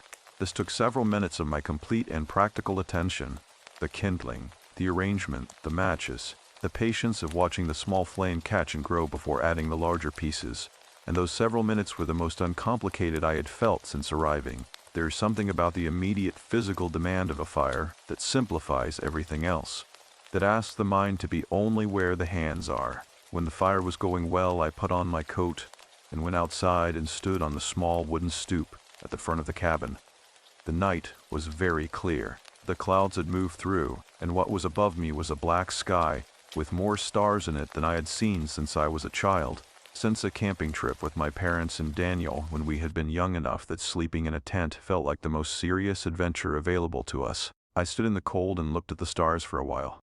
The lake was there, in the dark in the distance and through the trees. It was always there. Its sound unchanged and unchanging. The same sound it had been making before Heinrich Sauer arrived on this shore, and before Aldrich kept his record, and before the first commercial ship moved through this water, and before any human being stood where I was standing and heard it. The same sound, patient, impermanent, and enormous. I reached into my coat pocket and closed my hand around the basalt stone. It had warmed to body temperature inside the pocket, and the cold of the outside air had not reached it yet. And for a moment it was the warmest thing available to my hand. And I held it with a grip that was not tight, just present, just deliberate, the grip of someone who understands that what they are holding is not a solution, and not a symbol, and not a replacement for anything, but is simply a piece of the place where two things meet, carried forward. I went back inside. I opened the laptop. The email from Dr. Priya Mehta was already there. The subject line read only, Daniel's work. I put my hand on the trackpad. I did not open it yet. I looked at the subject line for a long moment, at those two words and what they contained. 13 pages and 3 days of data logs and a conference presentation that was never given. And I understood that opening this email was not an ending, and not a beginning but a continuation. That what was inside it had been in motion since before Daniel was born and would remain in motion after I had read every word of it and set the laptop down and gone to sleep in this small cabin 3 miles from the shore where he had last been in contact with something that was still present. I opened it. I read until the fire burned low and the room went amber and the stars outside had moved their slow degrees across the window. And when I finally closed the laptop, I sat in the quiet with both hands around the cold stone and understood, for the first time since I had learned to understand anything at all, that the opposite of lost is not found. It is known, and knowing is enough, and sometimes it is everything. I left mooneasing on a Thursday morning. The decision did not arrive dramatically. I woke before first light on my 4th day in the cabin and lay in the dark, listening to the lake, and understood, with the quiet certainty of something that has been true for a while before you notice it, that I had done what I had come to do, not completed it. I do not think what I had come to do was the kind of thing that completes Exactly the way a task completes, when the last item is checked and the list is folded and put away. But I had moved through it to the other side of it, and the other side had a different quality of air, and I was ready to breathe that air somewhere else. I packed slowly and with attention.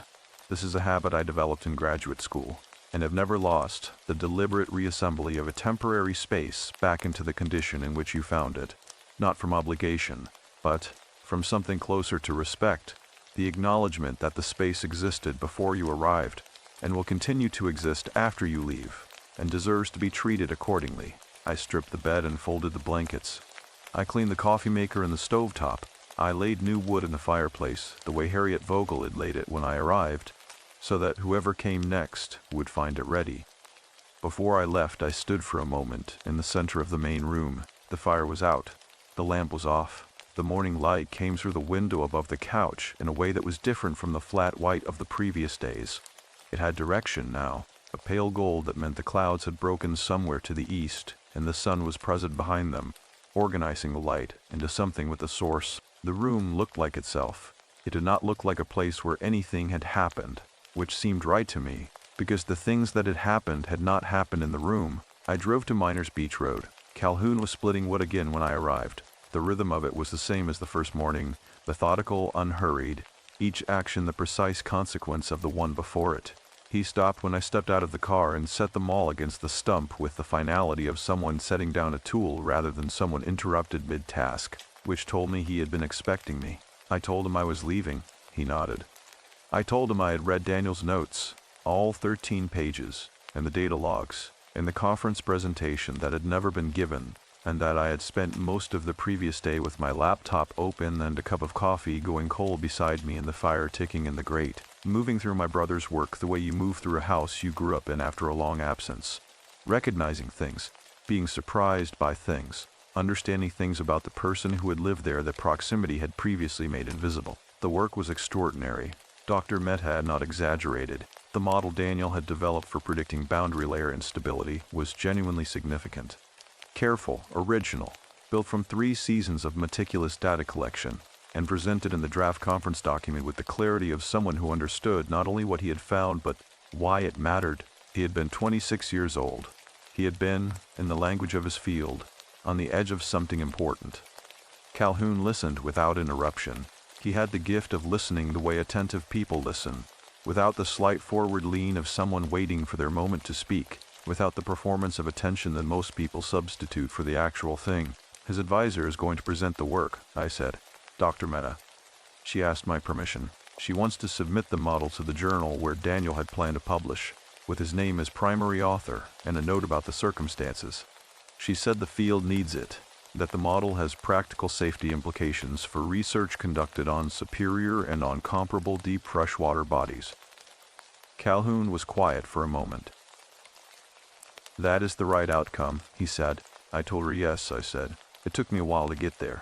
There was a part of me that did not want the work to exist separately from him, that felt as though releasing it into the world was releasing the last thing that was still entirely his and still contained. I paused. But that is not what it is. It is not a container, it is a continuation. Calhoun reached into the pocket of his canvas coat. He produced a second piece of basalt, smaller than the one he had given me, its edges worn in the same way but without the scratched mark. He held it out. This one is not marked, he said. Heinrich made a practice of leaving one at the formation after each family came to the shore. Not to mark a grave, there is nothing to mark, but to mark the conversation, the fact of it having occurred. I took it from his palm. Will you place it? I said. That is your task, he said. Before you leave, go to the shore and set it at the end of the shelf, at the narrow point. You do not need to say anything. The placing is sufficient. I looked at the stone in my palm. 2 stones now, one marked, one unmarked. One to carry forward, one to leave. I thought about Heinrich Sauer in 1893, making these small pieces with his careful hands, understanding something about the relationship between the living and the unreachable that organized itself into this simple and durable practice. Carry one, leave one. The grammar of it was clean and honest, the kind of grammar that survives because it is accurate. I drove to the public beach access at the end of the road that ran parallel to Miners Beach.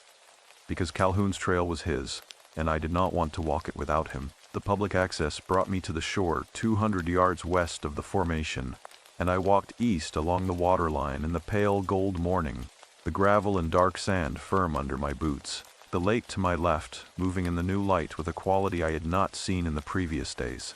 It was quieter, not the absence of sound. The lake is never absent of sound, but a different register of it.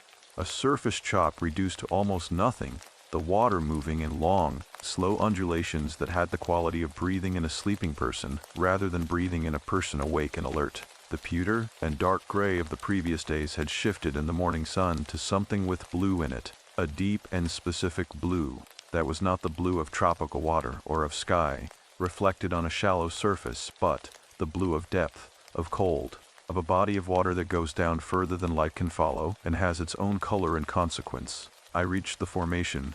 The basalt shelf extended into the water exactly as Calhoun had described it, exactly as Heinrich had drawn it. I stepped onto it without hesitation and walked to the narrow point at the far end, where the water on either side dropped into its black depth, and the cold rose from below in that particular exhalation, that geological cold that is not atmospheric but structural, the cold of a place that does not warm because the sun cannot reach it. I crouched at the end of the shelf and set the unmarked stone at the waterline, where the basalt went from dry to wet, in a small depression in the rock's surface that seemed to have been made for exactly this purpose, or had simply been used for it often enough that it had become that purpose.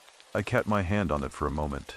I did not speak. Calhoun had said the placing was sufficient, and I believed him, and I trusted that whatever had received my words that morning 2 days before had received them completely, that I had not left anything important unsaid in the conversation I had not planned to have at the end of the shelf in the early gray light.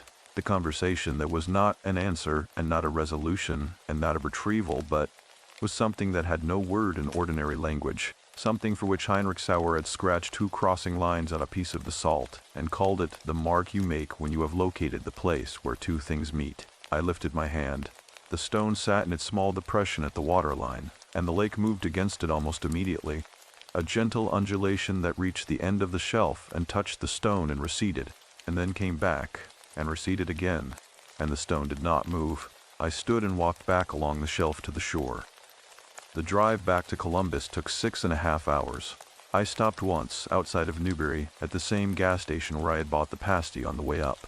The same woman was behind the counter, or a woman who resembled her closely enough that the distinction felt unimportant. I bought coffee and a bottle of water and a small bag of nuts because it was past noon and I had not eaten. And the woman behind the counter looked at me in the brief and accurate way that people who work in roadside stops look at travelers, reading the general condition without prying into the specific, and said that the road south was clear and should stay clear through the afternoon. I thanked her.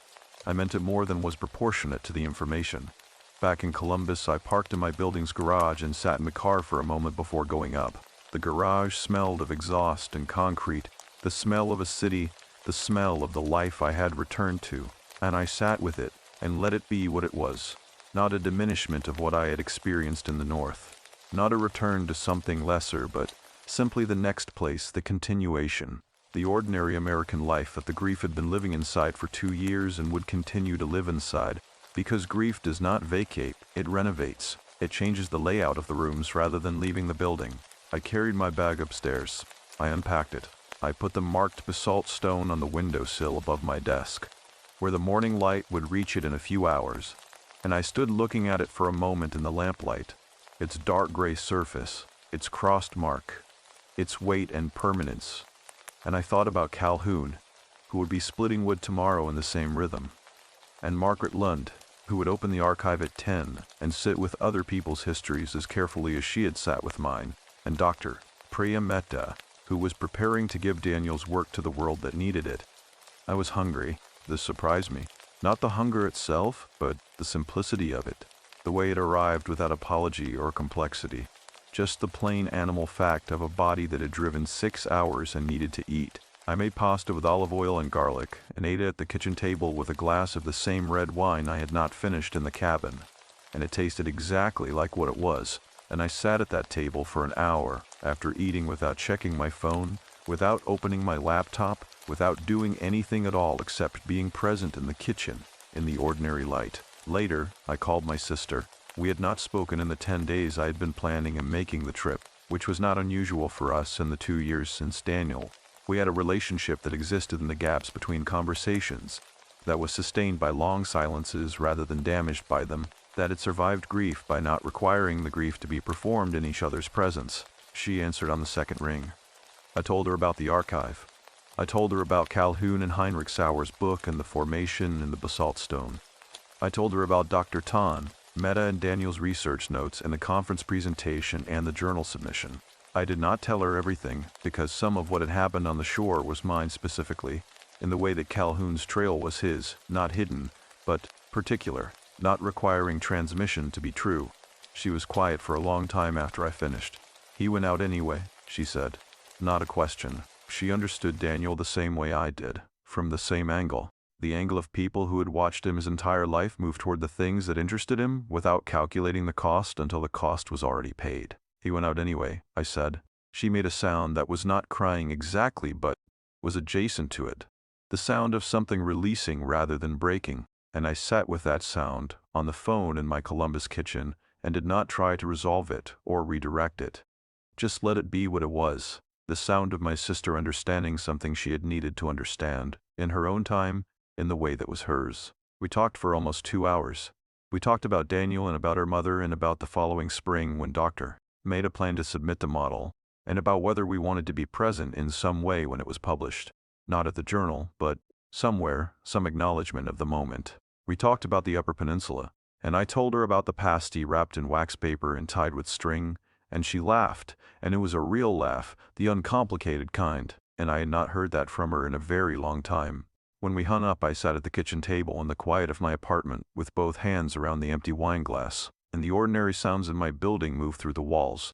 A television somewhere above me, a door closing in the hallway, the particular rhythm of the elevator, the city beyond the windows doing its patient and enormous work, and I listened to all of it with the same attention I had given the lake, which felt like the right way to listen to anything. The stone on the windowsill caught a stripe of light from the street lamp below, and in that light, the crossed mark was visible for a moment, with a clarity it did not have in the daytime. And then a cloud moved, and the light shifted, and the stone was just a stone again, dark and permanent, and exactly where I had placed it. 14 months passed before I went back. I did not plan the return the way I had planned the original trip, with research and deliberate preparation, with the archivist's instinct to understand a place before arriving in it. The return organized itself around a phone call from Dr. Pode, Meta in late November, informing me that Daniel's model had been accepted for publication in a freshwater science journal, peer-reviewed and formally attributed, his name above the title where it belonged.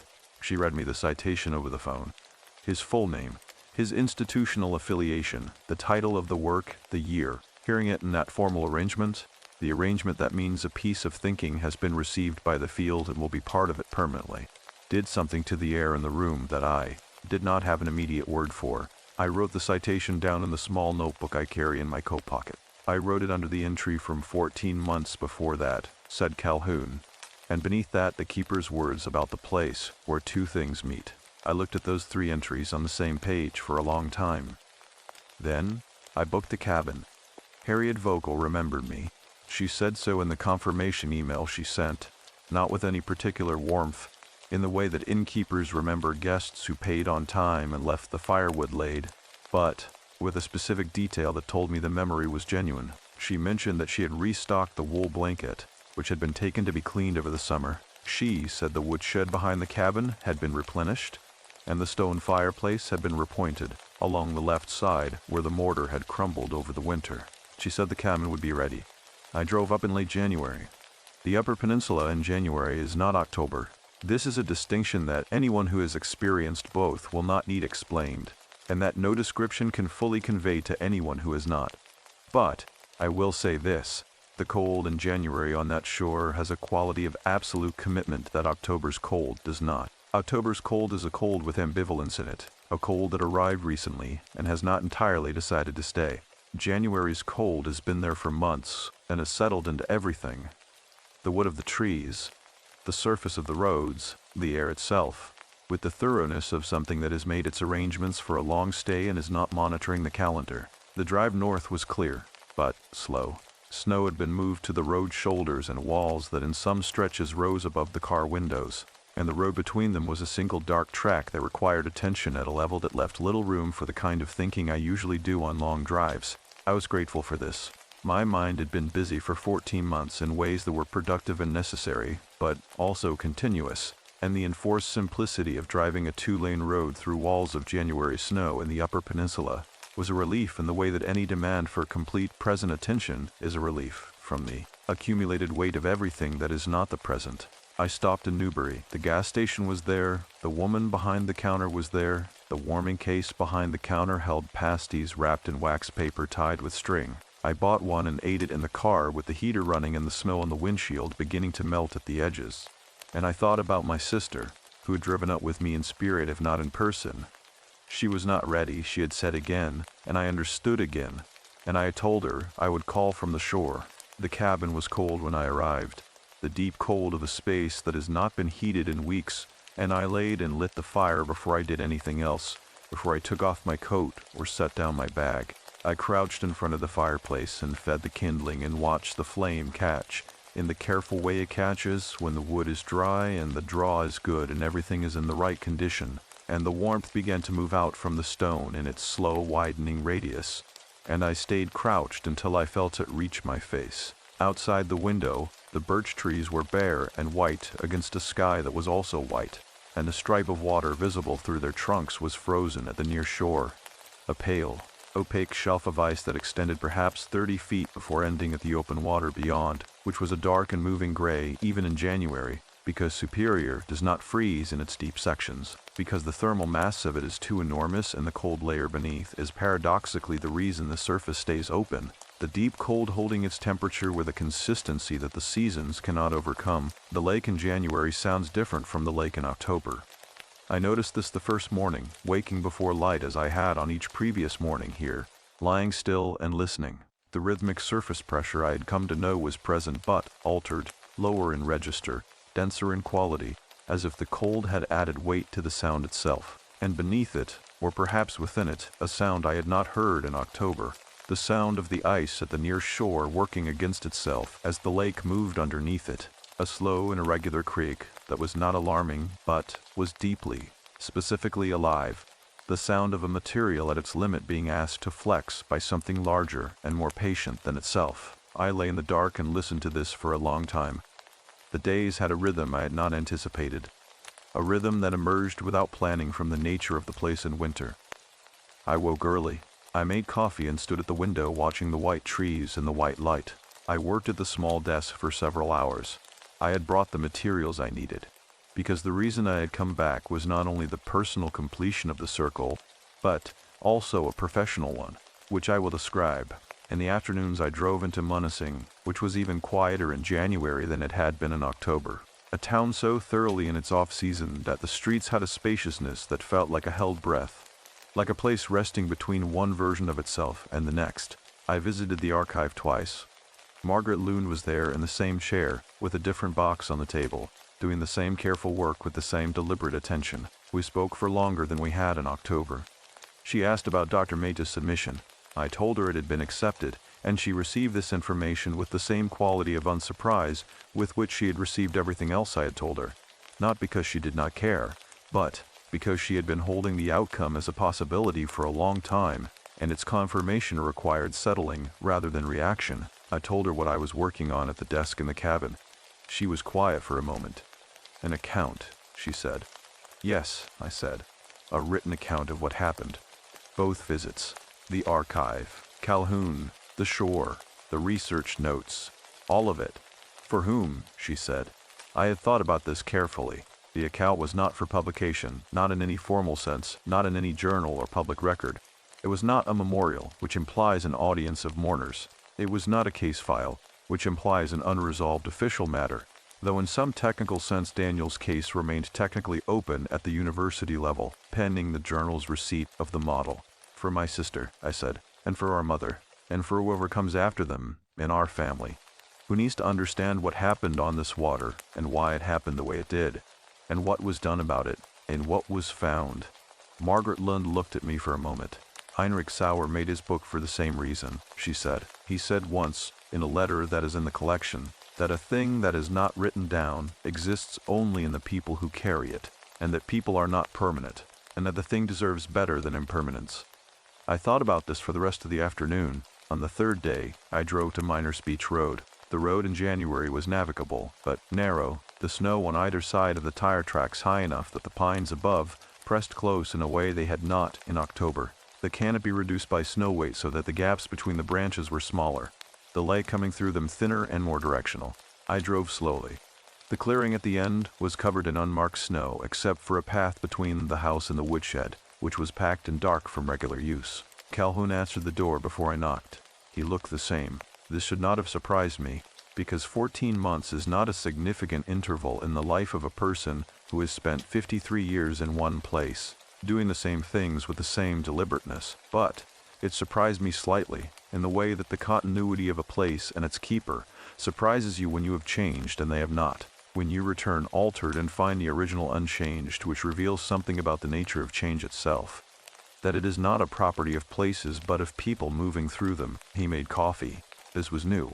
In October he had not offered anything, and I understood that the absence of hospitality then had been a form of respect, an acknowledgement that what I needed from that first visit was not warmth and comfort, but information, delivered cleanly. The coffee now meant something different. It meant that I was returning rather than arriving, and that the terms of the relationship had shifted accordingly. We sat at the work table where Heinrich's book had been. The book was not on the table. The table held only 2 mugs, and the quiet of a room in winter, which is a different quiet from the quiet of a room in autumn, heavier and more settled. A quiet with more commitment in it. I told him about the journal acceptance.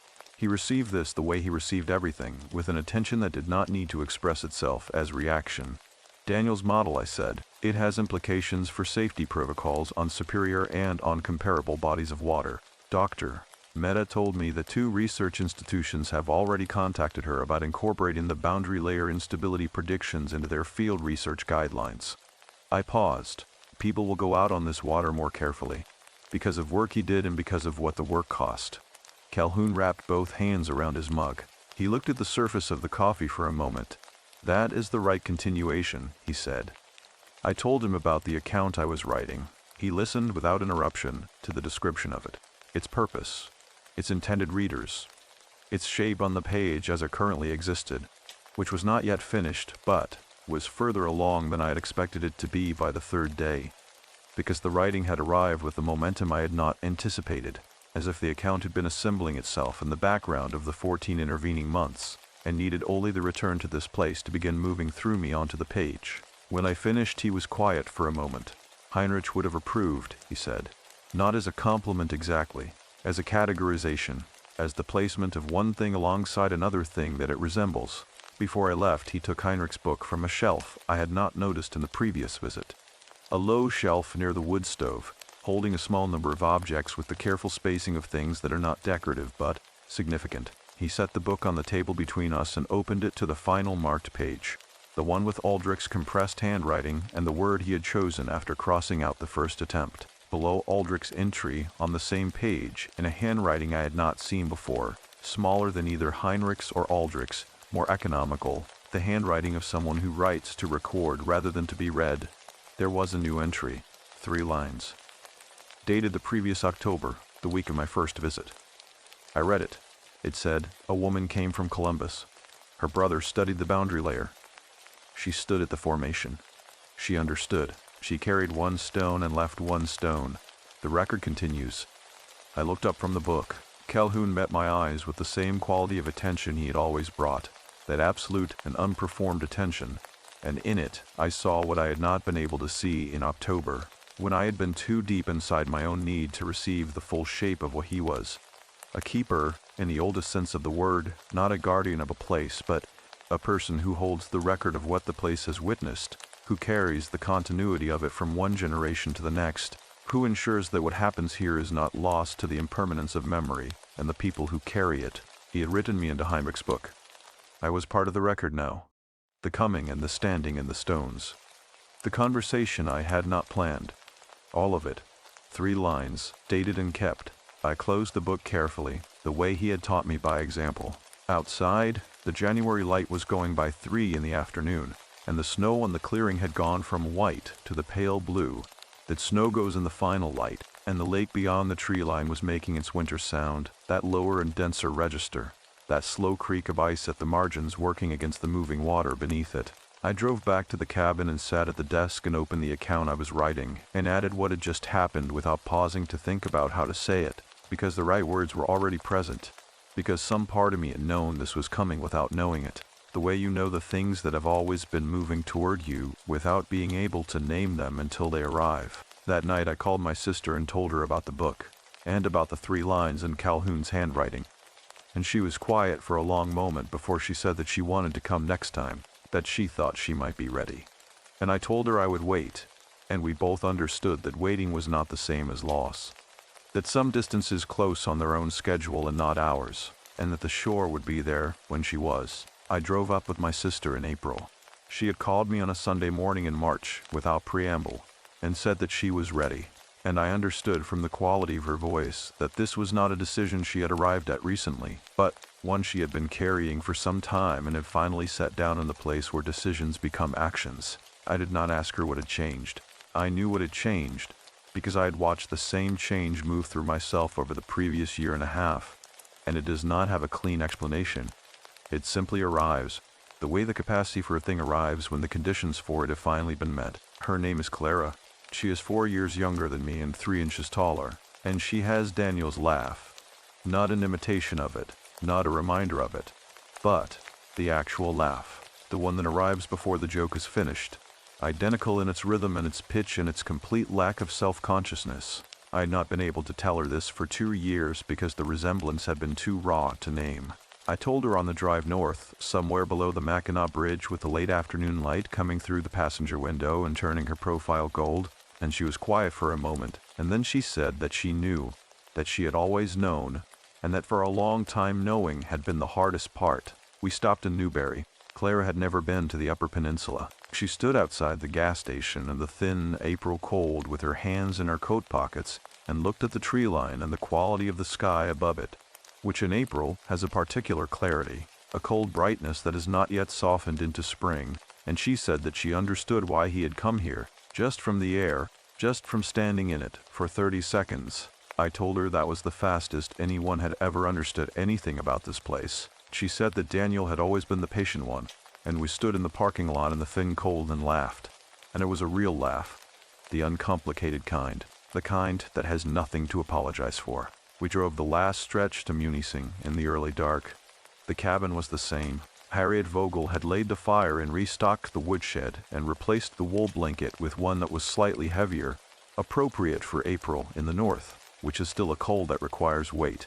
Clara walked through the main room and the small back bedroom, and the screened porch, with the careful attention of someone taking inventory of a place they have heard described and are now calibrating.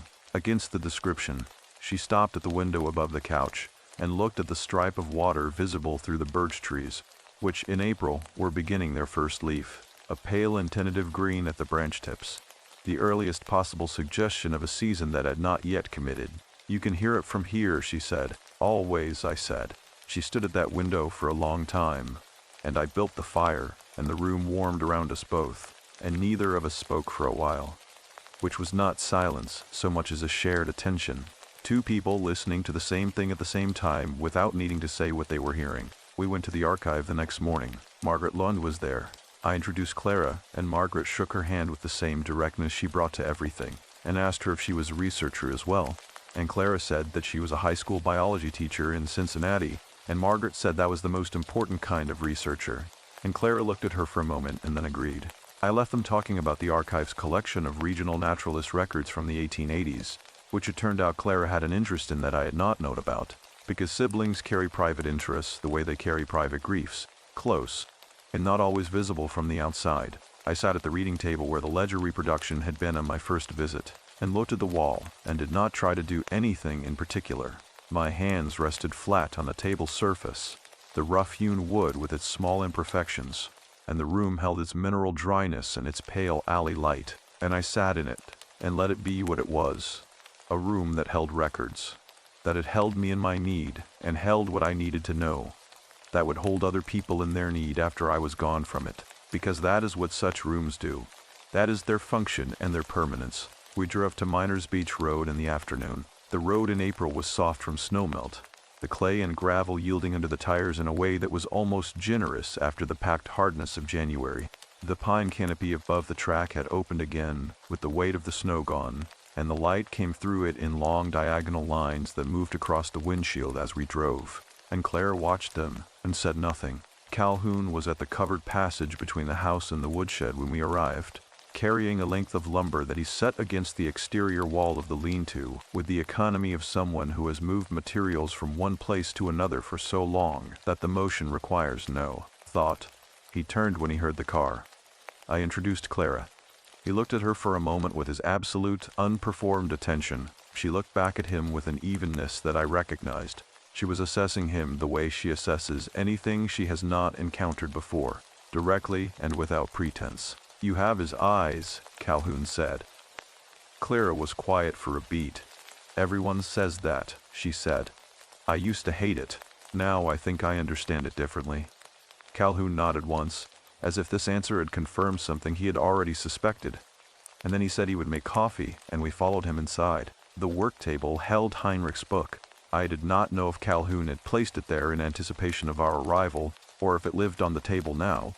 But it was there, and Clara saw it immediately, and looked at me, and I nodded, and she crossed to it without asking permission, because some things do not require permission. Because the book recognized her, the way the shore recognizes people who are oriented toward it, before they can name the orientation. She opened it herself, the way I had not been able to the first time. She turned the pages with the care of someone who works with biological specimens, who understands fragility not as a property of weakness, but as a property of age and significance, of things that have been handled by many hands, and deserve one more pair of careful ones. She found the marked pages without guidance, as if the cloth tabs were visible to her at a different frequency than to everyone else. She read Heinrich's entries and Aldrich's entries, and she read the words about the appetite of the place. The same words that had landed in me like a stone into deep water, and her face did not change dramatically, but her breathing changed. The slight and involuntary change of breath that comes when something true arrives, and the body registers it before the mind does. She found the final entry, Calhoun's 3 lines, from October 14 months before. She read it twice. Then she looked up at Calhoun, who was standing at the wood stove with his coffee, watching her with the same quality of witness he had brought to everything since the first morning I had driven down this road. "Is there room?" she said. Calhoun set down his coffee. He crossed to the shelf near the wood stove and returned with the pen he used for the entries. A simple thing, a ballpoint, the kind that is bought without thought and kept because it works. And he set it on the table beside the oaken book. Clara sat down. She held the pen for a moment without writing, looking at the page, at the 3 lines above the space she was about to fill. Then she wrote, and I did not read what she wrote until she had finished and set the pen down, because it was hers to write before it was mine to read. She wrote 4 lines. I will not reproduce them here, because they were for the book, and not for this account, because the book belongs to this shore, and this record and the people who come to it, and what Clara put into it belongs there. What I will say is that she wrote Daniel's full name, and the dates of his life, and 1 sentence that contained the word water and the word forward and the word his, and, when I read it, I understood that she had been carrying that sentence for 2 years, had perhaps been carrying it since before he was gone, since before either of them knew it would be needed. She closed the book. We went to the shore in the late afternoon light. April light on Superior is a different quality from any light I had seen on this water before. Not the pale gold of a winter morning, or the flat white of an overcast October, or the pewter of a cold, gray day, but something with warmth in it. A warmth that has not yet arrived, but is close enough to be felt in the light, if not in the air. The light of a season in its earliest intention. The ice at the near shore was gone. The water ran all the way to the gravel and dark sand without interruption, and it was moving with a life and energy it had not had in January. A surface chop driven by a southwest wind that came off the land rather than off the water, and in this wind the lake smelled different, less mineral, more complex, the smell of open water in early spring, of a surface that has been sealed for months and has just been returned to the air. We walked to the formation. I had given Clara the unmarked stone from Calhoun on the walk from the car. He had pressed it into my hand at the door with the same gesture as the first time, no explanation needed, the practice its own explanation.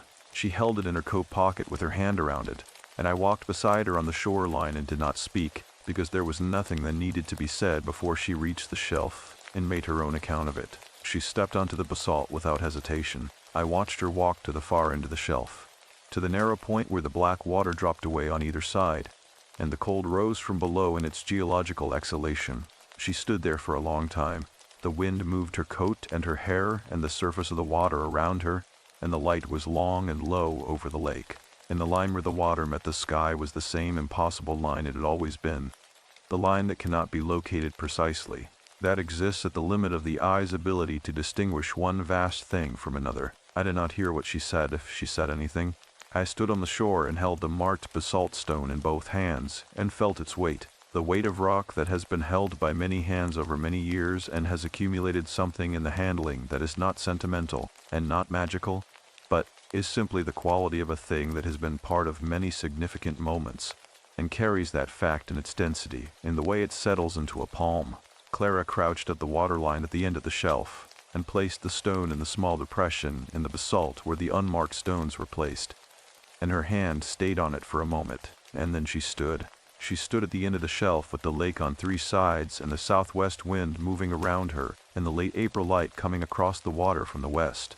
And she looked out at the place where Superior went from visible to invisible, from surface to depth, from the world that light can reach to the world that it cannot. I thought about Daniel, 26 years old, on a research vessel, on this same water on a night in October, with his recording equipment in the boundary layer and his model telling him what the conditions were and the data he had never yet directly observed waiting in the dark water below him, patient and enormous.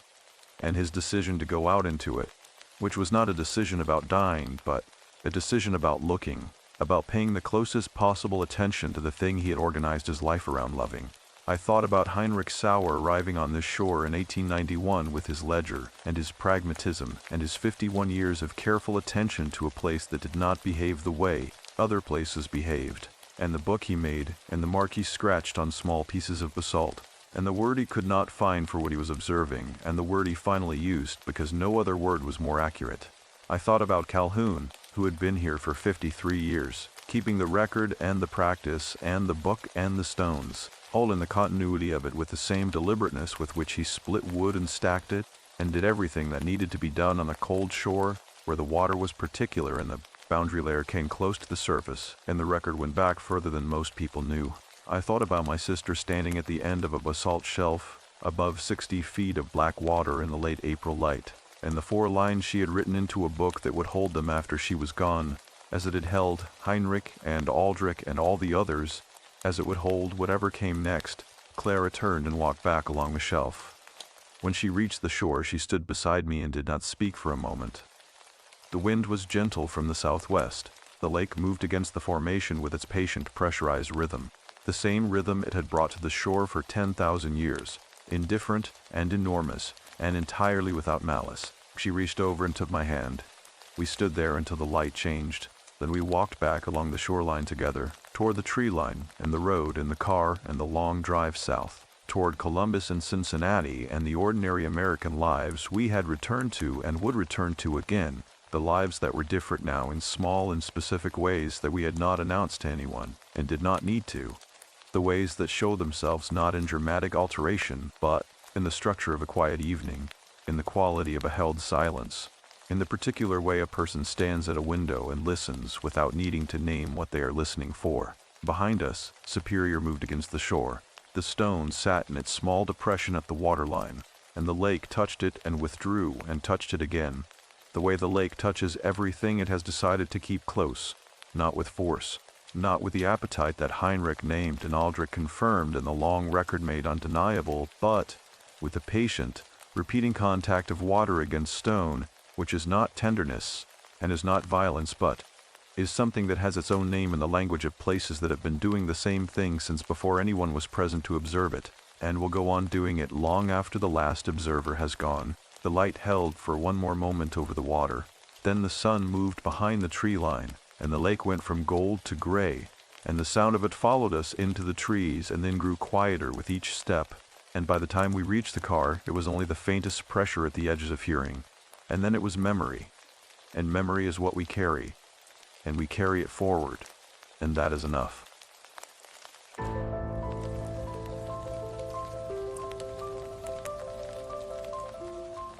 What the forest kept. The forest in late October smells of wet leaves and something older beneath them, like the earth has been composting the same grief for centuries. At dusk, the tree canopy closes the sky down to a thin gray strip, and the silence that follows is not empty but full, the specific fullness of a place that has been listening for longer than you have been speaking. I need to tell you something about the way grief changes your relationship with silence before I tell you anything else. Because the silence is where this story lives. And if you do not understand what silence meant to me in the autumn after my mother died, you will not understand why I drove to northeastern Connecticut in late October. And you will not understand why I stayed as long as I did. And you will not understand what the forest gave back to me and what it kept. My name is Claire Ashworth. I'm 44 years old. I work as a landscape architect for a firm in Providence, Rhode Island, which means I spend my professional life making deliberate decisions about what grows where and why, about the relationship between designed space and the people who will move through it, about what a particular arrangement of living things communicates to a body before the mind has had time to form an opinion. I'm good at this work. I've always been good at reading the emotional grammar of a landscape. What a space is saying underneath what it appears to be saying, what the structure of a place implies about what happened in it before you arrived. I had not used this skill on myself in the 11 months between my mother's death and the October I am writing about. I had kept it firmly directed outward, at client sites and planting plans and the measurable distances between things, and I had allowed the interior landscape, the one that had been reorganizing itself without my supervision since the February morning my mother's neighbor called to say that the lights in her house in Mansfield had been on all night, and no one was answering the door, to go unsurveyed. This is a thing I now understand I was doing. At the time I called it functioning. My mother's name was Ellen Ashworth. She was 68 years old when she disappeared, which is a sentence I have written in my head approximately 10,000 times in 11 months, and which still does not parse correctly.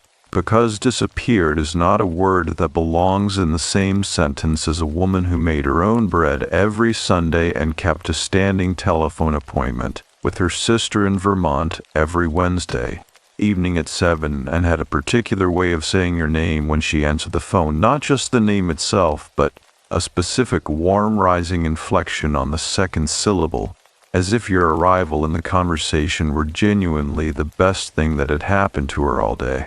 She had driven to Nanchang State Forest on an afternoon in late October. This was not unusual. She walked in the Nanchang regularly, had walked there for 20 years, since she and my father had moved to Mansfield after he retired, and she had discovered that the forest at the end of Pilfershire Road was the specific kind of old and quiet that her particular temperament required. She knew those trails. She had walked them in every season and every weather, and she had called me from the parking area more than once to describe what the light was doing on a particular afternoon, holding the phone up toward the canopy so I could hear the wind in the leaves even in Providence.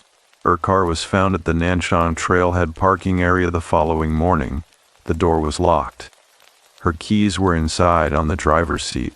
Her phone was in the center console, turned off or out of battery. The police could not initially determine which. Her walking boots were missing, which meant she had gone into the forest, and her jacket was on the back seat, which meant she had gone in without it, which was the detail that landed hardest in the first hours, because my mother was a careful woman, and careful women do not walk into a Connecticut forest in late October without a jacket, unless something has already gone wrong before the walk begins. I drove to Mansfield the day after the car was found. I had been there in the 3 weeks prior for the practical work of beginning to manage our house. The mail, the utilities, the slow and necessary process of deciding what to do with a life's accumulation of objects, when the life that organized them is no longer present to explain the organizing principle. This drive was different. This drive had the quality of all the drives I have taken toward things I was not prepared for. A specific alertness combined with a specific numbness, the body running its emergency systems while the mind declines to fully acknowledge the emergency. The drive from Providence to Mansfield takes just under an hour on a good day, east on Interstate 95, and then north on Route 32 through the quiet mill towns of northeastern Connecticut. Willimantic, Storrs, the edge of the university campus where my mother had audited a botany course for 3 consecutive semesters, and had arrived home after each session with a new Latin name to deploy at dinner. The landscape along Route 32 in late October is the New England that people mean when they say New England in October. The sugar maples and red oaks in full color, the white clapboard houses behind stone walls, the church steeples appearing above the tree line of small towns and disappearing again as the road curves. I had driven this route enough times that I no longer saw it in any detailed sense. I saw it that day. The color of the maples was extraordinary. It always is in the 3rd week of October in northeastern Connecticut, but I had not looked at it properly in years. The way you stop looking at the things on the daily route, because the daily route is not what you are looking at. You are looking at what is at the end of it. I looked at it that day, because I needed somewhere to put my attention that was not yet the parking area at the end of Pilfershire Road, and the maples were doing the specific thing that late October maples do, in the last days before the color turns to rust and falls. That brief, almost violent orange that is less a color than an announcement, the tree spending everything it has left before the cold takes it. I turned onto Pilfershire Road at 11 in the morning. The road narrows quickly as it approaches the forest, from 2 lanes to 1.5, and then to 1. The stone walls on either side pressing closer as the canopy above thickens, and the light drops and the temperature drops with it, and you understand without being told that you are entering a different kind of space. Not threatening, not on a normal day. Simply older. The road does not take you to the forest. It lets the forest take you. The trees closing in from both sides until the sky is reduced to a pale stripe above the road, and the maples on either side are close enough to touch from the car window. The parking area was empty except for a state police cruiser and my mother's gray Subaru, which was exactly as the officer who called me had described it. Parked carefully, locked, ordinary in every external detail, containing inside it the specific wrongness of personal objects resting in a space from which their owner had departed without explanation. I sat in my car for a long moment before I got out. The forest was right there. It began where the parking area ended, the tree line standing about 30 feet from where I was sitting, the trunks dark and the understory already in deep shadow even at midday, the path leading invisible for perhaps 20 yards before the light gave out, and the trail became a suggestion rather than a fact. A trooper named Ben Vasquez came out of the cruiser and introduced himself and walked me through what they knew, which was not much: the car, the keys, the phone, the missing jacket, the boots gone, no indication of another vehicle having been in the lot. No witnesses, no signs of disturbance at the trailhead. He was kind. He was methodical. He told me the search teams would go in again at first light the next morning, and that I was welcome to stay in the area, and that if I needed anything I should call the number on the card he gave me. I thanked him, and he went back to his cruiser, and I stood at the edge of the parking area, looking at the tree line. The forest in late October in the Nanchang has a specific smell that I had encountered on every visit to my mother's house for 20 years and had never examined closely because it had always simply been the smell of being near where she lived. Wet leaves over dry leaves, over the dark mineral smell of old forest soil, and beneath all of that something else, something without a clean category. Something that was either the smell of the trees themselves in their late season withdrawal, or the smell of the ground receiving them. Standing at the trailhead without my mother for the first time, I understood for the first time what the smell actually was. It was the smell of patient accumulation, the smell of a place that has been receiving things for a very long time and has never once been in a hurry about it. I thought, briefly and with the strange precision of an untethered mind, that I had left a client's planting plan half-finished on my drafting table in Providence, and that the nursery would need confirmation on the hornbeam order by Friday. The thought arrived and sat there, useful as a bookmark in a book I was not reading. I let it go. The wind moved through the canopy above the parking area. The maples let a few leaves go. They did not fall so much as drift, released with the specific unhurried quality of things that have been holding on for exactly the right amount of time and have now decided the time is past. I stood there until the light began to change. That night, I stayed in my mother's house for the first time since she had gone into the forest, and I lay in the dark of her bedroom with the smell of her still present in the pillow, and the October wind pressing against the windows in the particular way it presses against old houses, finding the gaps, the places where the frame has settled away from the glass. And I understood that, whatever I was going to learn about where she had gone, the forest was the only place that held the answer, and that I was going to have to go in. The search teams went into the Nanchang at first light on the second morning, and I stood at the trailhead in the cold and watched them go. There were 11 of them. State police, a volunteer search and rescue unit from Windham County, and 2 handlers with dogs, a German shepherd named Kofi, and the younger Belgian Malinois, whose name I did not catch because she was already moving, already pulling toward the tree line with the focused intensity of an animal that has been given a specific question and intends to find the answer to it. They took a copy of my mother's blue fleece jacket, which the trooper Ben Vasquez had retrieved from the back seat of the Subaru, and they went in, and the forest received them, and within 3 minutes the last of them had disappeared around the first bend of the trail, and the parking area was quiet again. I had not slept. Not in the way people mean when they say they have not slept, and mean they slept poorly or fitfully, or woke several times. I had lain in my mother's bed in the full dark of her bedroom, and I had not lost consciousness once in the entire 8 hours between when I turned the lamp off and when the gray of the early morning began at the windows. I had been aware of every hour of it. This was not new.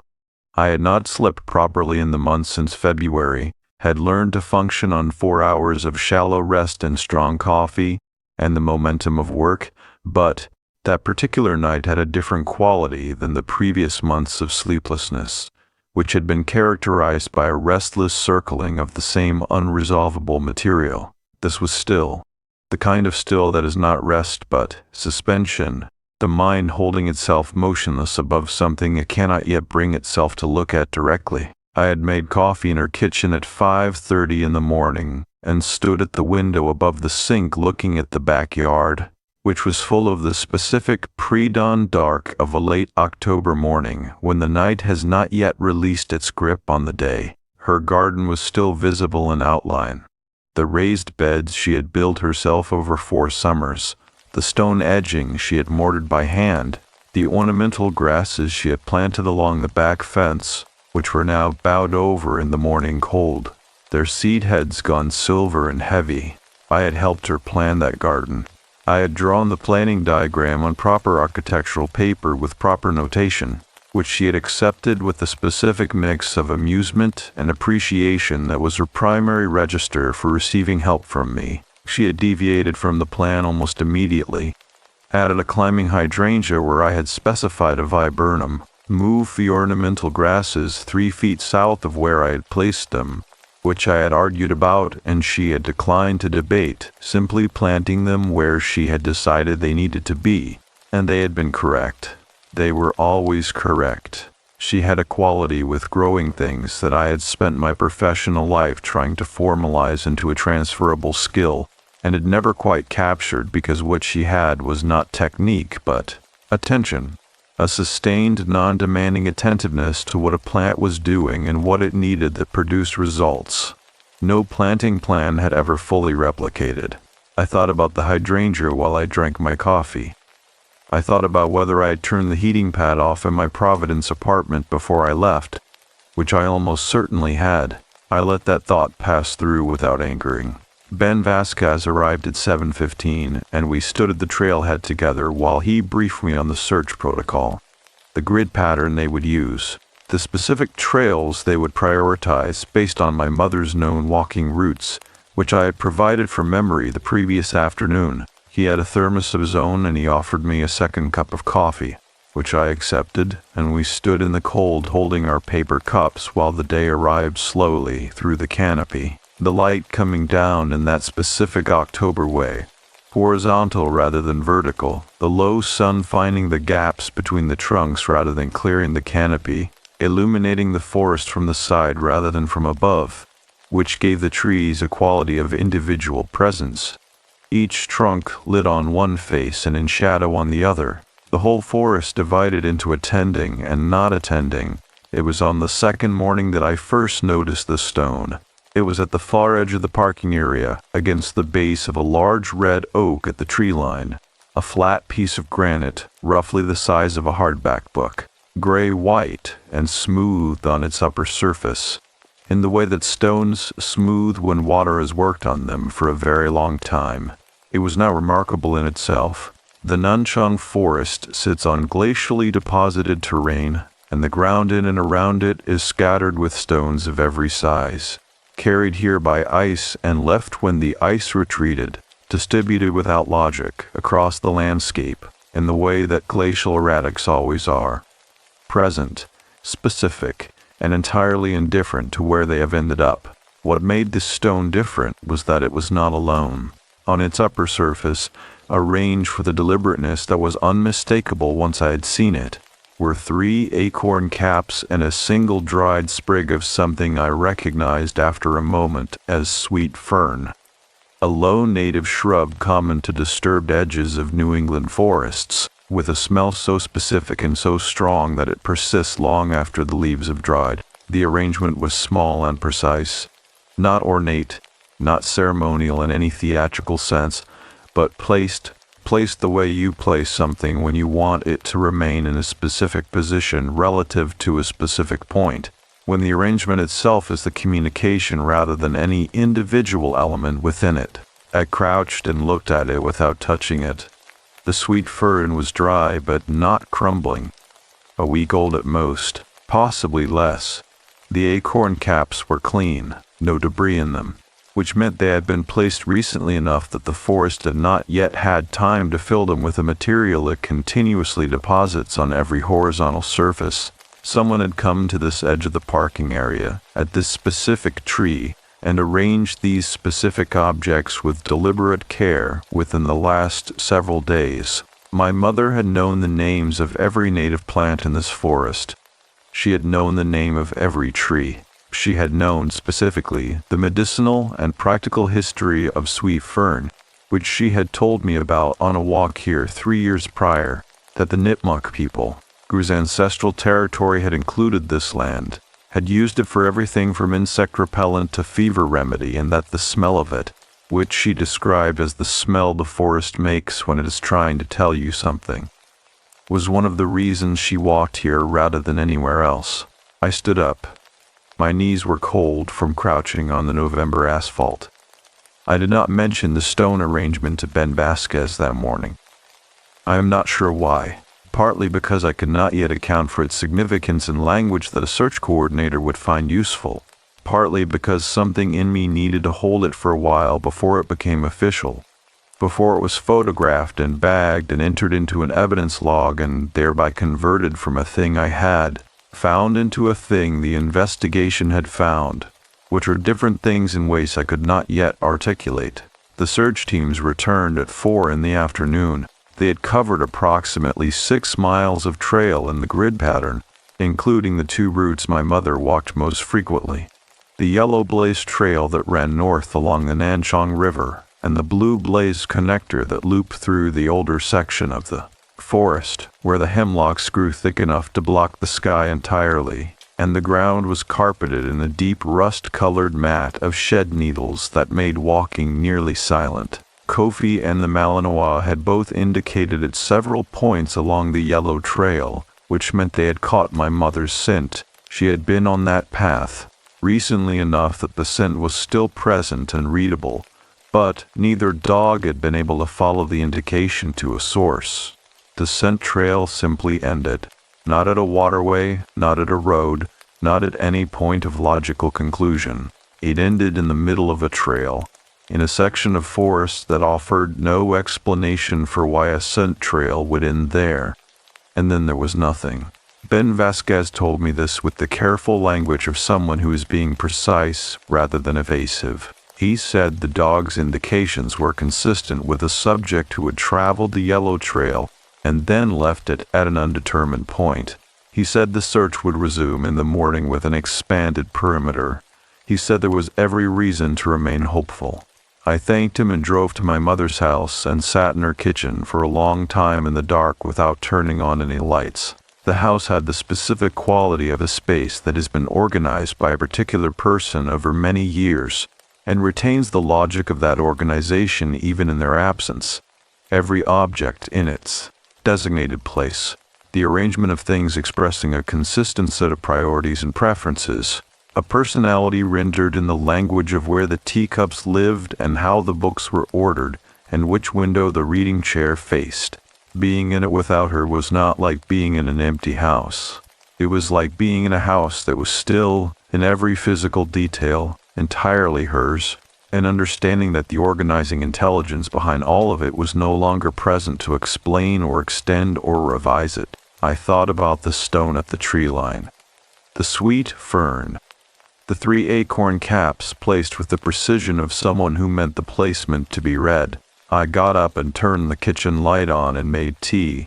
I did not particularly want, and while the kettle heated, I stood at the window above the sink again and looked at the garden in the dark, the ornamental grasses barely visible, their silver heads moving in the small wind that comes after dark in October, when the temperature drops and the air moves to fill the differential. She had been on the yellow trail.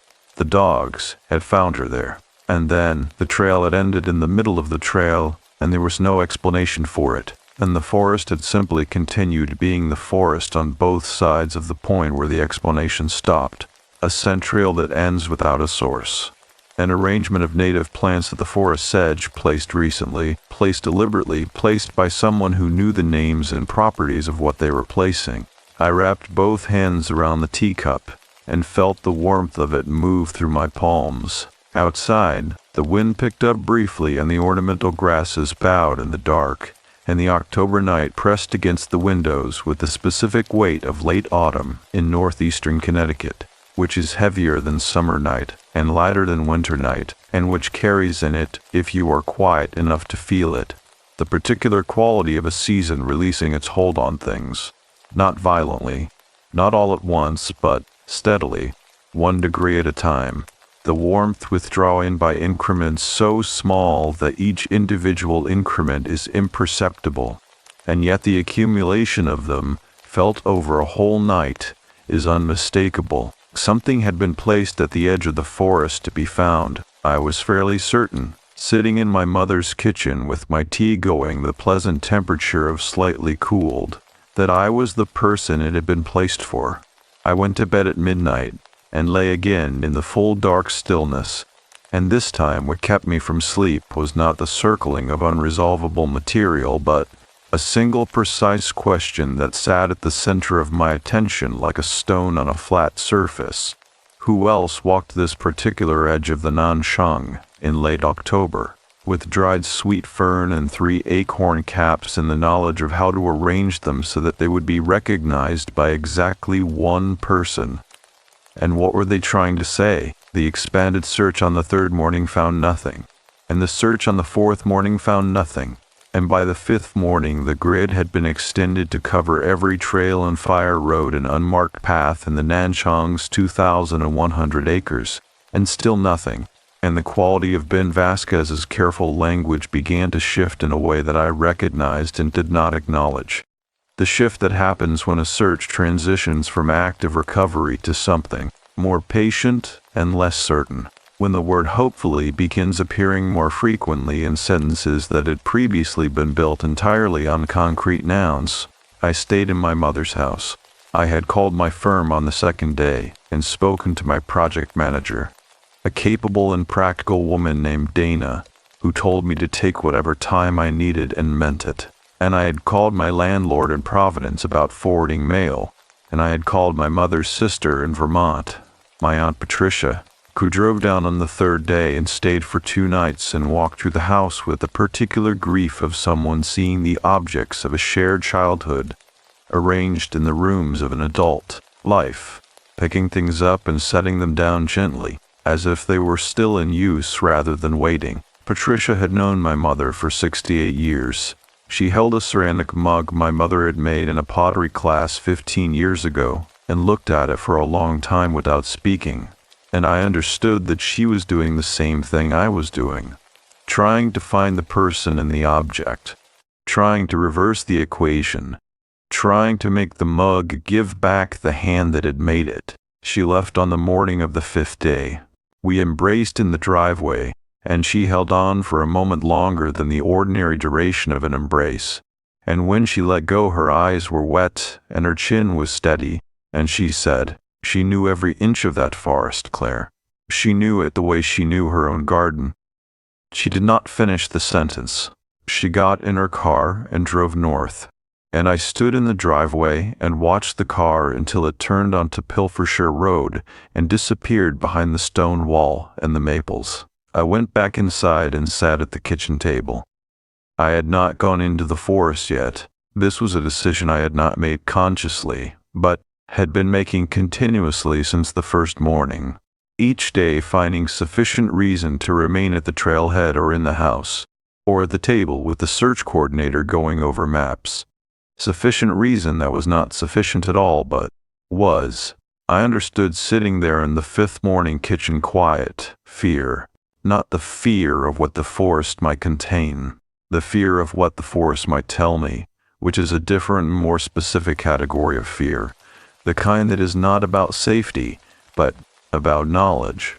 The fear of knowing something you cannot unknow, which is the fear that keeps people from opening certain doors and reading certain documents and driving to certain places that have been waiting at the edge of the known map for longer than you have been willing to look at them.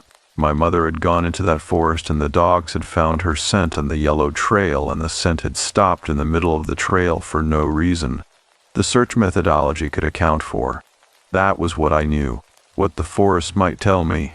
If I went in and walked the yellow trail to the point where the scent had ended and stood there in the October silence with the hemlocks pressing in and the river somewhere below to my left, what it might tell me was something I had been keeping outside the perimeter of my functioning for 5 days. I put on my mother's jacket. It was hanging on the hook by the back door where it always hung, a dark green wool coat, heavier than the fleece the police had taken a copy of, the one she wore in the garden in autumn when the temperature dropped below 50. It smelled of her. I do not mean this in a sentimental sense. I mean it as a literal and specific fact. The wool had absorbed the particular combination of her soap and the outdoor air, and something else beneath those. Something that was simply the smell of her body existing in the world. And it was present in the coat in the same way her organizational logic was present in the arrangement of the kitchen. An expression of her continued presence in a space from which she was absent, insisting quietly on its own reality. I buttoned it and walked to the trailhead.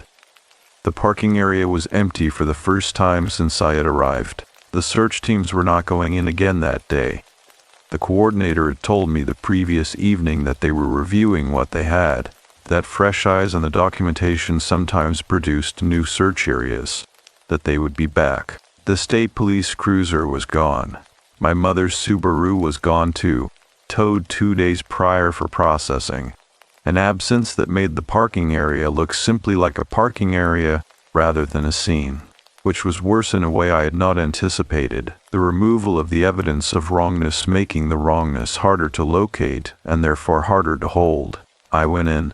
The yellow trail begins at a wooden post at the northeast corner of the parking area and descends gently through a mixed stand of maple and birch before leveling off along the bank of the Nanchang River, which in late October is running low and clear, the summer's green algae gone, the bottom stones visible in the shallow sections with the precise clarity that cold water produces. I had walked this trail with my mother perhaps a dozen times over the 20 years she had lived in Mansfield, and I carried the memory of those walks not as a continuous narrative but as a series of specific sensory details. The way the river sounded in different seasons, the particular quality of the light through the hemlocks in the section where the trail turned north, her voice slightly ahead of me naming things as we walked, the Latin names and the common names delivered with equal affection. I walked slowly, not because I was looking for anything specific, because the forest required it. The October understory stripped enough to reveal the full depth of the tree line on both sides of the trail, the light coming in at that low angle and finding every trunk, the silence so complete that my own footsteps on the leaf-covered path sounded intrusive. Too loud, the steps of someone who had not yet learned the appropriate register for this particular space. The river was to my left. I could hear it before I could see it. A low, continuous sound that was less a sound than a presence, a vibration in the air that the ear converts into running water only because running water is what has always made that particular vibration. The hemlocks began about a quarter-mile in, where the trail turned north, and the canopy closed overhead, and the light dropped and the temperature dropped with it, and I had the sensation that I always had in the hemlock section, that I'd moved from one room to another, from a space that was connected to the world above the canopy, to a space that had its own separate and older arrangement. I checked my phone. 43% battery. The number sat in my mind for a moment, practical and grounding, the kind of information the mind reaches for when it needs something measurable to hold. I kept walking. The search coordinator had marked the location on a hand-drawn map, approximately 1.2 miles from the trailhead, where the trail ran through a section of older hemlock growth before opening briefly onto a rocky overlook above the river. It was here that both dogs had indicated and here that the indication had failed to resolve.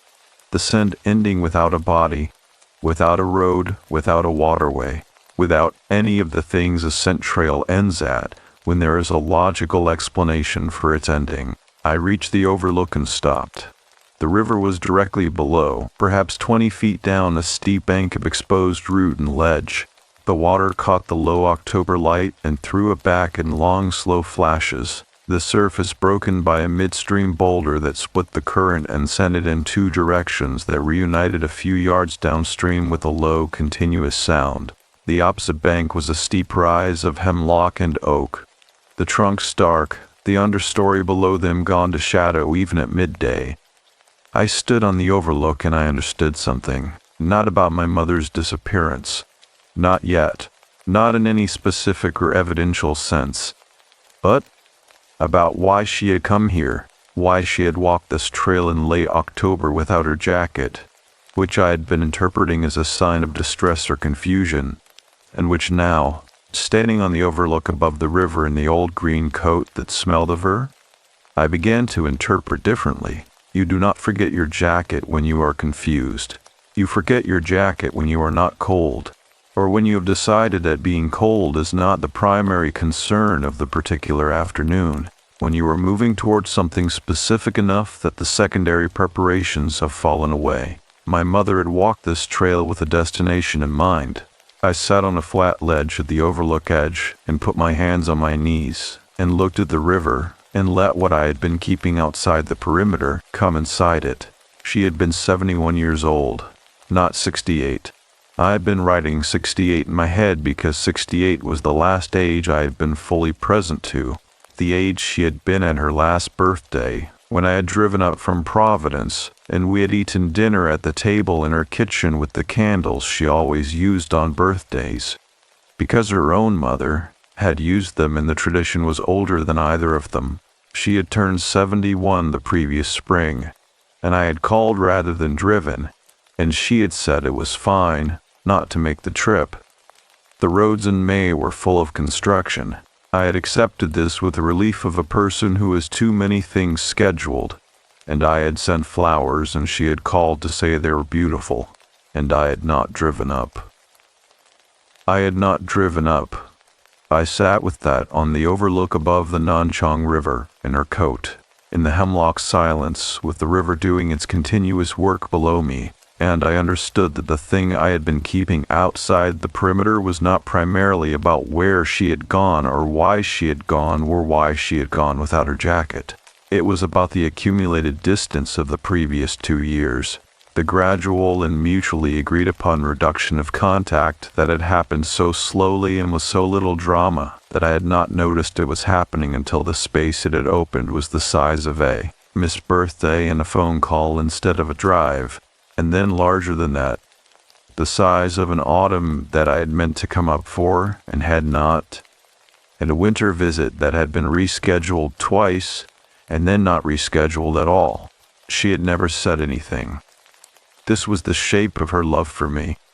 It made room. It adjusted itself to whatever space I had available and occupied that space without complaint or implication. Because she was the kind of woman who had decided, early and thoroughly, that love was not a claim, but a practice, and that the practice required patience above almost everything else.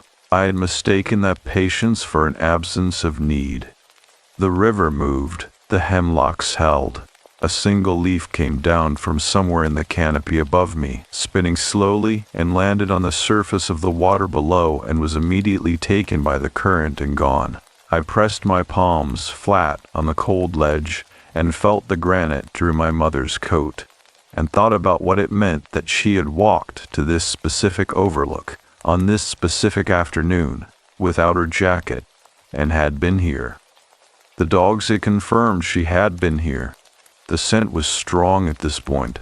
The handler had told Ben Vasquez it was one of the strongest indications of the whole search, and had then ceased to be findable by any instrument the search had deployed. I thought about the stone arrangement at the forest's edge, the sweet fern, the 3 acorn caps, the deliberate placement, the knowledge of native plants, the timing. Someone else knew this overlook. Someone else had been placing markers at the perimeter of this forest recently, with the precision of a person who understood both the plants and the place and what the combination of them communicated to a specific audience. The wind came through the hemlocks from the north, cold and direct, and I pulled my mother's coat tighter and felt the weight of the wool across my shoulders, and realized that whatever I was going to find out about what had happened on this overlook, I was not going to find it by standing here alone with the river and the cold and the inadequate inventory of what I had and had not done in the previous 2 years. I was going to need to find whoever had left the stone. I walked back to the trailhead in the failing light, with the coat wrapped close, and the river sound fading behind me and the certainty growing with each step that the marker at the forest edge had not been placed by accident, and had not been placed recently, and that somewhere in the town of Eastford or Ashford or the surrounding hills there was a person who knew the Nanchang the way my mother had known it. From the inside, from the slow accumulation of seasons, from the kind of attention that eventually teaches you what a place does with the things it receives, and that this person had been expecting someone to come looking. There is a particular kind of person who accumulates knowledge of a place over so many years that the knowledge stops being information and becomes something closer to fluency, the way a language you have spoken for long enough stops requiring translation and begins arriving directly, the meaning present before the mechanism of meaning has had time to operate. I had encountered this quality in landscape architects who had worked the same regional territory for decades, who could look at a site for 30 seconds and tell you what the drainage problem was, and where the frost pocket would form and which slope aspect would kill the planting scheme before the second winter. The knowledge was in the body rather than in the memory. It produced a quality of stillness in the person who had it, a particular attentiveness that looked like calm but was actually constant low-level reading of the environment, the way a very experienced driver appears relaxed while their hands and eyes are doing work that would exhaust a beginner. I found Ruth Hapgood on the second day after the overlook. I found her the way you find people in small rural New England towns, which is by asking at the post office, which I had learned from the previous story was a reliable instrument for this kind of inquiry. The Eastford post office was a single room in a building that also housed the town clerk's office, and, on alternating Tuesdays, a small claims court. And the woman behind the counter listened to my description. Someone who knew the Nanchang extensively, who worked with native plants, who might have been placing markers at the forest edge, with the unhurried attention of someone who processes information at the speed the information actually requires, rather than the speed the person delivering it would prefer, she said without hesitation. That would be Ruth Hapgood. She lives on the old Child's Road, the unpaved section, past where the town maintenance ends, the house with the smoke. I drove out the following morning. The unpaved section of Child's Road is not on most maps. It appears on the town survey as a right-of-way, a dotted line through second-growth forests, the kind of road that exists because it was once the primary route between 2 points that subsequently found better routes and left this one to revert slowly toward the forest that had preceded it.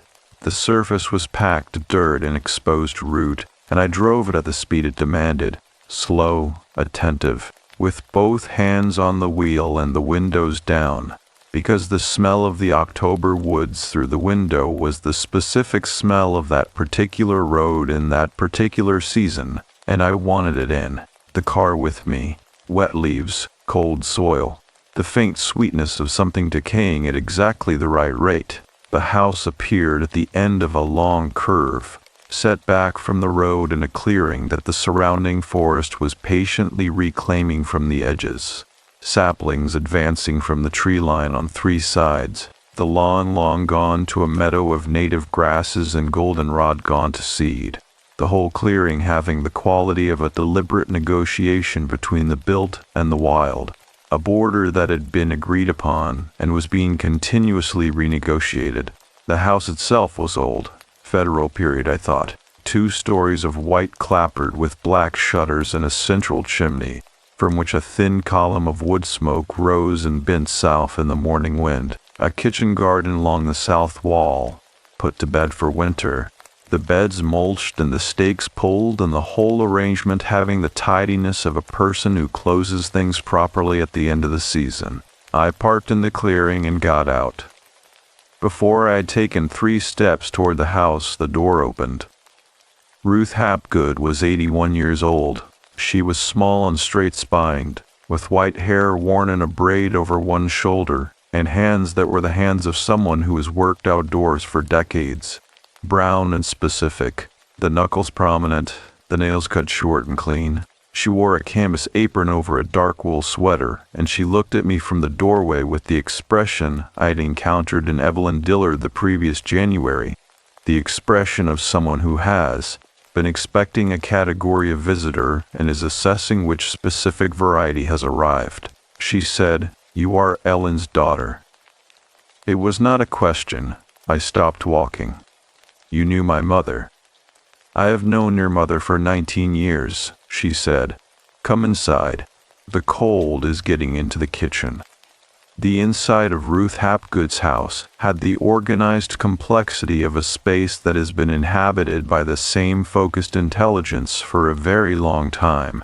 The kitchen was large, with a wood stove doing serious work in the corner and a work table along the north wall that held, in various states of processing, what appeared to be the autumn's harvest of dried plant material. Bundles hung from the ceiling rafters, jars of seeds and dried leaves and roots arranged on shelves with handwritten labels. a mortar and pestle at the table's center, with a residue of something gray-green and aromatic. The smell was the smell of the forest, distilled and concentrated, every volatile compound the nanchang produced, present here in the warm kitchen air, at an intensity that was not unpleasant, but was immediately clarifying, the way cold water is clarifying, producing a specific alertness. She put the kettle on without asking whether I wanted tea. I sat in the chair she indicated, at the end of the work table, and I waited. She moved through her kitchen with the economy of someone who has performed these motions 10,000 times and has reduced each one to its necessary minimum. The kettle, the cups, the tea tin on the third shelf, the honey jar that she set on the table between us without comment. She sat across from me and folded her hands on the table and looked at me with the full attention that certain old people have, and that younger people generally do not, the attention that is a form of respect. The decision to be entirely present to the person in front of you rather than allocating any portion of yourself to the management of what comes next. "How long have you been in the forest?" she said. I told her about the overlook, about the coat, about the river and what I had understood sitting above it. She listened without expression. "And the stone," I said, "at the tree line, the sweet fern." Something in her face shifted, not surprise, but the specific quality of a person receiving confirmation of something they had placed and wanted to know had been received correctly. "I put that there on the morning after the car was found," she said.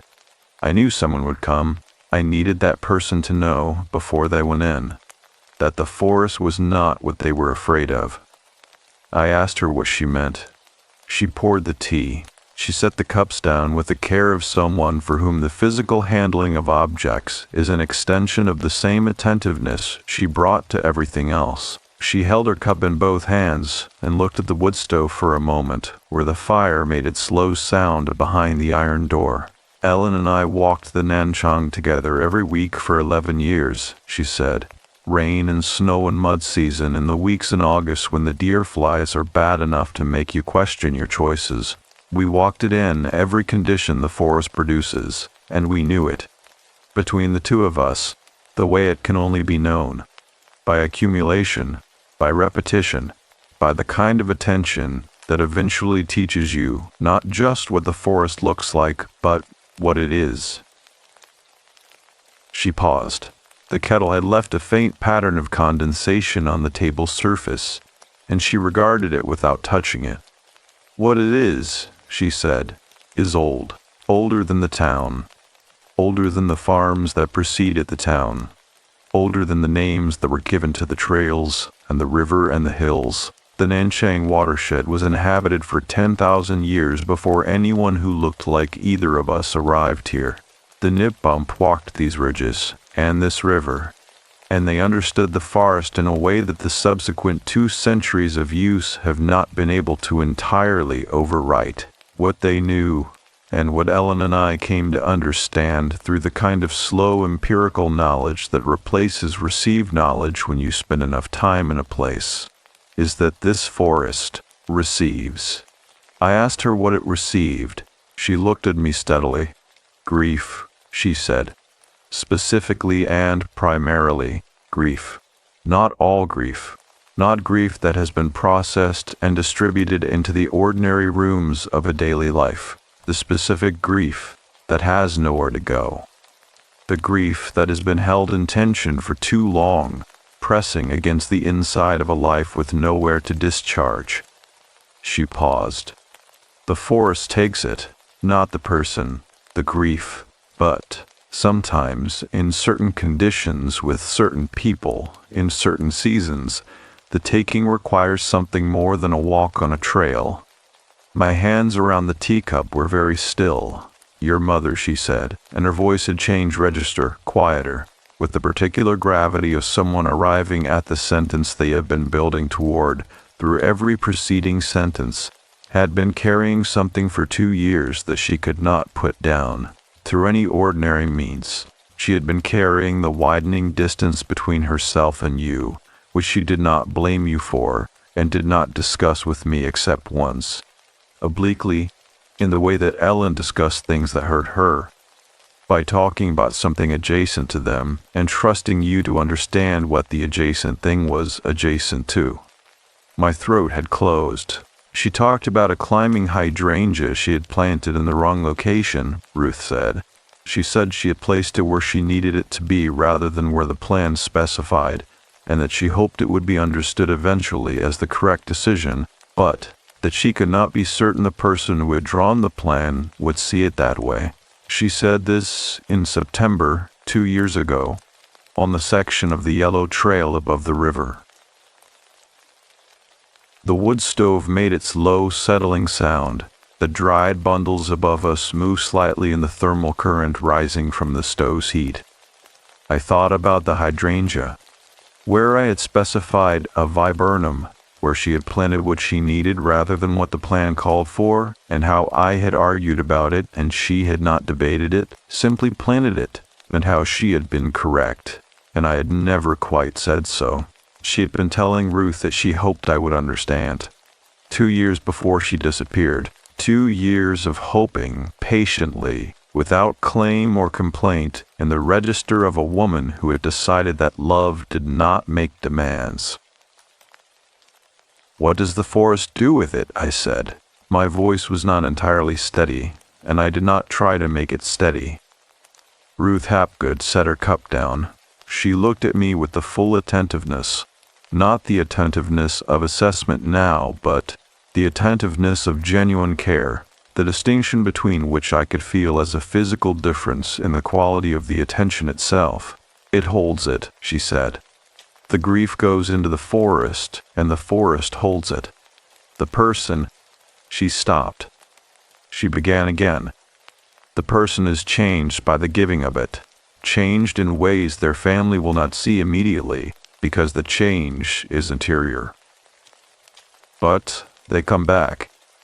She held my eyes. "Ellen will come back, Claire. Not today, not to the trailhead, but she will come back to you." The fire settled. The herbs above us were still. "I need you to do something," Ruth said. She stood and went to the shelf above the work table and returned with a small cloth pouch, dark green, tied with a length of undyed linen cord. She held it out to me. It was light. It smelled of sweet fern and something else beneath that, something resinous, cedar perhaps, and something I could not identify, something that was neither plant nor mineral but seemed to be both simultaneously. "Take this into the forest, to the overlook. Leave it at the water's edge, at the base of the ledge where the river is closest. Do not open it." She held my eyes. "Say her name once. Say it the way you said it when you were young. When you called her not because you needed something, but simply because you wanted her to know you were there." I looked at the pouch in my palm. The kitchen was warm. The fire held. Outside, through the south-facing window above the sink, the cleared meadow was silvered with November frost, the goldenrod stems bearing their spent seed heads in the cold morning light with the patience of things that have completed their season and are waiting without urgency for whatever comes after the waiting. I thought briefly and with the specific clarity of a mind that is not managing anything, that I had left my own planting plans, the Hornby mortar, the Providence Project, somewhere in the previous week and would need to attend to them eventually. The thought arrived and was exactly as important as it was, which was not very, and I let it go. I put the pouch in the pocket of my mother's coat. I drove back through the unpaved section of Child's Road with the wood smoke smell still in my hair, and the pouch a slight and specific weight in the coat's left pocket.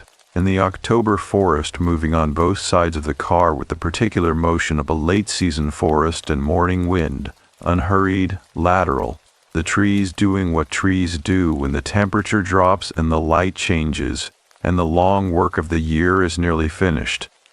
And I understood that I was going to the overlook that afternoon. and that what Ruth Hapgood had given me was not an instruction, but a permission, and that the difference between the two was everything. I drove to the trailhead at 2 in the afternoon, when the October light was at its lowest useful angle. Not the bright horizontal light of morning, but the deeper, more considered light of a late autumn afternoon, the sun already beginning its descent toward the tree line to the southwest, the shadows of the trunks lengthening across the trail in long parallel lines that pointed northeast, toward the river, as if the forest itself were indicating direction. The parking area was empty. It had been empty every day since the state police cruiser left and my mother's Subaru was towed, and by now the emptiness had stopped feeling like an absence of something, and had begun to feel like the area's natural condition. A cleared space at the forest's edge where people briefly paused, before going in or coming out. A threshold rather than a destination, never meant to hold anything for long. I was wearing my mother's coat.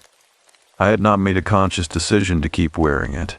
It had simply become the coat I reached for each morning in the mudroom where it hung, and each morning I had put it on without ceremony, and each morning it had been warm and specific and present in the way that her coat was present, and I had stopped thinking of it as her coat, and started thinking of it as the coat, the one that was correct for the weather in the forest and the particular project of the days I was living through.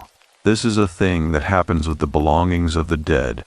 Not always, not inevitably, but sometimes they migrate from the category of theirs into the category of simply what is there, and the migration is so gradual and so natural that you only notice it has happened when someone else points it out, or when you catch the smell of the wool in a particular light, and understand all at once what you have been wearing and why. The pouch was in the left pocket. I touched it once through the fabric before I stepped onto the yellow trail. The way you touch something you are carrying before a long walk to confirm it is still there, and it was still there, light and specific, smelling faintly of sweet fern even through the wool. I went in. The trail in the mid-afternoon light was different from the trail at any other hour I had walked it. The shadows were deep and early, the canopy filtering what remained of the direct light into thin, angled shafts that touched the forest floor in discrete bright patches between which the trail ran in relative dimness. The effect was of a space that was illuminated selectively rather than generally, certain specific surfaces lit with precision, while everything between them receded into a blue-gray half-dark that was not quite shadow and not quite light. Something that belonged to late afternoon in Old Forest, and to nothing else. I walked slowly. I was not hurrying toward anything.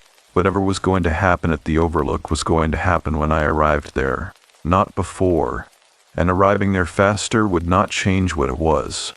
The mind understands this in principle, and in practice spends considerable energy trying to accelerate anyway, trying to close the distance between the current position and the anticipated one. And I had learned enough in the previous days to recognize when the mind was doing this, and to simply decline the acceleration, to keep my pace at the pace the trail set rather than the pace the anxiety preferred. The river appeared to my left.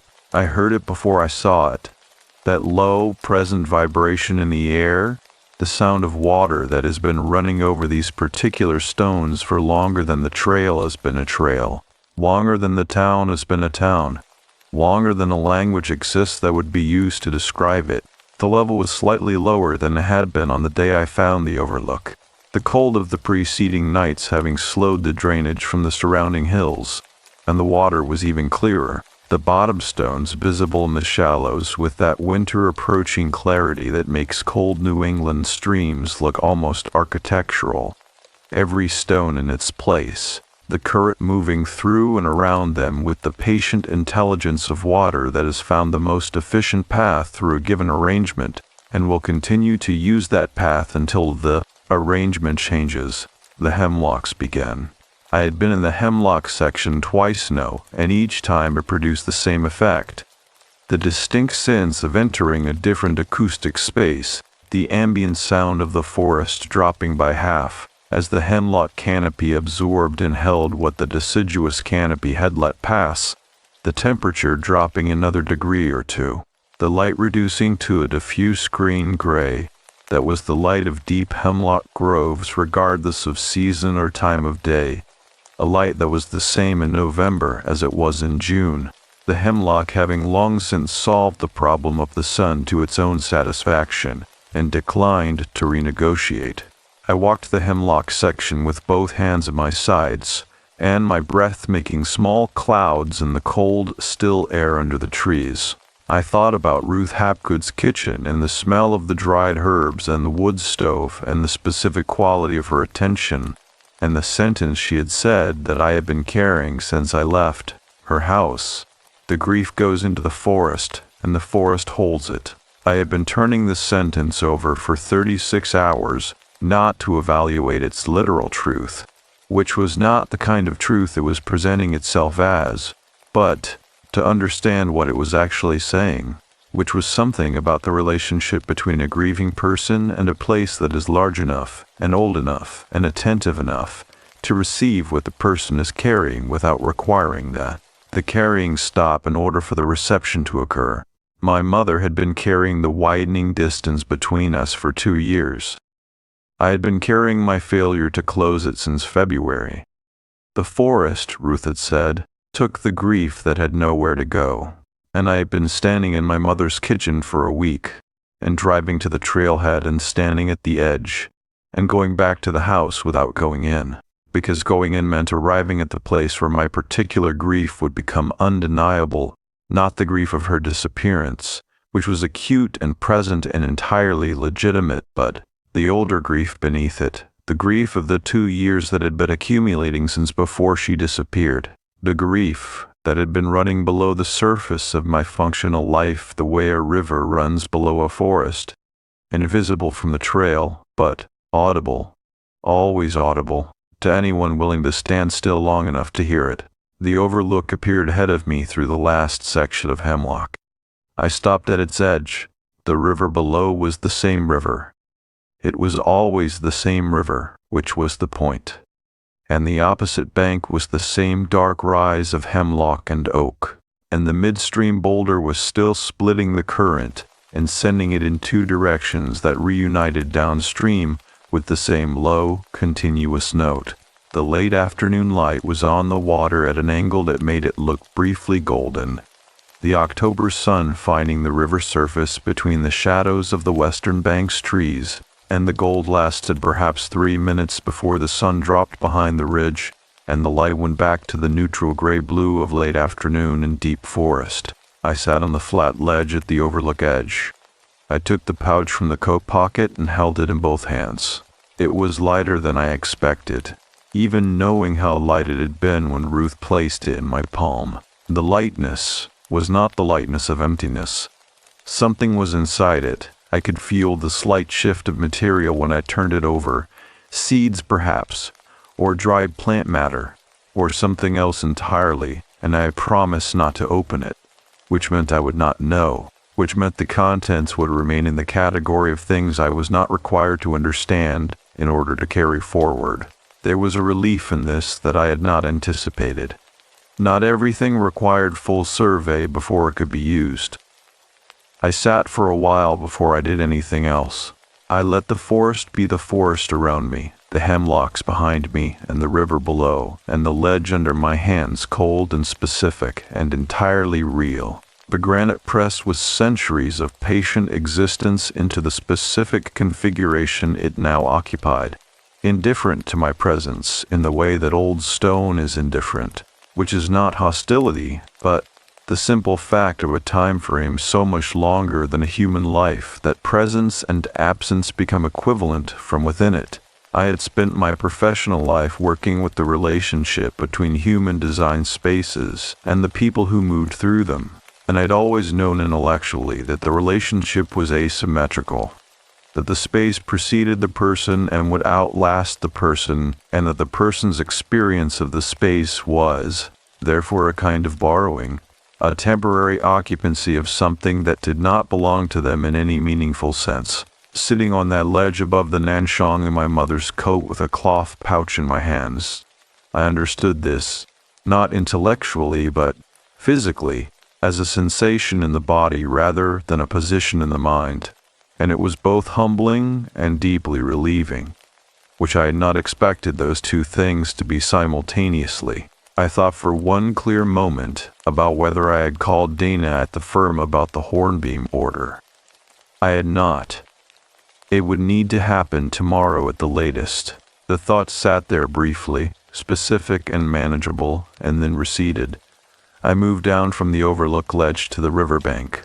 The bank at the base of the ledge was narrow, a foot, perhaps 18 inches of flat ground between the base of the rock and the water's edge, and I crouched on it with the cold of the ground coming through the soles of my boots and the sound of the river directly in front of me, close enough that I could reach out and touch the water without fully extending my arm. The river at this proximity was different from the river viewed from above. From above it had form and direction and the aesthetic quality of a landscape element. From here it was simply mass and motion, a continuous body of cold moving water with its own weight and logic, entirely occupied with the work of being a river, which was the only work it had ever done, and which it was doing with complete commitment. I placed the pouch at the base of the ledge, where the flat ground met the rock. I did not perform any ritual around this. I simply placed it, the way you place a marker on a working map, carefully, in the correct location, with the intention that it remain. Then, I said her name. Not Ellen. Not Mom, which is what I had called her for 44 years in the spoken language of our daily life. I said the name I had called her when I was very young, before the word Mom had fully established itself. The name that had been my first attempt at her name before I had the full phonetic range to produce it correctly, which had come out as something between her name and a word in a language neither of us spoke, and which she had kept secretly and with great warmth, as the name she knew I used for her in the interior register, the one I had never used where anyone else could hear it.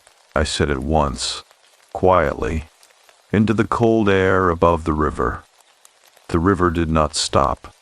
The hemlocks did not move. No light changed and no sound changed, and nothing happened in any demonstrable external sense. And I had not expected it to, and the not expecting was genuine rather than managed, because Ruth Hapgood had not told me to expect anything. She had told me to say the name the way I said it when I was young, when I called not because I needed something but simply because I wanted her to know I was there. That was all the instruction had been, and I had done it, and it was done. What happened was internal and entirely sufficient. The thing that had been held in tension inside me for 2 years, the distance that I had allowed to widen and had told myself would be closed next month, at the next visit, when the schedule allowed, when the work eased, when I had more to bring to the conversation than tiredness and distraction. Released, not with drama, not with the sudden catharsis of a thing that has been held at pressure and finally breaks. It released the way the late season releases, by degrees, each one imperceptible individually, the accumulation of them producing a change of state so gradual and so complete that you only recognize it as occurred when you look up and the light is different and the temperature is different. The season you were in is no longer the season you were in. I sat on the riverbank in my mother's coat for a long time. The light went.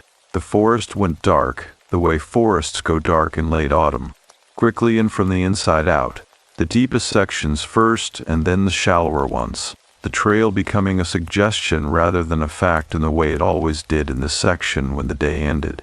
And I sat there through the transition without feeling the urgency to leave that I would ordinarily have felt, because the urgency belonged to a version of me that was managing something that no longer required management.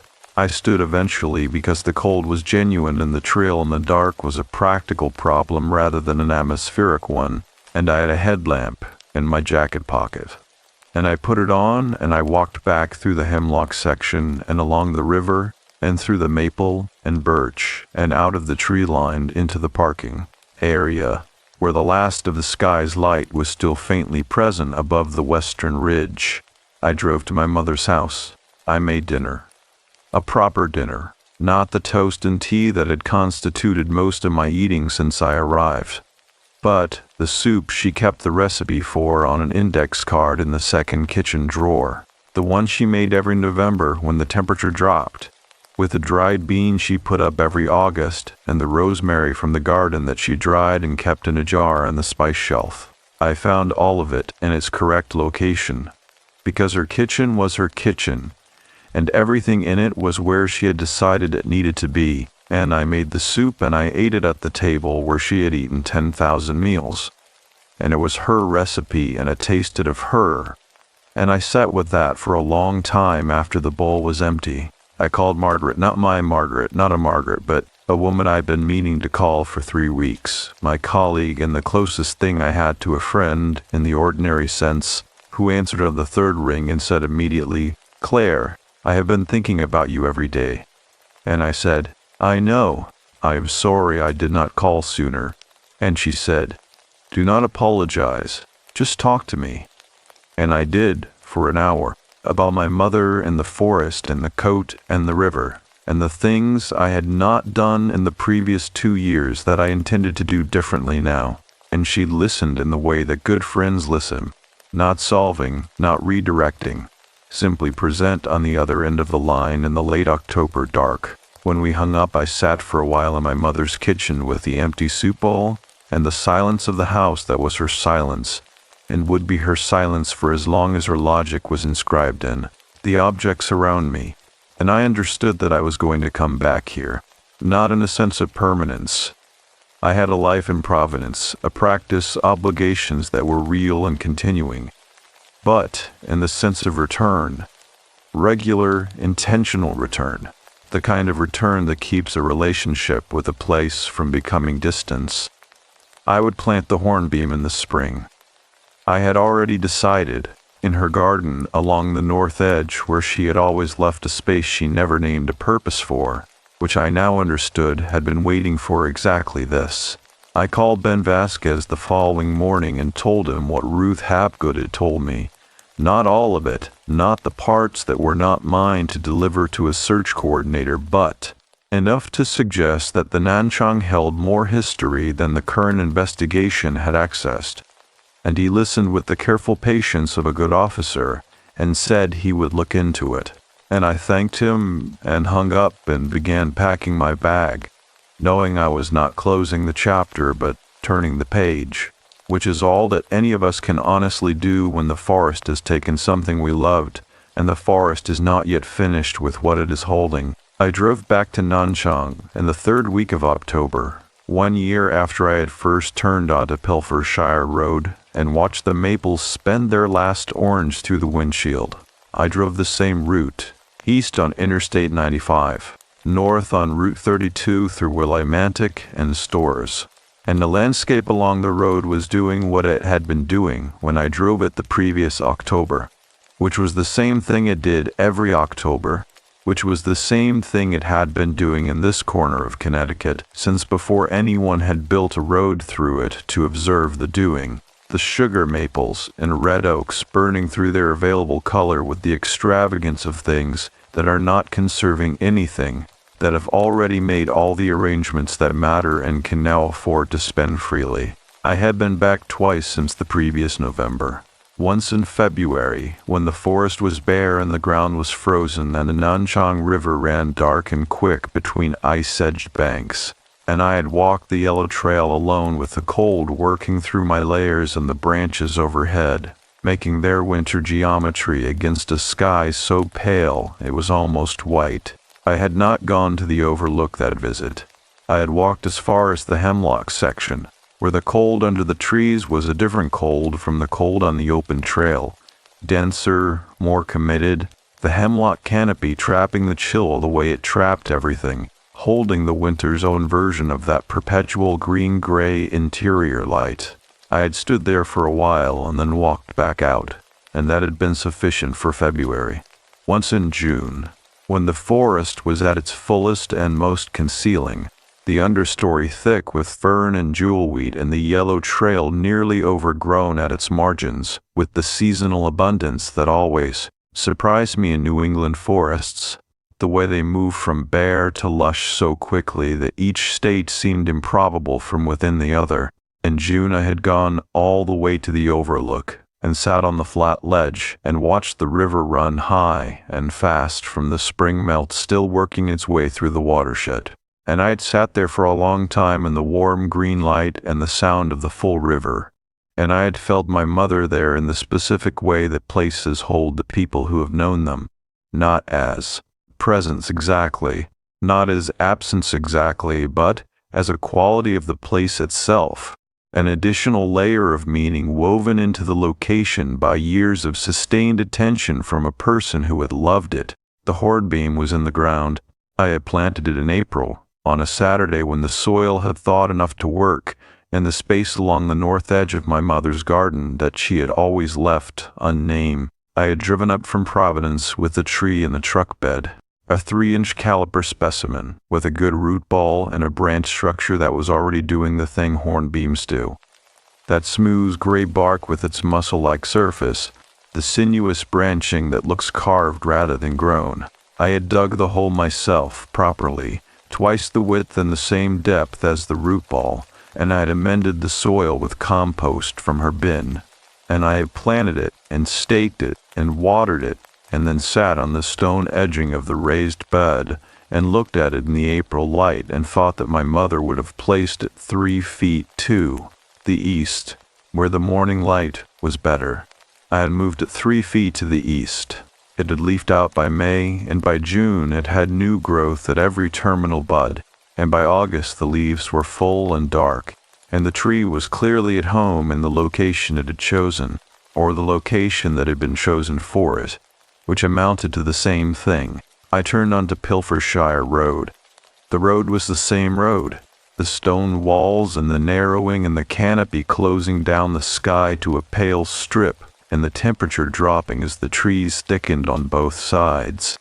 All of it the same, all of it doing what it had always done, which was the thing that mattered about it, the continuity of its doing.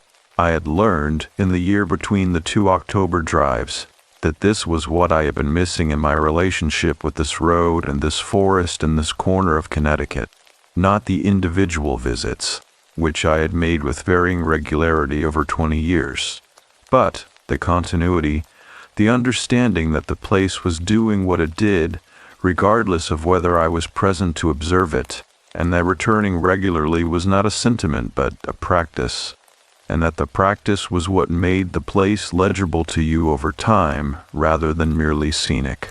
The parking area was empty.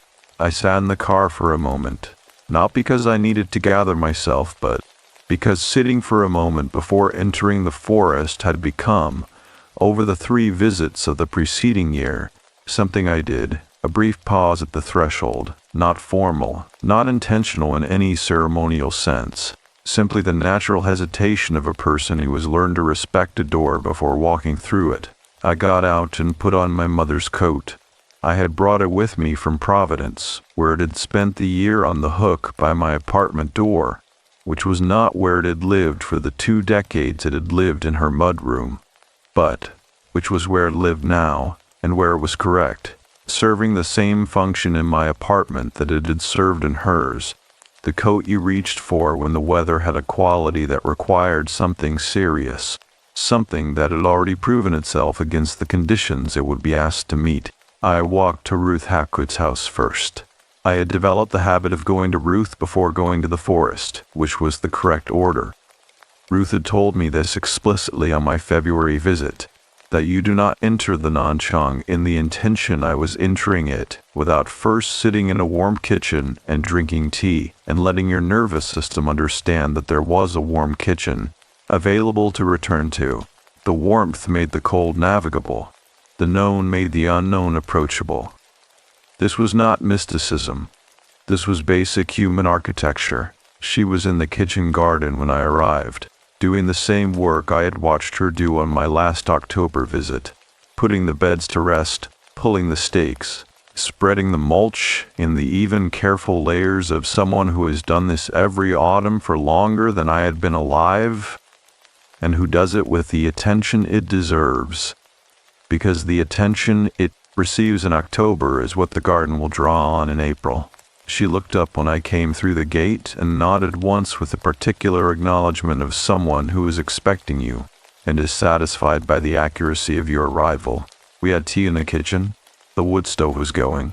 The dried bundles above the work table were a new season's harvest, different plants than the previous years, the whole room smelling of the October forest, distilled and concentrated in that specific way it always smelled in our house, as if the wall between the forest and the kitchen were permeable in one direction. I told her about the year, the February visit and the June visit and the hornbeam and the phone calls I had been making to Patricia in Vermont, which had become a regular thing, not every Wednesday at 7 the way my mother's calls had been, but often enough that the calls had developed their own rhythm, their own set of references and small traditions, the shape of a relationship between two people who were both carrying the same loss and had decided, consciously and explicitly over the previous year, that carrying it together was better than carrying it separately. Ruth listened.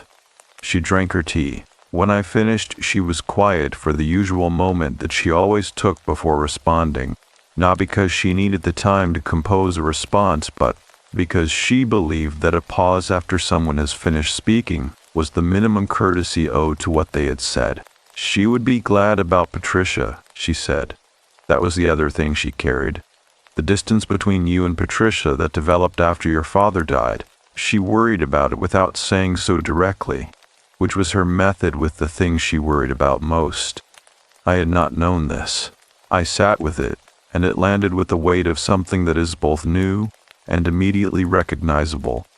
The kind of information that surprises you and feels inevitable simultaneously. She put things in the forest for a long time before she put herself in it, Ruth said. She was looking at the wood stove.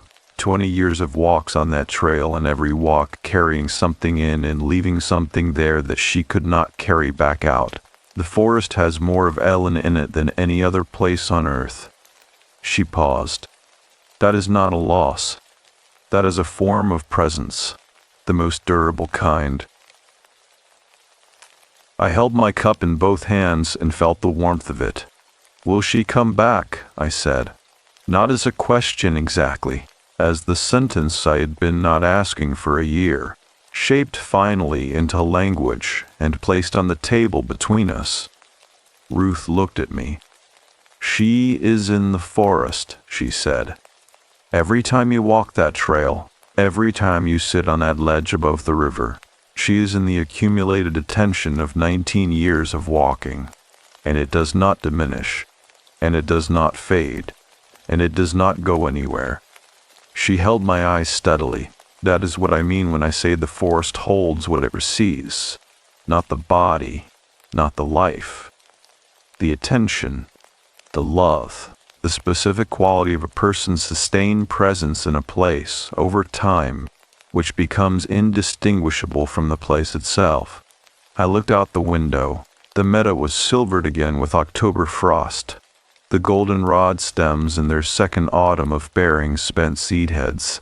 The advancing saplings from the tree line another foot or two closer than they had been the previous year. The patient reclamation continuing on its own schedule.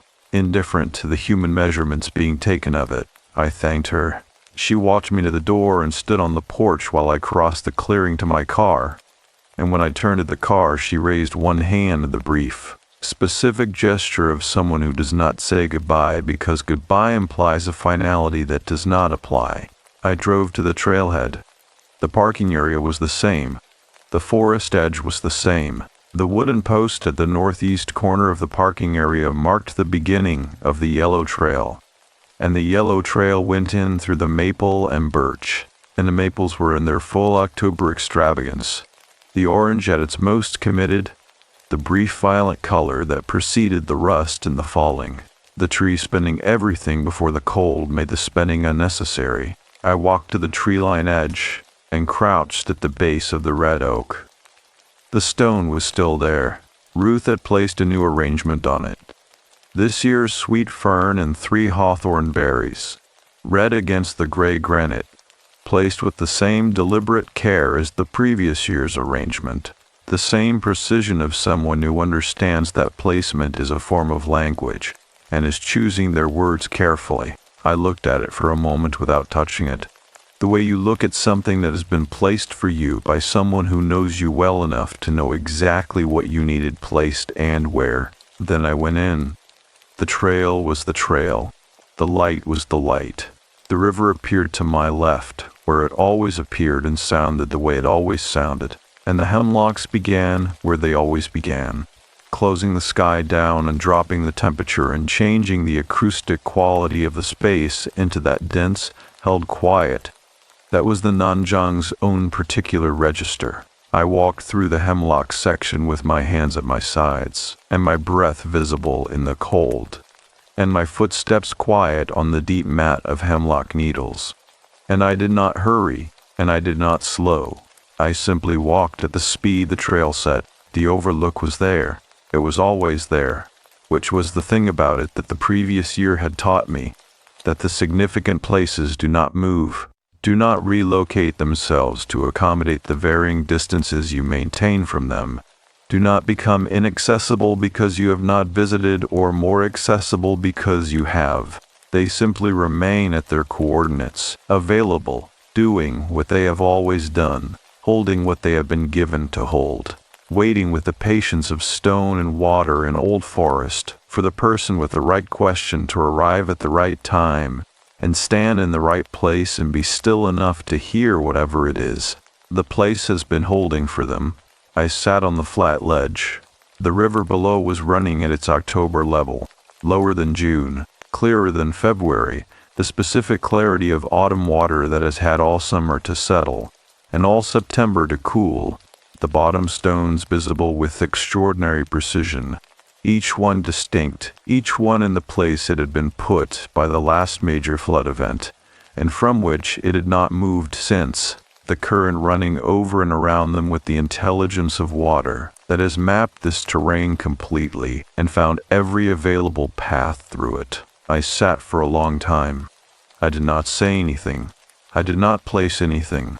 I had placed the pouch the previous October, and the pouch had done what it needed to do, and what was needed now was simply this: the presence, the return, the practice of coming back to a significant place and sitting in it long enough to let it confirm that it is still what it was, that what it holds is not diminished, that the person you have been carrying through the preceding year, and the particular way you carry the people who have shaped you, is still present here in the form that Ruth had named.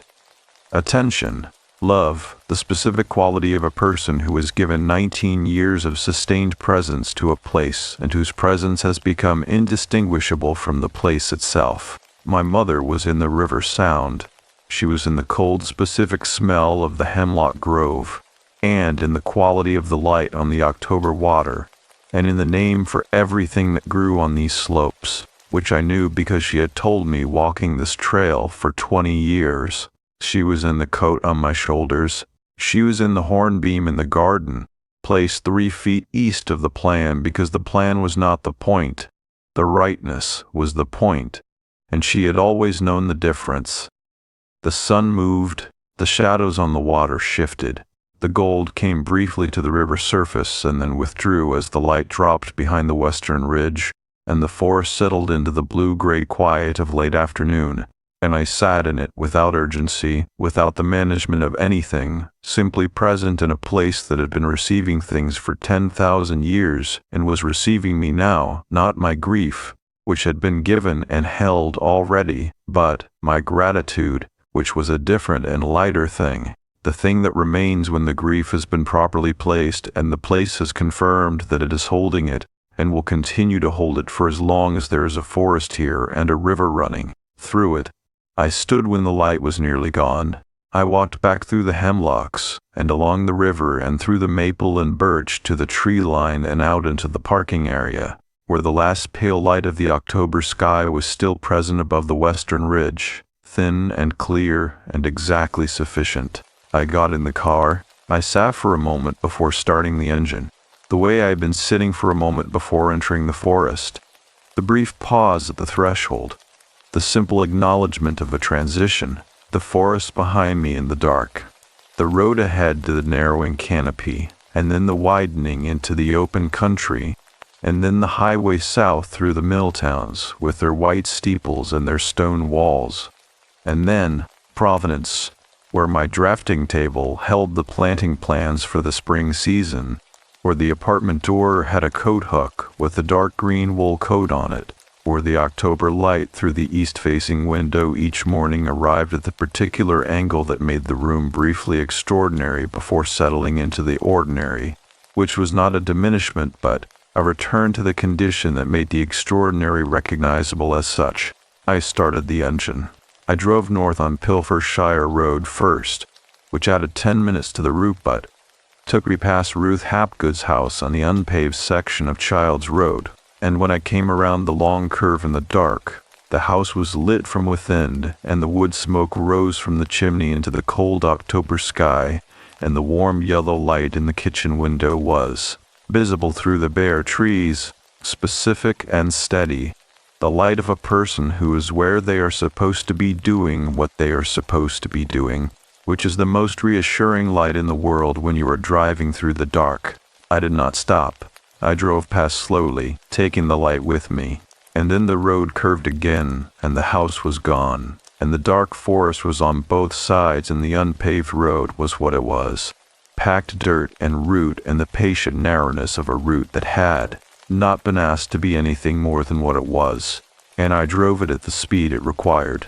Both hands on the wheel, the windows down a few inches for the smell of the October woods cold, which was the smell of wet leaves over dry leaves over old forest soil, and beneath that the mineral smell of the earth itself, and beneath that something else, something that had no clean category, something that was either the forest breeding or the forest simply being what it had always been, a place that received and held and did not forget, and was here when you came back, and would be here when you came back again.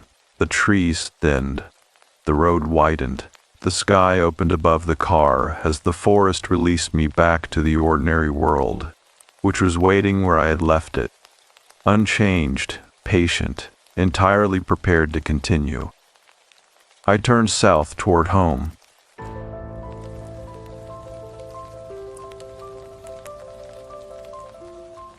The sea gives back. I arrived in Rockport, Maine, in late October, just as the last of the summer tourists were packing up their cars and heading south. The air was thick with the smell of salt and damp earth, and the sound of waves crashing against the rocks was a constant, rhythmic reminder of why I had come here. I had rented a small cottage on the edge of town, a place that had been in the same family for generations. It was old, with creaky floorboards and windows that rattled in the wind, but it felt like a sanctuary, a place to hide. I had come to Maine to escape, not from anything specific, not from a person or a job or a place, but from the weight of my own life. My husband Daniel had drowned 3 years earlier, and I had never recovered. Not his body, not my peace of mind, not the sense that the world was a place where good things could still happen. The police had searched for weeks, but the sea had taken him and refused to give him back. I had spent those 3 years in a kind of limbo, waiting for something to change, for some sign that he was still out there, that he hadn't just vanished into the cold, dark water. The cottage was exactly as the realtor had described it, small, cozy, and isolated. It sat on a bluff overlooking the ocean, the kind of place where you could sit on the porch and watch the waves for hours without seeing another soul. The first night, I made myself a cup of tea and wrapped myself in a heavy wool blanket, the kind my mother used to knit when I was a child. It smelled faintly of lavender, a scent that had always comforted me. I sat on the porch, listening to the sound of the waves and the distant cry of a gull, and for the first time in a long time, I felt something like peace. But It didn't last. The next morning, I woke to the sound of something scraping against the side of the cottage. It was a slow, rhythmic sound, like someone dragging a stick along the wooden siding. I pulled on my robe and went to the window, expecting to see a branch or maybe a raccoon, but there was nothing there. Just the empty yard, the ocean beyond it, and the fog rolling in like a ghost. I told myself it was just the wind. The morning light filtered through the lace curtains in the kitchen, casting delicate patterns on the worn wooden table where I sat with my coffee. The mug was chipped at the rim, a small imperfection that somehow made it feel more real, more mine. I traced the crack with my thumb, watching the steam rise and dissipate into the cold air. The cottage had no central heating, just an old wood stove in the living room and the space heater that hummed like a tired insect. I had woken before dawn, my sleep fractured by dreams I could not remember.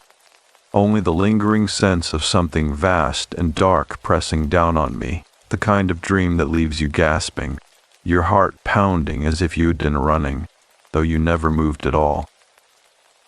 I had not expected the silence here to be so complete. In the city, there was always noise, traffics, sirens, the distant murmur of voices through thin walls. But here, the only sounds were the wind in the pines and the occasional creak of the house settling, as if it were breathing. I had chosen this place for its isolation, for the way it promised to swallow me whole, to let me disappear into the rhythm of the tides and the churning of the seasons. Yet now, in the gray light of morning, I wondered if I had made a mistake.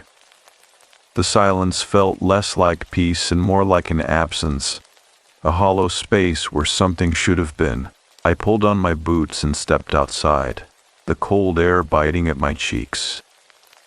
The yard sloped down to a narrow strip of beach, the sand dark and damp from the overnight tide. I walked to the water's edge, my breath misting in front of me, and stared out at the ocean. It was the same ocean that had taken Daniel, the same endless expanse of water that had swallowed him whole and never given him back. I had come here to be close to him, or at least the place where he had last been alive. But, standing there, with the waves lapping at my boots, I realized how foolish that was. The sea did not remember. It did not care. It took what it wanted and kept it. And no amount of grief or longing could change that. I turned back toward the cottage and saw something half buried in the sand near the steps.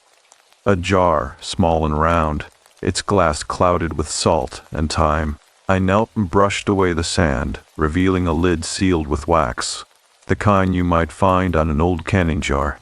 The wax was cracked, and beneath it, the metal had rusted. But the jar itself was intact. I pried the lid open with my fingers, the wax flaking away like dead skin.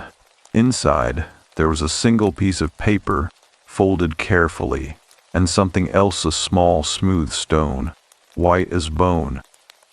I unfolded the paper. The handwriting was faded but legible, the ink brown with age. For those who listen, the sea gives back what it takes, but not always in the form it was given. There was no signature, no date, just those two lines, written in a hand that was steady and deliberate. I turned the stone over in my palm. It was cold, heavier than it looked, and when I held it to my ear, I thought I heard something, a faint, rhythmic sound, like the echo of waves against a distant shore. I slipped the stone into my pocket and stood up, my fingers still tingling from the cold. The jar felt like a message, though I did not know who had left it or what it was supposed to mean. I thought of Daniel, of the way he had loved the ocean, the way he had always said it was the one place he felt truly alive. I had come here to feel close to him, but now, holding that stone, I wondered if the sea had given something back after all. Not his body, not his voice, but something else. Something that had been waiting for me to find it. The cottage's attic was a place I had avoided since arriving. its narrow staircase hidden behind a door in the hallway that always seemed to resist my touch. But that afternoon, with the stone burning a hole in my pocket and the words from the jar echoing in my mind, I found myself standing in front of it, my fingers curled around the brass knob. The air smelled different up there, damp and thick with the scent of old wood and something else, something faintly metallic, like the inside of a seashell left too long in the sun. I climbed the stairs slowly, each step groaning under my weight, as if the house itself were reluctant to let me proceed. The attic was smaller than I had imagined, the sloped ceiling pressing down so low I had to duck my head. A single window, its glass clouded with salt and time, let in a dim, watery light that barely illuminated the space. There were boxes stacked against the walls, their cardboard sides sagging with age, and a trunk in the corner, its leather surface cracked and peeling. I knelt beside it, brushing away the dust with my sleeve. The latch was rusted shut, but after a few sharp tugs, it gave way with a sound like a sigh. Inside, the trunk was filled with things that did not belong to me. Yellowed photographs of strangers, a child's mittens stitched with care, a pocket watch that no longer ticked, and beneath it all, a bundle of letters tied together with a frayed ribbon. The paper was brittle, the ink faded to a ghostly brown, but the handwriting was unmistakably the same as the note in the jar. I untied the ribbon and unfolded the first letter. "My dearest," it began. "I write this in the hope that someone, someday, will understand what the sea has done to us. It does not take without reason. It does not keep without purpose, but it gives back in ways we cannot always see." The letters were dated over the course of decades, each one a fragment of a story I did not know. A woman named Eleanor had written them, addressing someone she called my love and my lost one. She wrote of the sea's moods, its temper, the way it could be gentle one moment and cruel the next. She wrote of waiting, of watching the horizon for a ship that never returned, of finding small things washed up on the shore, a button from a coat, a child's toy, a locket with a photograph inside. "The sea gives back," she wrote in one letter, "but never whole, never as it was." I read until my eyes burned, until the light through the window turned the color of old bruises. The last letter was different. It was shorter, the handwriting shaky, as if written in haste or in pain. "I have buried what remains of him in the garden, beneath the old oak where we used to sit. Not his body, it never gave me that, but the things that were his pipe, his pocket knife, the ring he wore on his left hand. I do not know if it will bring him peace, but it is all I can do. If you find this, know that the sea is not cruel. It is only hungry, and it is never satisfied." I folded the letter carefully and placed it back in a trunk. My hands were shaking, not from the cold, but from the weight of what I had just read. Eleanor had lost someone, just as I had. She had waited, just as I had, and she had buried what was left of him, not in the earth, but in the garden, as if to keep him close to the house, close to her. I thought of Daniel, of the way I had clung to his things after he died, his sweater, his books, the watch he had worn every day. I had kept them in a drawer in our apartment, as if by holding on to them I could keep him from slipping further away. But I had never buried them. I had never let them go. I stood up abruptly, my head brushing against the low ceiling.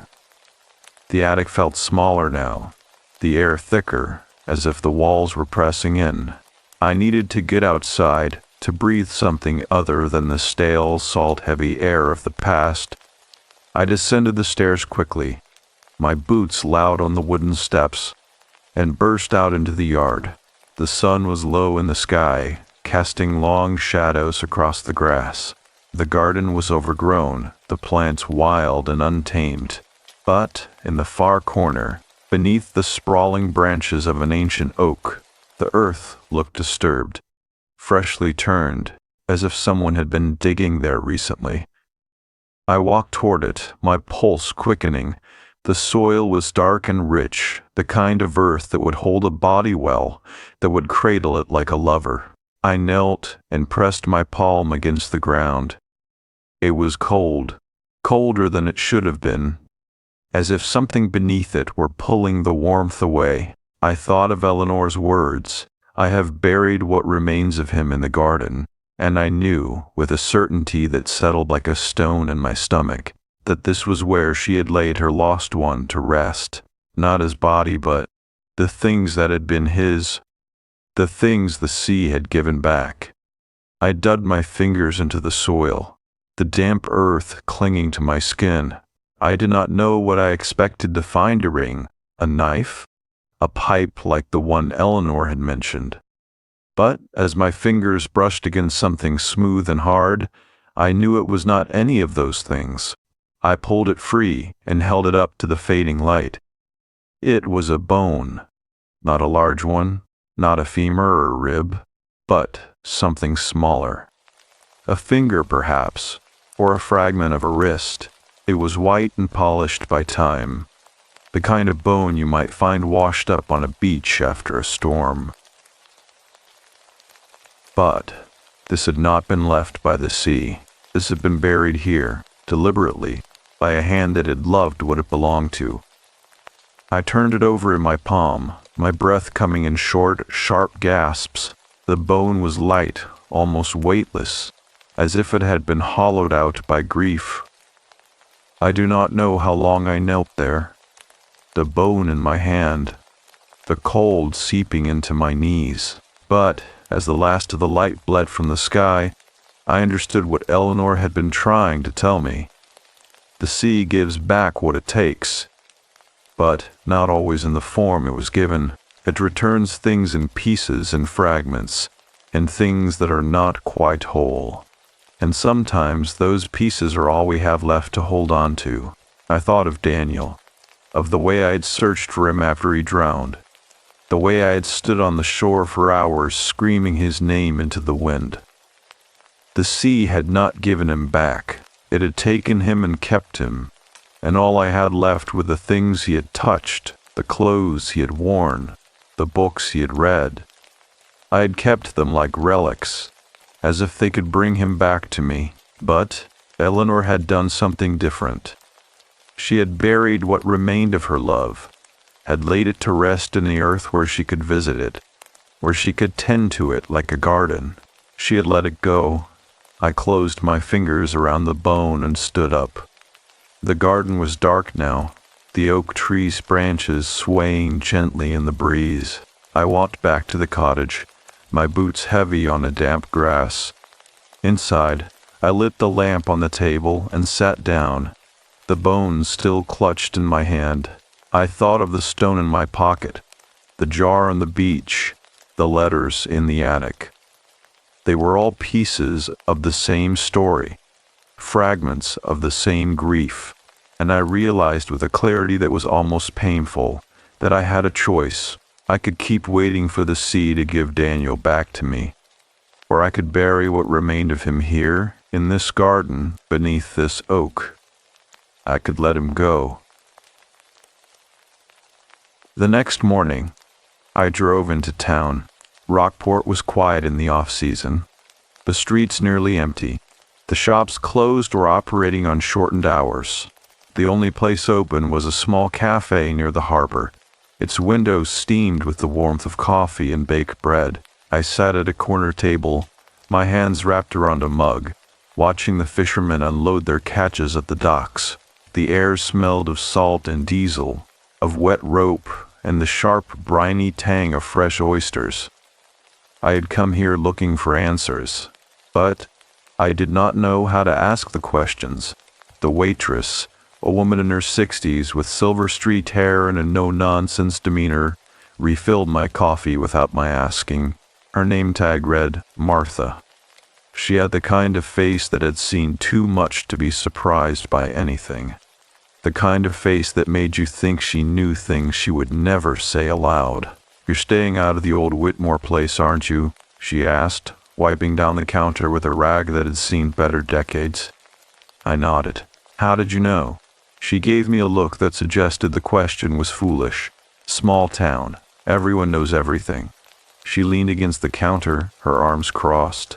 "That house has a history. Most folks around here won't go near it." I took a slow sip of my coffee, the liquid burning my throat. "What kind of history?" Martha hesitated, as if deciding how much to tell me. "Eleanor Whitmore lived there for 60 years. Never married, never had children. But she wasn't alone." She lowered her voice, though there was no one else in the cafe to hear. She used to talk to the sea, not like most people talk to it like it was a person, like it was listening. I thought of the letters in the attic, of the way Eleanor had written about the sea, as if it were alive, as if it had a will of its own. Did she ever say what it told her? Martha's eyes flickered toward the window, where the ocean stretched out beyond the docks, endless and indifferent. She said it gave things back, not always what you wanted, not always what you expected, but it gave things back. She paused, her gaze sharp and assessing. "You found something in that house, didn't you?" I did not answer. I did not have to. She sighed, as though she had known all along. Eleanor buried things in that garden, things the sea returned to her. She believed, if she put them in the earth, it would keep them from being taken again. She reached beneath the counter and pulled out a small worn book. Its cover was leather, cracked with age, and the pages inside were filled with handwritten notes. She left this with me before she died, said I should give it to the next person who stayed in that house and needed to understand. I took the book from her, my fingers brushing against the uneven edges of the pages. The handwriting inside was Eleanor's, the same careful script as the letters in the attic. But this was not a collection of letters. It was a record, dates, times, descriptions of things she had found: buttons, bones, fragments of cloth, a child's shoe.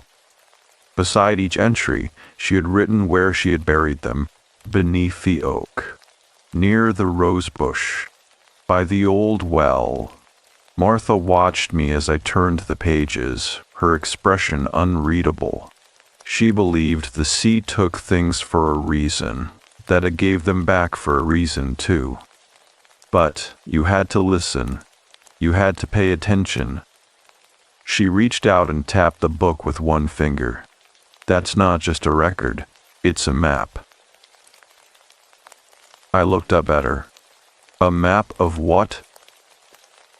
Her eyes met mine, steady and unblinking.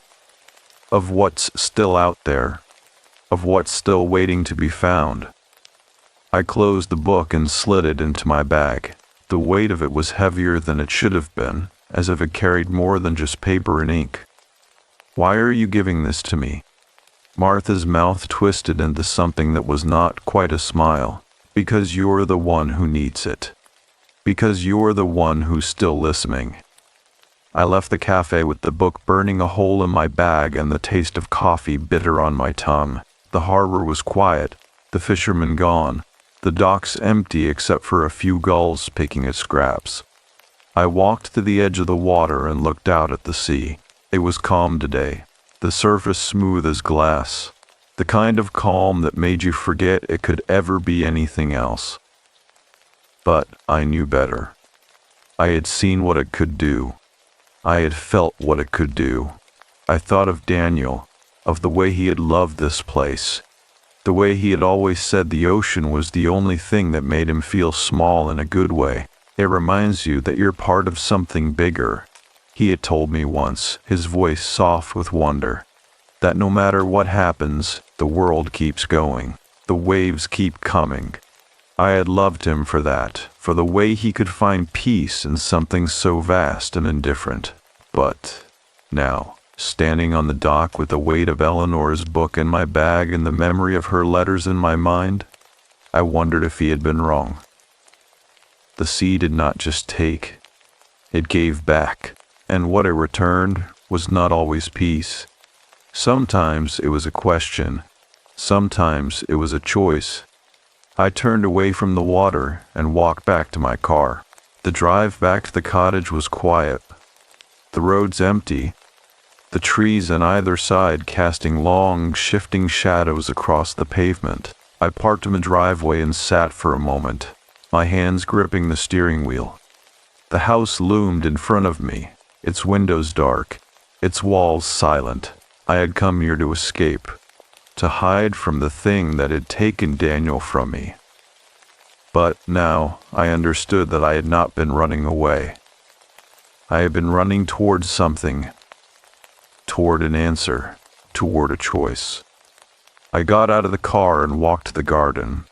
The oak tree stood sentinel over the disturbed earth, its branches swaying gently in the breeze. I knelt beside the spot where I had found the bone and pressed my palm against the soil.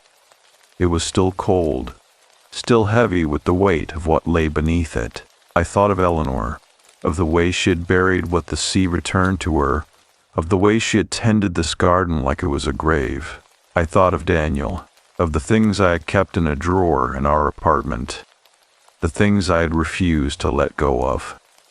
And I knew what I had to do. I went inside and gathered what was left of him, his sweater, the one he had worn on our last trip to the beach, the fibers still smelling faintly of salt in his cologne, his watch, its face cracked from when it had hit the rocks, its hands frozen at the time he had died, the ring he had worn on his left hand, the one I had taken off before they closed the casket, because I could not bear to let it go.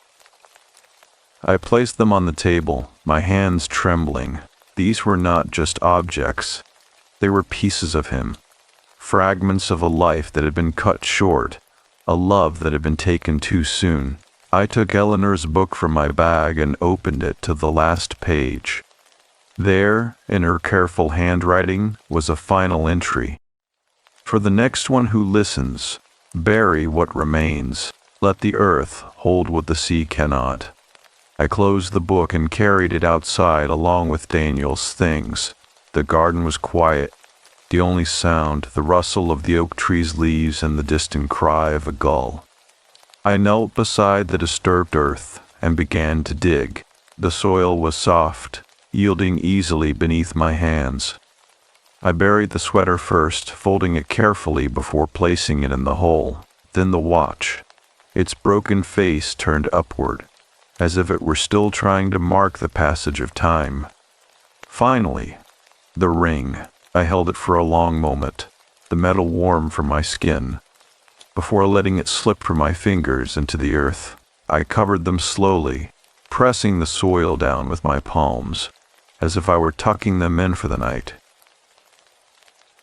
When I was done, I sat back on my heels and looked at the freshly turned earth. It was not a grave. It was not an ending. It was a choice, a way to let go of what I could not keep, to trust that the sea had taken Daniel for a reason, that it would give him back in ways I could not yet see. I stood up and brushed the dirt from my hands. The sun was setting, painting the sky in shades of gold and crimson, the kind of colors that made the world feel vast and beautiful and cruel all at once.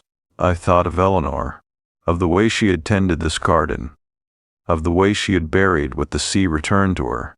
I thought of Daniel, of the way he had loved the ocean, of the way he had always believed it was part of something bigger. And I understood, finally, that he had been right. The world did keep going, the waves did keep coming, and sometimes the only way to hold on to what you loved was to let it go. The morning after I buried Daniel's things, I woke to the sound of knocking. It was not the sharp, insistent rap of someone at the door, but something slower, more deliberate, a sound that seemed to come from the walls themselves, as if the house were tapping out a message in Morse code. I lay still for a long moment listening, my breath shallow. The knocking continued, rhythmic and patient, like the pulse of a heart that was not my own. I threw off the blankets and padded barefoot to the living room, my fingers trailing along the wall as if to steady myself. The air was colder than it should have been. The kind of cold that seeps into your bones and makes your teeth ache. The wood stove had gone out sometime in the night, and the space heater hummed weakly in the corner, its glow casting long, wavering shadows across the floor. The knocking was louder here, closer. It seemed to be coming from the kitchen. I stepped through the doorway and stopped. The back door stood slightly ajar, though I knew I had locked it the night before. A gust of wind rattled the panes, and the knocking came again, this time unmistakably from outside. I crossed the room and pushed the door open wider, the hinges creaking in protest. The yard was empty, the garden still, the ocean beyond it, a dark, restless presence. But on the doorstep, there was a basket. It was woven from what looked like seagrass, the fibers stiff and brittle with salt. Inside, wrapped in a square of faded calico, was a loaf of bread, still warm, its crust golden and crackling. Beside it, a small jar of honey, its contents thick and amber, catching the light like a promise. I knelt and lifted the basket, my fingers brushing against the fabric. It smelled of yeast and hearth smoke, of something made by hands that knew what they were doing. There was no note, no explanation, just the bread and the honey, as if whoever had left them knew I would understand. I carried the basket inside and set it on the table. The knocking had stopped, but the house still felt alive, as if it were holding its breath. I cut a slice of the bread and spread it with honey, the sweetness sharp and bright on my tongue. It tasted like memory, like something I had eaten a long time ago and forgotten until now. I thought of Eleanor, of the way she had written about the sea giving things back, of the way she had buried what it returned to her. I thought of the bone in the garden, of the letters in the attic, of the stone in my pocket that hummed like a shell held to your ear. The bread settled heavily in my stomach, not like food, but like an answer. I spent the rest of the morning in the garden. The earth was damp from the overnight mist, the air thick with the scent of wet soil and the faint, briny tang of the ocean. I knelt beside the oak tree, my fingers tracing the outline of the freshly turned earth where I had buried Daniel's things. The soil was already settling, the disturbance barely visible except to someone who knew to look for it. I pressed my palm against the ground, half expecting to feel something warmth, a pulse, the faint vibration of a heartbeat. But there was nothing, only the cold, the quiet, the weight of what lay beneath. I had not expected it to be easy. Grief is not a thing that can be buried like a bone or a ring. It does not stay in the earth. It rises with the tide. It seeps into your dreams. It lingers in the spaces between your ribs like a second skeleton. I had thought that by letting go of Daniel's things, I could let go of him. But, standing there in the garden, with the sea whispering against the rocks and the wind tangled in the branches above me, I understood that it was not that simple. You do not bury grief. You learn to carry it differently. I walked the edge of the garden, where the land sloped down to the beach. The tide was out, the sand dark and glistening, littered with shells and fragments of driftwood. I crouched and picked up a piece of sea glass, its edges worn smooth by years of tumbling in the waves. It was green, the color of old bottles, of things that had been lost and then returned in a form that was almost, but not quite, what they had been. I turned it over in my palm, feeling the weight of it, the way it caught the light. "The sea gives back," Eleanor had written. But not always in the form it was given. I thought of the bone in the garden, of the way it had felt in my handlight, hollow, like something that had been waiting to be found. I thought of the bread on my table, warm and real and impossible. I thought of Daniel, of the way he had vanished into the water, of the way the ocean had taken him and never given him back. Not his body, not his voice. Only these fragments, these echoes, these things that were not quite him, but were not quite not him either. I slipped the sea glass into my pocket, beside the stone from the jar. The two of them together felt like a kind of balance, one from the earth, one from the sea, both of them things that had been lost and then returned. I did not know what they meant, but I knew I was supposed to keep them. That afternoon I drove back into town. The roads were empty, the sky a pale, washed-out blue, the kind of day that feels like a held breath. I parked outside the cafe and went inside. Martha was behind the counter, wiping down the espresso machine with a cloth. She looked up as I entered, her expression unreadable. "You came back," she said. It was not a question. I nodded. "I need to ask you something." She set the cloth aside and leaned against the counter, her arms crossed. "Ask." I pulled the sea glass from my pocket and placed it on the counter between us. Eleanor wrote that the sea gives things back, but not always in the form it was given. I met Martha's gaze. "What does that mean?" She studied the sea glass for a long moment, her fingers tracing the edge of the counter. "It means the sea doesn't return what it takes. It returns what it needs to." She looked up at me. "Eleanor used to say the ocean is like memory. It doesn't give you back what you lost. It gives you back what you can live with." I thought of the bone in the garden, of the way it had felt in my handlight, hollow, like a thing that had been waiting to be found. I thought of the bread on my table, warm and real and impossible. I thought of Daniel, of the way he had vanished into the water, of the way the ocean had taken him and never given him back, not his body, not his voice, only these fragments, only these echoes. "So what am I supposed to do with it?" I asked. "With the things it gives back?" Martha's eyes softened, just slightly. "You listen," she said. "You pay attention, and you decide what to keep." I picked up the sea glass and closed my fingers around it. It was smooth and cool against my skin. A small, solid thing in a world that felt increasingly insubstantial. And if I can't decide? She reached beneath the counter and pulled out a small, cloth-wrapped bundle. She set it on the counter and unfolded the fabric, revealing a collection of objects: a button, a child's toy soldier, a locket with a photograph inside, a fragment of bone. "Eleanor left these with me," she said. "She said they were for the next person who needed to understand." She tapped the bone with one finger. This was her husband's, or what was left of him. She looked at me. She buried the rest in the garden. But she kept this. Because some things you don't let go of. Some things you carry with you. I thought of the ring I had buried, of the way it had felt in my hand before I let it slip into the earth. I thought of the way Daniel's sweater had smelled, of the way his watch had still marked the time he had died. I thought of the bread on my table, warm and real and impossible. "And if it's not enough?" I asked. Martha's gaze was steady. "It's never enough," she said, "but it's what you've got." I left the cafe with the sea glass in my pocket and the weight of Martha's words pressing down on me like a stone.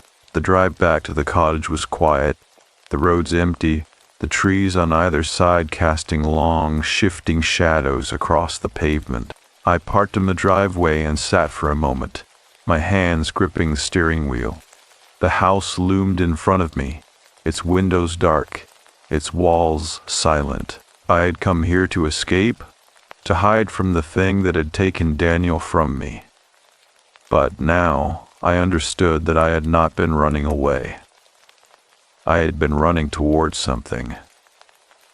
Toward an answer, toward a choice. I got out of the car and walked to the garden.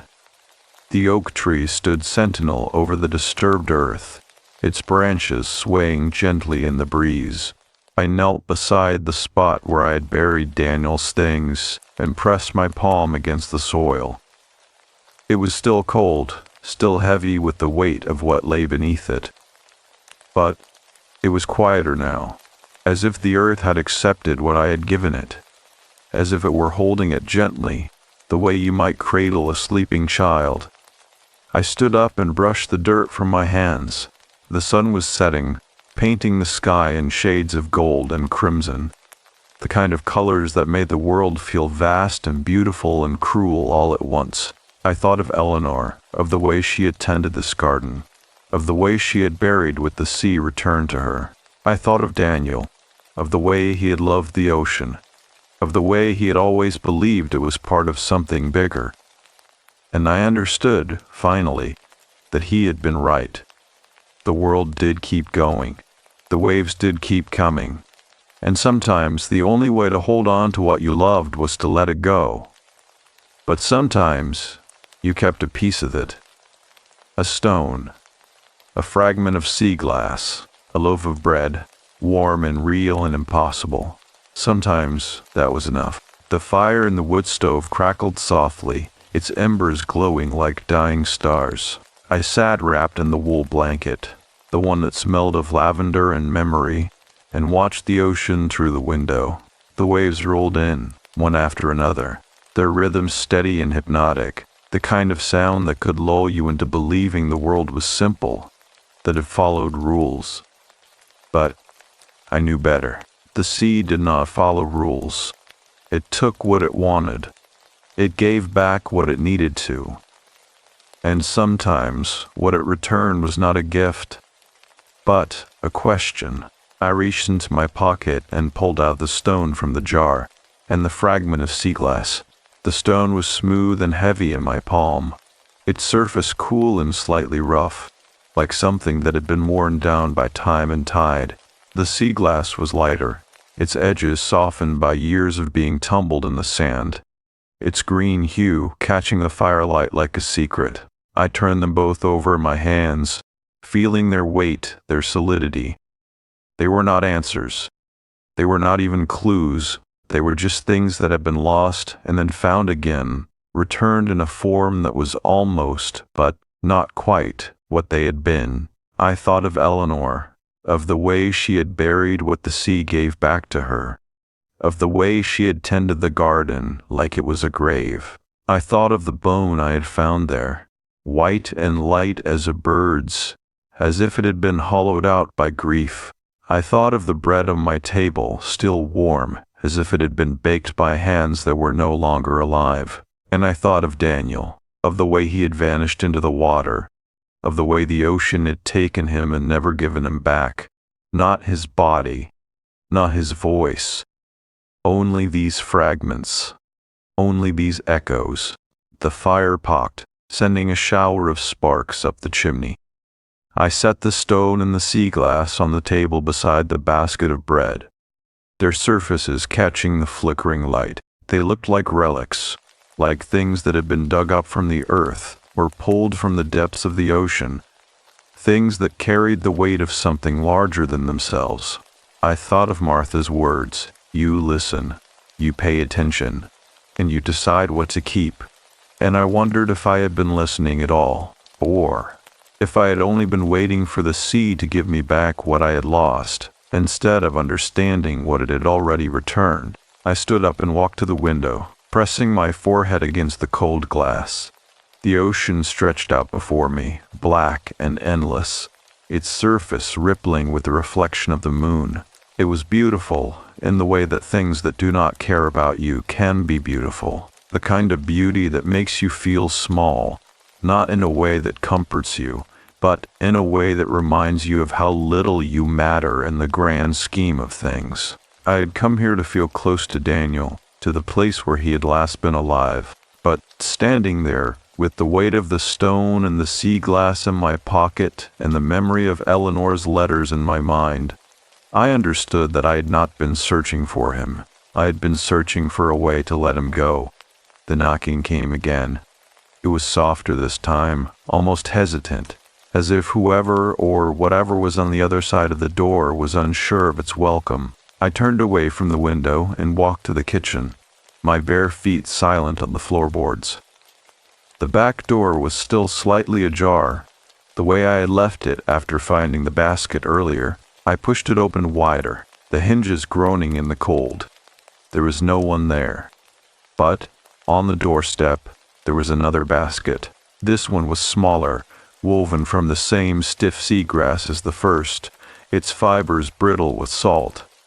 Inside, wrapped in a square of linen, was a small stoppered bottle. The glass was dark and clouded, as if it had been dipped in smoke, and the liquid inside was the color of old pennies, thick and still. Beside it, a note, written in the same careful hand as the letters in the attic. For the one who listens, drink, and you will hear what the sea has to say. I knelt and picked up the basket, my fingers brushing against the linen. The bottle was cold, its surface smooth and unyielding. I did not know what was inside. I did not know if I wanted to, but I carried it into the house and set it on the table beside the stone and the sea glass, the three of them forming a kind of triangle, as if they were pieces of the same puzzle. I sat down and stared at the bottle. The liquid inside caught the firelight, its surface shimmering like oil on water. I thought of the bread, of the way it had tasted like memory, like something I had eaten a long time ago and forgotten until now. I thought of the bone in the garden, of the way it had felt in my handlight, hollow, like a thing that had been waiting to be found. I thought of Daniel, of the way he had vanished into the water, of the way the ocean had taken him and never given him back. Not his body, not his voice, only these fragments, only these echoes. I uncorked the bottle. The scent that rose from it was not what I expected. It was not the sharp, briny tang of the ocean, nor the sweet, yeasty warmth of the bread. It was something older, something deeper smell, like damp earth and iron, like the inside of a shell held to your ear, like the moment before a storm breaks. I hesitated, the bottle poised at my lips. I did not know what would happen if I drank. I did not know if I wanted to find out, but I thought of Eleanor, of the way she had written about the sea giving things back, of the way she had buried what it returned to her. I thought of Martha's words. You listen, you pay attention, and you decide what to keep. And I understood that this was not a choice about the bottle. It was a choice about Daniel, about whether I was ready to hear what the sea had to say. I drank. The liquid was thick and cold, coating my throat like syrup. It tasted of salt and metal, of something that had been pulled from the depths of the ocean and left to steep in the dark. I swallowed, my eyes watering, my breath coming in short, sharp gasps. For a moment, nothing happened. Then the room began to tilt. It was not dizziness, not the spinning sensation of being drunk or disoriented. It was something else, something deeper, as if the world around me were shifting, as if the walls of the cottage were dissolving into something vast and black and endless. I closed my eyes, my fingers gripping the edge of the table. The fire still crackled in the wood stove. The wind still rattled the windows. The ocean still whispered against the rocks. But beneath it all, there was something else, a voice. It was not a voice like any I had heard before. It was not a sound, not exactly. It was more like a vibration, a pressure in the air, a humming in my bones. It was the sound of the ocean itself, the deep rhythmic pulse of the tide, the slow, relentless turning of the waves. And beneath that, words. You have been listening, the voice said. It was not Daniel's. It was not Eleanor's. It was not any voice I recognized. And yet, it was familiar, in the way that the ocean is familiar, in the way that grief is familiar, in the way that love is familiar even when it is gone. You have been waiting. I opened my eyes. The room was the same. The fire still burned, the winds still howled, the ocean still rolled against the shore. But I was not the same. I could feel it in the way my breath moved in my lungs, in the way my heart beat in my chest, in the way the stone and the sea glass and the bottle on the table seemed to glow with an inner light. I had not just heard the voice, I had understood it. And understanding it had changed me. You buried what was left of him, the voice said. You let the earth hold what the sea could not. But you kept the stone, you kept the glass, you kept the things that were not his, but were not his either. I reached out and touched the stone, its surface smooth and cool beneath my fingers. What are they? I asked, though I did not know if the voice could hear me, if it would answer. They are what remains, the voice said. They are what the sea gave back. They are what you chose to keep. I thought of Daniel, of the way he had loved the ocean, of the way he had always said it was the only thing that made him feel small in a good way. I thought of the way he had vanished into the water, of the way the sea had taken him and never given him back. Not his body, not his voice, only these fragments, only these echoes. And I understood, finally, that this was not a punishment. It was not a cruelty. It was just the way of things. The sea took what it wanted. It gave back what it needed to. And sometimes what it returned was not a gift, but a choice. You can keep them, the voice said. Or you can let them go, but you must decide. I looked at the stone, at the sea glass, at the bottle on the table. They were not Daniel. They were not even memories of him. They were just things that had been lost and then found again, returned in a form that was almost, but not quite, what they had been. I thought of the bone in the garden, of the way it had felt in my hand light, hollow, like a thing that had been waiting to be found. I thought of the bread on my table, warm and real and impossible. I thought of the letters in the attic, of the way Eleanor had written about the sea giving things back, of the way she had buried what had returned to her. And I knew what I had to do. I walked to the garden with the stone in one hand and the sea glass in the other. The night air was cold, the sky clear and endless, the stars sharp and bright above me.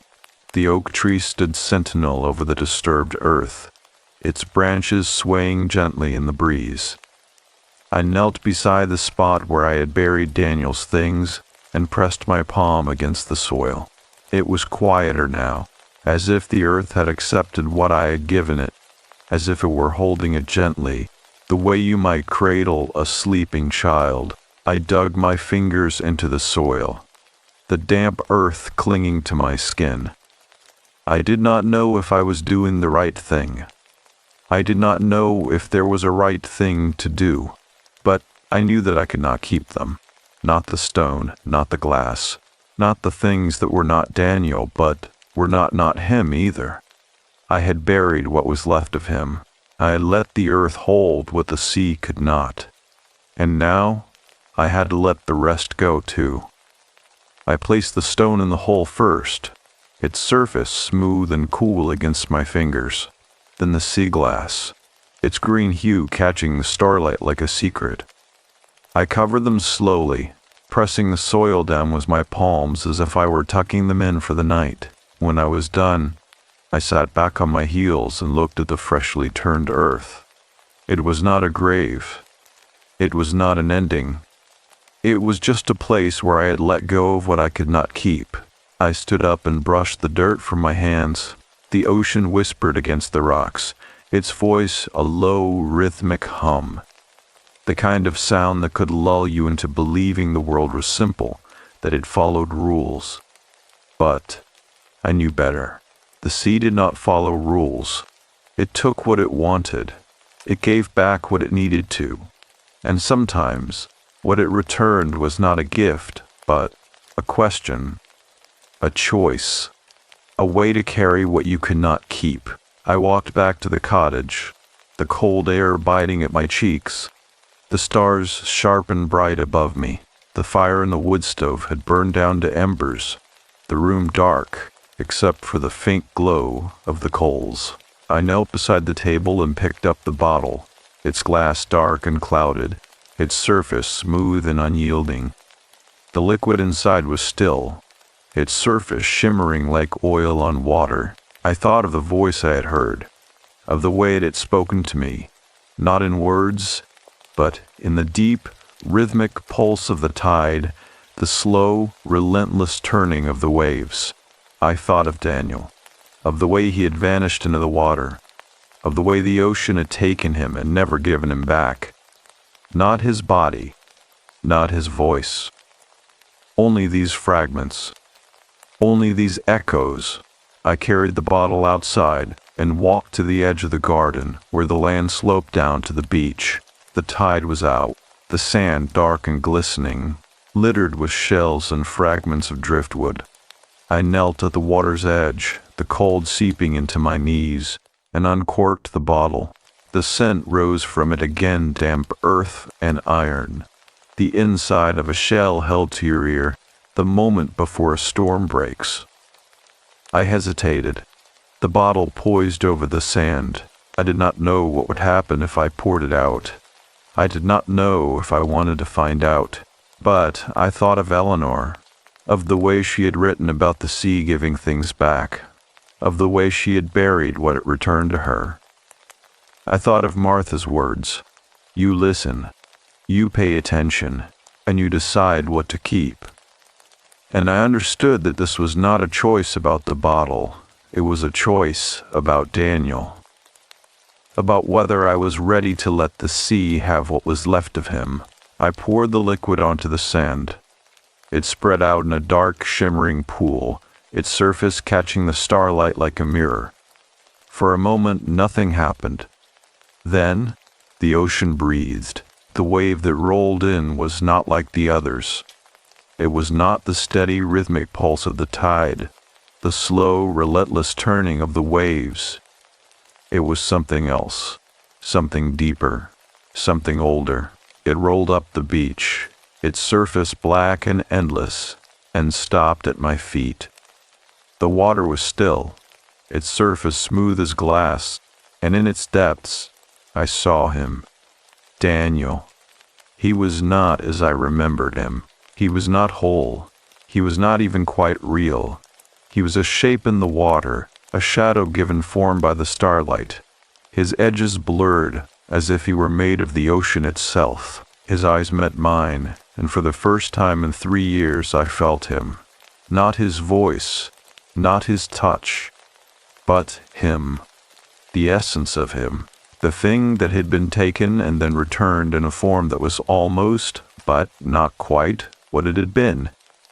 I reached out, my fingers brushing the surface of the water.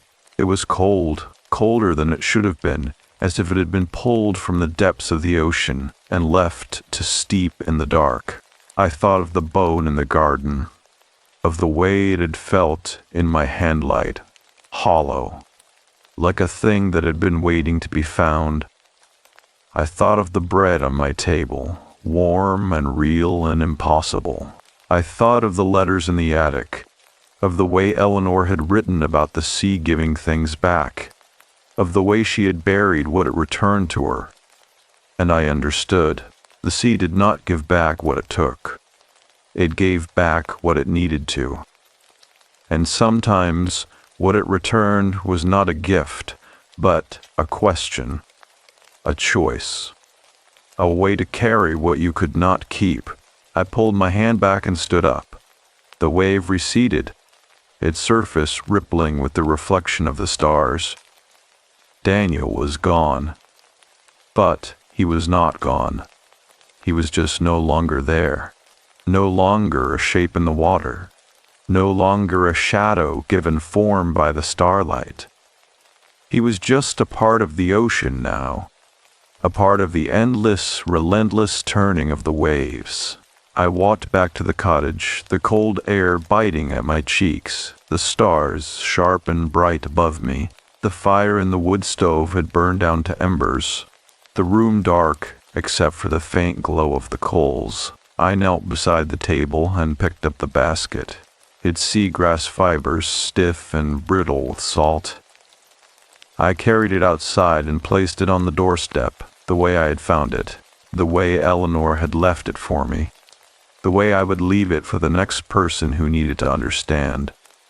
I went back inside and closed the door behind me. The cottage was quiet. The only sound, the soft crackling of the embers in the wood stove.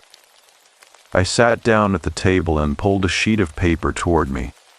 I did not know what I would write. I did not know if there were words for what had happened, for what I had seen, for what I had let go. But I knew I had to try. I picked up my pen, and I began.